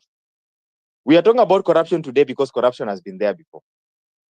And for sometimes when you talk about these things and you say that when someone comes and tells me, this person comes and tells me he's going to make corruption a capital offense, I will vote for him. I wonder, all leaders have talked about that in the past, unless you're forgetting. In this country, if you look at the laws of corruption, start with the laws of what is it called? The economic crimes of 2003. We have the Ethics and Anti-Corruption Act. We have the leaderships and we have all that in our country here. You know, we have things, we have structures that we've written there, and we put them there for cosmetics. Why? Because people, as many Kenyans as possible, don't resonate with this kind of things that are happening in our country. As many Kenyans as possible do not understand, do not know. I'm not blaming anyone. The last few months after the finance bill, I've taught people that it is important to be enlightened, and that is very good. And I've seen people take initiatives to, as far as even talking about the current bills that are in parliament. I've seen, this is the first time that you are seeing people participate in even submitting memoranda, things that never used to happen. If you love your country so much, Go back and look at what we did to our laws in 2012 when the members of parliament amended the PFM Act. Where were the Kenyans to participate on those kind of things? Look at the same members of parliament when they amended the PFM Act of 2014. Where were Kenyans to participate in those things? They were never participating in those things. They never took matters of governance in their country seriously. And 1 month in taking matters of governance in their country seriously, they want tremendous change. They want to change everything today in 1 month. They want to go to the street tomorrow and Ruto goes home tomorrow. Then we come back and start having the same problems. Because revolution is not the actual revolution that goes to the street and remove the president. You must also revolutionize the mindset of Kenyans. Kenyans must think differently. That is the revolution. And Pipita, these spaces, sometimes when you host them, you enlighten people. That is the revolution. That is part of the revolution. So don't imagine that revolution is going to the street and making noise. People have been going to the street to picket, to demonstrate. They have never gone to the street to change their country. That is the difference, Pipita. When someone says that Kenyans are joking about making memes about the president, and Kenyans are joking, that is not jokes. That is very important. And Pipita, you said that is media activism. Pipita, that is very important in shaping public opinion. Public opinion is very important in politics. That is why politicians take their time and hire big cars and go and stand in a vehicle and ensure that they have as many supporters as possible and make pronouncements because they want to shape public opinion. That is why the president goes to church the next day after being given sharp criticism. That's why he goes to church and even gives them 5 million. He's trying to shape public opinion. So when the young people who are using those silots to make memes and things like that, don't underestimate the effect of those things. They are now at the talk of town. They are being talked around the whole world. It is important in shaping public opinion. You cannot, the most important thing, Pipita, is shaping public opinion. You will not do anything about this. When you say we need to go and have as many MPs as possible in parliament, you're joking. You need to shape the public opinion. This is the first important thing. Do you understand that our laws have given you a chance in Article 119 to petition Parliament to even repeal a law that has been passed? For example, you can petition Parliament to repeal the Finance Act that they passed in 2023. Do Kenyans understand this? Majority do not. If they did, they would go to the street not to protest. They would go to the street to change their country. This is the reason why we have Shif and Sha happening, but majority of Kenyans don't have a problem with it. Most of the people have a problem with it. Come and talk about it on the spaces. That is fine. But what about those people who don't have a problem with it? How are we reaching out to them and ensuring that we make them see the problems in this kind of laws? That is the most important thing. Then we can end up even putting Jesus as the president of the Republic of Kenya, and we will not have changed anything. And by the way, someone said that even good leaders at some point become tyrants because people allow them to become tyrants. That is the most important thing. So we can end up here. And this idea of let us ensure that we have as many MPs as possible in parliament so that the president can be afraid. Those are what those guys want you to discuss. So that you stop focusing on him and focusing on other people. Hiyo ndio kitu nataka mu discuss. Look at how you want your country to be governed, first of all. You can even have the devil himself as the president, but the country should be able to run. You should have laws that don't give loopholes, so that even if the devil is the president, he has no chance to do devilish acts on you. We should have that kind of process in our country. And we have all that. I have said several times that the law is the people. The people are the law. If you read our constitution, the preamble of our constitution, this law was not imposed to us. In fact, the preamble of our constitution says we gave ourselves and to our future generations the law. That means we who gave ourselves the law are above the law. There is no other person who is above the law. It is the people, but these people must have collective unity to be able to exercise their sovereign power. So at the end of the day, the buck stops with us. At the end of the day, we must understand that all these things we are saying depend on how much people have information about themselves. So when you start focusing on governance, go and ask where you live. Do you understand that where you live in a ward? And if you combine several other wards, they become a constituency. And if you combine several other constituencies, they become a county. You start governance at your ward. Go and question your MCA. If you read Article 6 of our Constitution that talks about devolution and access to service, it tells you that the county government and national government works in cooperation and consultation. And therefore, that is how service delivery should go to the Republic of Kenya. This is things that people should understand, so that when you start focusing on leadership, you devolve everything. When you demand for roads, you don't demand for roads from up going down. You demand for roads. When the president went to Soweto, the members of Soweto needed to the next day frog march their MCA and look for the MCA and ensure the MCA gives them a reason why they don't have proper roads. The MCA should go and look for the responsible person like that until it gets to the governor. When it gets to the governor, like that until it gets to the national government. At the end of the day, look at even the budgets that we have from the counties. Less than 30% is used for development because people don't understand. You will complain about governance. Governance goes up, down. That is what the law stipulates. At the end of the day, the first revolution we should do is not the revolution to go and make noise in the street. It's the revolution to change the mindset of Kenyans. Kenyans need to understand they are the problems. They need to understand that they have the tools, the right tools in their hands to change. And if you do that, Kenyans will come out to the street tomorrow and there will be a revolution because they will understand why they are going to the street. They will know that they are not going to the street to demonstrate. They will know that they are going to the street to change their country. That is what we need to do. Enlighten ourselves as much as possible. And don't underestimate the power of public opinion. And don't underestimate that a small group of people like you, we are here, 100 or so, talking about these issues of change, that these people cannot change the country. This small group of people are the ones who have ever changed any nation.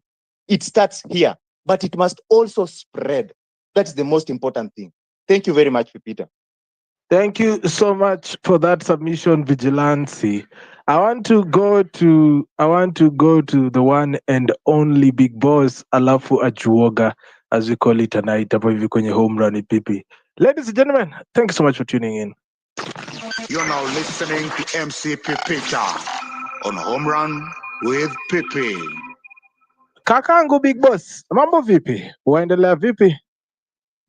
Kaka, nimerudi, nashukuru Mwenyezi Mungu, uhai upo. Nimefurahi kuwakuta bado mko wazima. Nishe kibao na mitihani panda shuka za hapa na pale brother. Nimefurahi kukuta familia bado inaendelea iko pale pale. Baadhi naona wachache katika familia, lakini wengine siwaone. Nafurahi kuwakuta na fursa hii pia, yani ni bonge la fursa nimewahi. Hivi kuna mambo jamaa anaitwa Mastigo anafanya. Jua mimi ni mtu wa Kiswahili bwana, siongei sana. Na kutuongea sana huwa nanyosha tu point naziweka vile zinafaa zile. Kitu ambacho kinaendelea kwa sasa, nimesikia watu wakikumbushana za mapaka za Duale akisema anaweza fichua na list ya majina orodha ya watu wanaofadhili wanamgambo wa Al-Shabaab, ila mwisho wa siku huwa hawataji. Zile huwa ni jamba tu za kututia sisi mapresha tujue wanafanya kazi, lakini hakuna kazi. Na tuko na serikali moja ambayo inafanya ujinga. Hata wao wenyewe wanajua wanafanya ujinga, ila wanatarajia tuwapigie makofi kwa huo ujinga wanafanya. Na tukiwakosoa kwa huo ujinga wanafanya wenyewe wanajua wanafanya ujinga, wanatutumia polisi. Sawa, hayo si maisha. Hawasemwi kwa ubaya, serikali ya Mastigo haisemwi kwa ubaya, ila wanachosemwa ni kuwa kipo hawasingiziwi. Kitu ambacho huwa kinajitokeza tu hadharani baada ya viongozi wetu ambao huwa tunawapa fursa kwenda kutuwakilisha, wanasahau wakifika huko mbele kuwa wameenda kutuwakilisha. wao wanaamini kuwa sasa wameenda kututawala. Na ndo hili swali unapouliza kuwa ni mapema kwa siasa za mwaka 2027, kwa upande wa wanasiasa na sisi ambao tumeishi miongo fulani hivi ambao imebadilika, hakuna jambo jipya hapa kaka. Hawa watu huwa wanaapishwa na akimaliza tu kuwapa, akishuka pale kwenye ile ngazi akiteremka hivi, kichwani mwake kitu huwa kinamjani, anafikiria uchaguzi ujao. Huwa afikirii tena sasa naenda kuhudumia watu waliomleta huku nini. Na yote inaletwa na nini? Yale mazoea yetu lazima watukatie ndo tuwape hizo nafasi. Ndo yanaleta haya majanga yote. Anajua tu niliwakatia. Nirudi tena muhula ngapi? Hii muhula ujao. Matatizo yetu yanaanzia hapo. Lau tukaja hilo tatizo tukaja liondoa la kutowaweka hawa mabwana wakaamini kwamba ile kidogo hutupatia mikononi kama nini, wenyewe wanadai kiinua mgongo, kuwa ndo sababu watu tunawapigia kura, labda watabadilika, mtu ataingia atapiga kazi kikweli kweli. Na kuna mmoja aliongea kuhusu Matiang'i jana alivyotangaza ama alivyotoa azma yake kuwa anaweza gombea urais. Kaka, yani kwa upande mwingine fulani huwa ni bora muongozwe na mtu katili hivi yani mtu mmoja muhuni tu fulani hivi, yani akiamua twende na reli tunaenda na reli, akiamua tunaenda kushoto ni kushoto. Ila huwa ni shida kubwa, kwa sababu kila ataamua ndo kitafanyika na wengi wataumia. Kama sahii tunaongozwa kiimla, yani sahii tunaongozwa ile mnataka hamtaki, hivyo ndo inakuwa ndo mateso tunayopambana nayo. Ila ipo siku moja huyu Mungu mwenye hali sima huyu ambao huwa tunasema si atumani, atakuja fanya mabadiliko. Kaka, nashukuru kwa hiyo fursa. Mwingine pia muda kama bado upo apate nafasi. Ajuoga, asante sana kaka kwa hayo. Ajuoga, uko hapo? Good evening, Good everyone. evening to you. Thanks so much, Peter, for opening up the space na pia kutupatia mic among several people who are here. Peter, I wanted to say that right now as a country, Kenyans are going through a lot of economic trauma and economic depression. And you know, psychologically, mtu akipitia hali ngumu sana maishani, so many choices comes in mind. And you have not done a mistake to ask this question in the Jumbotron, because anyway, that is what most Kenyans are also thinking, like, now who can lead? In case anything happens today, who can take over? It's a very common question that many Kenyans are battling with. But the other question that is being asked, what if he goes up to 2027? Who will take over? I strongly believe there are very many Kenyans of serious integrity who are well learned and well informed, who can take this country to the next level. The only problem is that they are not in the public limelight. Before Matiang'i got nominated in when was that? Before he came into public limelight, he was not known for long until he came on board. So there are so many things that are going on in the minds of Kenyans, but I would suggest that let people come out. Let people come out. If you want to be a president, Pepita, just come out and announce that you want to be a president and you are forming your party or you are going with another party which is existing. Tukifika huko mbele, tutaweza ku-identify through things will take shape. Kenyans know how to regroup very well. Things will take shape certainly later on. But it should not be later on to mean that later on can even mean tomorrow. So again, we also need to have this thought in mind. It is not a discussion we need to discuss now because we have so many questions right now that we need answers. Kenya has been drawn into serious financial blunders, and many things that many Kenyans don't know is that we have lost a lot of money. Some questions that Kenyans are not asking themselves, which we need to bring on the table, even as we think of who can take over, is this issue surrounding the money transfer after Ruto had taken power. Many Kenyans do not know where we are currently.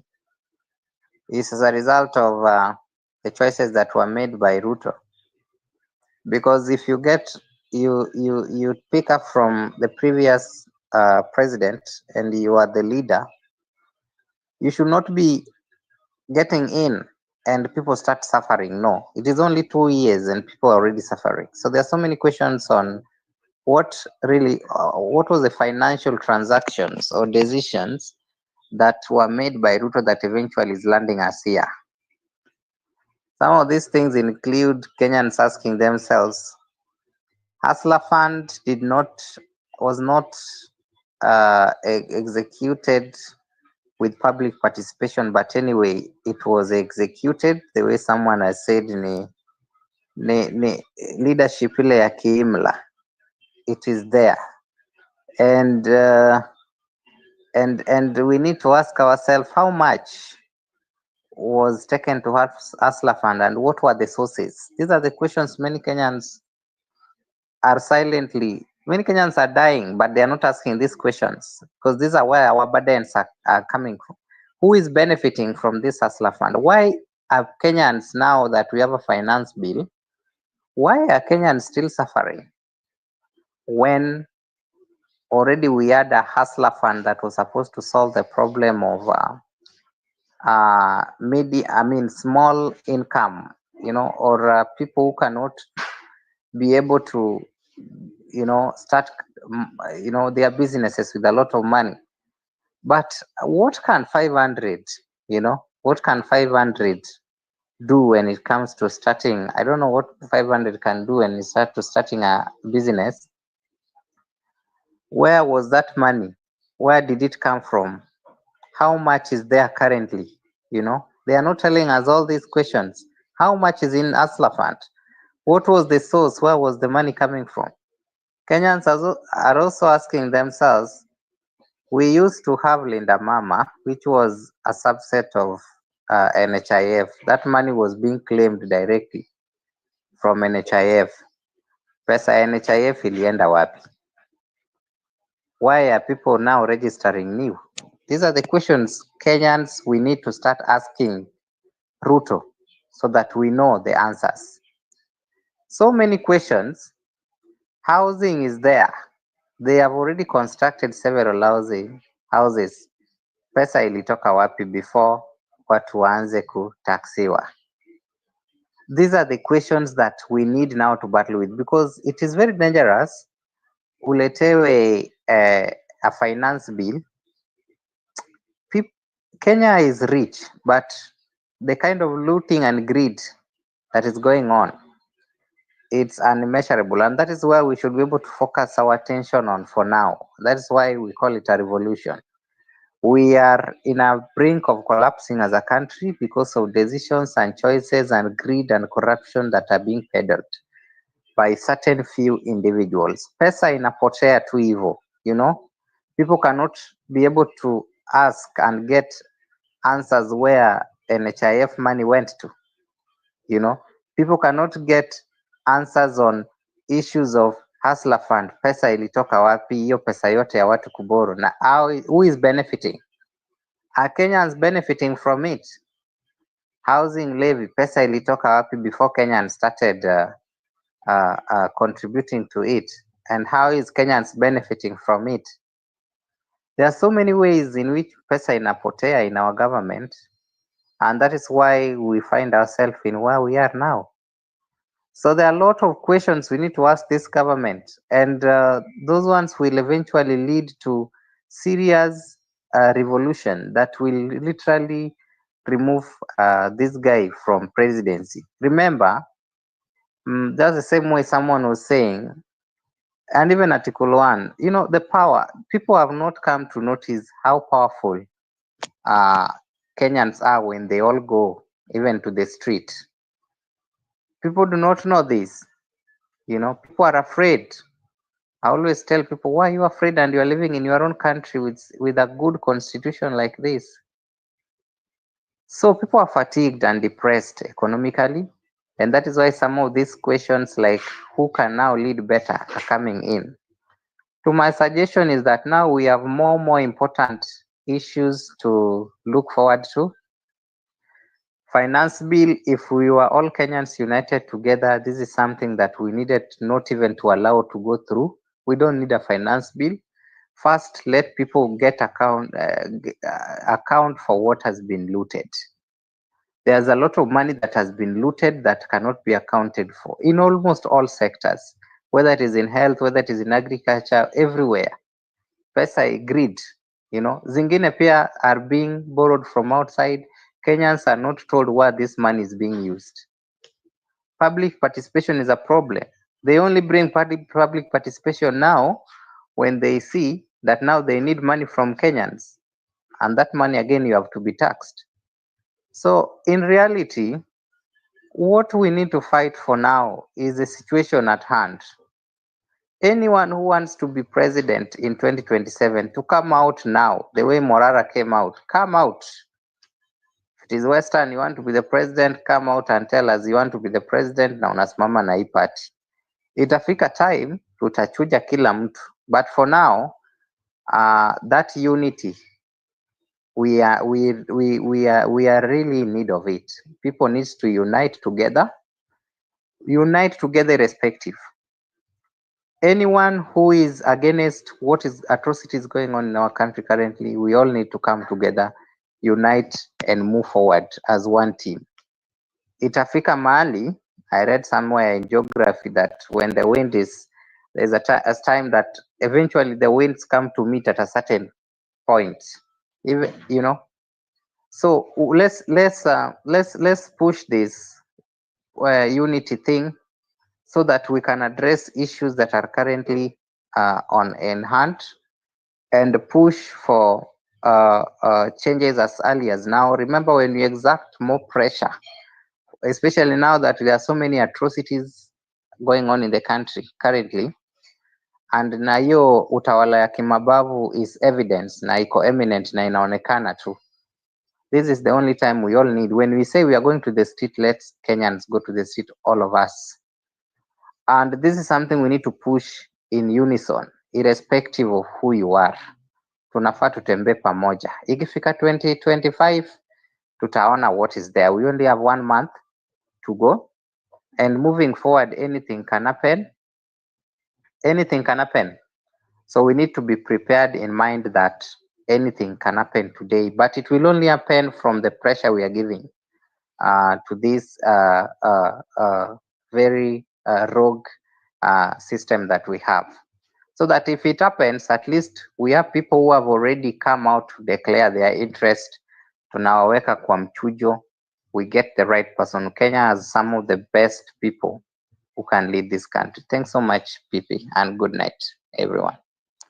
Thank you, Ajoga, for that. Thank you for getting us to 36 minutes past 9 p.m. East African time. I'm going to call it a night at around this time because I think everybody has gotten a chance, unless kuna mtu kwenye listener panel ambaye anafikiria labda anaweza taka kurusha maneno mawili matatu hapa kabla tumalize. But on my side, I think I'm done. Tomorrow, make sure you retweet that space before you leave. Retweet the show that we will be having tomorrow from 7 p.m. all the way to 9 p.m. I'll be seated with the doctors, of course, 5 medical doctors trying to break down antimicrobial resistance. Let me just list a couple of questions that we are going to be answering. Please retweet that space that you're seeing up there so that we can have many people coming in saying, is that here? All right, let me try read you a couple of questions that I'll be looking to be answered from the doctors. Of course. Hizi vitu wanatuambia. Antimicrobial, what is antimicrobial resistance? That is what we'll be looking to answer, and the magnitude of its silent pandemic. Of course, we'll also be looking at what are the drivers or causes of antimicrobial resistance. And of course, we'll be looking at what is the cost of antimicrobial to the individual and society level. We're also going to be looking at what are the solutions to antimicrobial resistance. And of course, what is one health policy that, and what is the role of veterinary medicine, food science, and environmental science in this fight? Yeah, so we'll be looking into that as well. And then what is the role of climate change in aggravating antimicrobial resistance? So all these questions will be answered by our doctors. We have a panel of 5 medical doctors who will be talking to us. Of course, let me give you the list of the doctors. Dr. Mbiti Mondi is up there. We have Dr. Sharon Oginda, Dr. Ismail Luta, Dr. Reno Omoro, and also Dr. Masheti Collins. Make sure you retweet this so that many people can come, and of course, see you tomorrow on Home Run with Pipi, where we'll be giving you that conversation in terms of our wellness protocol, or what we call our wellness policy, where we give you a chance to also learn 1 or 2 things in terms of wellness. Now, I want to call it a night here on Home Run with Pipi, but I like reading your comments. Simon anasema eti amekuwa 40 minutes akingoja na mimi simuoni. Jamani, mnafaa mjue kwamba I do not choose who I put on the mic. I give the mic to the one who I can see their requests, and then we navigate from there. But let me see what we have here on the comment section. If you are trying to request and it's not there, you can end the space on your side, refresh your Twitter app and rejoin. You could probably be seen. Japonje had been making notes, tried to severally to get into the mic in a jam. We'll try again in like an hour or so. I think Japonji talked to us on that. Luka Matoke anasema no, Western Shilao, the Ambira boys were arrested during the time of Amina Mohammed as CS for education at Matiangi. Okay, but I think Matiangi then was CS Interior. I don't know. Of course, Valia Davis is on point. We don't need a trial and error at this point. Also, Lava, as Kenya to erase the Miaka Kumi narrative, we must always stick to 5. If you feel it necessary, you can come up later on. That is Kimodo HSC talking to us. We started off bad from 1963. That's a fact. This is why we lost it. Reading the history of Singapore, you realize they started off right from military to everything else. Land left by British. Unfortunately, in Kenya, we still have Batuk. That is also Kimodo. Vaminator anasema kwamba no, in Kenya, everybody is politics of the next elections. I'm laughing here reading Zakaria telling his conmen and women that he'll make this beautiful country given to us by God a success and put the enemies to shame. What the hell is he talking about? What success? That is Vaminator. Also Mzalendo anasema kwamba we are actually too late. That is Mzalendo. Pan-African anasema what did I walk into? Nani amekasirisha Western? Leo umepandishana mapresha hapa hivi. Aguko Huntington anasema Maumau upunguza pressure, leta jina hilo na prefer. Babu, we need names, sio kizungu mingi. Na majina mtoi, leteni majina bwana. Aguko anatakanga Western na Maumau wakue about something, because they're very powerful submissions, but they don't want to tell us. Hawataki kutuambia where they putting their money or their mouth or both. Yeah. Also, I can see the commentator anasema kwamba Citizen TV sums up the pledge of must go. Anasema kwamba King of Promises as Ruto pledges 630 million in 1 year. Wow, okay. So the commentator said, Western Shilaho, if I'm not mistaken, you're emphasizing the importance of speaking out and advocating for draining the swamp completely by not re-electing any leader with a history of corruption or criminal charges. I think I agree with him on that. Koronya anasema reminding ourselves previous to clean Ruto is diversionary, trying to make us enemies of ourselves. If we didn't forget past and agree 2002, we would have removed Kanu. I totally disagree with the speaker telling us to dwell on the past. We will go nowhere if we focus on the past. That is Koroni 254. Maria Mugo anasema nini? Afro Mambo, the problem with Kenya politics tycoons will still rule that military through that military. So we lose our democracy, peace, constitution, and still be held by the same tyrants. Yeah, so there's a lot of comments here from various listeners. Of course, it's good to also listen to those who are writing as well. Lana commentator online pia ukiamtata kama CIC, Maraga kama chairman wa ESCC. If we had PLO Lumumba na akatoroka bwana, msicheze. I thought when we got PLO Lumumba on ESCC, I was like, Mungu, bariki wengine sasa. Oh, sad was I not? Hmm? So yeah, thank you so much for tuning in hapa hivi kwenye home run. Of course, I'd like to hear. Let me read two more comments before we call it a night here. I see. Nani Koronya anasema I disagree with Western completely. Past tense is going to pull us down and divide us. Gen Z was superb. Hey, okay. All right. Western leo amekuwa akitagetiwa tu. Haya, not everyone should be allowed to vote. Stupid democracy when human. Anasema hivyo. Kwa sasa kindly don't vote for muuaji mwizi. We need industries, not drama. Matiang'i is an arrogant man. Number two, he is tainted with corruption. He is part of the system which presided over abductions and extrajudicial killings of Kenyans, dumping bodies in River Yala. Belongs to jail, not in leadership role anywhere in Kenya. That is Azma Kubishilme anasema hivyo. Nelly Mudhoni anasema Matiang'i is a not. Calvin Otula anasema the Kenya we want is Dr. Matiang'i. Remy anasema never too early to think of the best options for your future. Okay. As I was saying, you all know it isn't working. Thieves and current and former are uniting and acting together with impunity. You think 2027 is far unless you start serious plan if action. Now consider it a lost cause. Your best bet right now is Morara Omtata na pengine mimi. Oh my God, wazee wacha kuregarega. Yeah, Ian Sajasema doing good for the possibility of removing Ruto from power is 80 and the only impossible thing is a cow to lay eggs and a chicken to breastfeed. Yeah, so very many comments have come through here. Matiang'i was the best in education. Why are you saying he was bullying people? Okay. Some people just love to be taken fast. Yani mnapenda kuharakishwa. Basi nipatieni retweets tatu pale hivi kwenye hiyo pin tweet hapo kwenye Jumbotron so we get to 25 and then we can call it a night hapa hivi ndani kwenye home run. Pipi, thank you so much for your time here. I see my friend Ian Saj amehang kwa laini. Sipendangi kuacha watu wangu nje. I want to hear what Ian Saj has to say and then tunaweza call it a night and we meet here again tomorrow same time same place 4 p.m. all the way to 9 p.m. Remember, kesho tutakuwa tunasoma health, mambo ya madawa.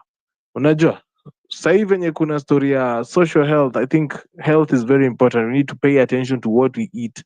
We need to pay attention to the drugs we take.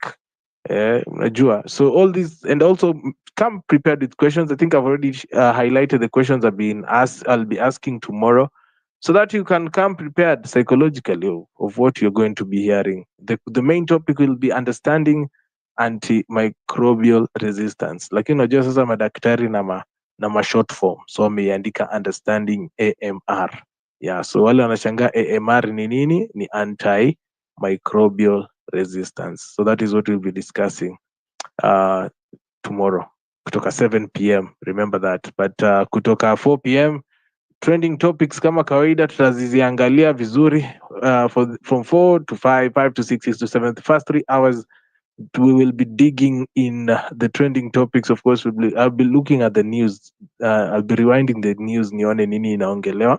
And of course, I'll be looking also on the mtandao to see what we'll be talking about. Remember, also, Wednesday is when you, the listener, choose what we talk about. So maybe you can jump on that bandwagon and give us a topic. Till then, have a great evening. Mungu aendelee kuwabariki wale wenye wako ile side ingine ya dunia. Have a great day ahead. See you when you see me tomorrow. Good night and God bless. Bye. Welcome to the home run with Pipi. Hata na Ian nimemleta kwa mic mwenyewe. Ian. We lala poa, tuongee kesho bwana. We tupe maoni yako. I can listen to you for 3 minutes. Isi ati ni mapema sana kuongea mambo ya politics ya 2027. Mi naona it is the right time sisi kama wananchi tuongelee hii mambo. Maybe by chance tunaweza pata hata maybe huyo Matiang'i hapa kwa nini, kwa space huyo atuambie, atuwekeze, atuambie mi nitafanya hivi and akifail the next step we should make. I think jana niliona jamaa alikuwa anaitwa Victor alikasema sijui Ruto sijui ni machinery wa mambo ya politics. Ni sawa, lakini pia mi najua hivyo huyo jamaa ni machinery, lakini kutoka hapo Matiang'i, I think huyo jamaa ako sawa hapo, anaweza pingana na huyo jamaa. Mi sina mambo mingi. Asante sana. Thank you so much for being here, ladies and gentlemen, and everybody who has been tuned in since we started. Just to remind you, Home Run with PP is supported by you, the listener. Kama unapenda kazi yetu, can keep the lights on here in our studio. 0721948229 is the number to support. Also, you can watch our YouTube channel, HRWP. I hope you've subscribed. Watch the stories that are there. We have our latest story there featuring Willie Oeba. And of course, in a few days, we'll be having another video out there. And also, tomorrow, we'll be here again at 7 p.m. to 9 p.m. with the doctors, and also in collaboration with the MUST students chapter for antimicrobial resistance. We'll be talking to them here on Home Run with PP as well. So there's so much that is going on. I hope to see you soon. Thank you so much for being here. My name is MC Pepita. Have a great evening. God bless and goodbye.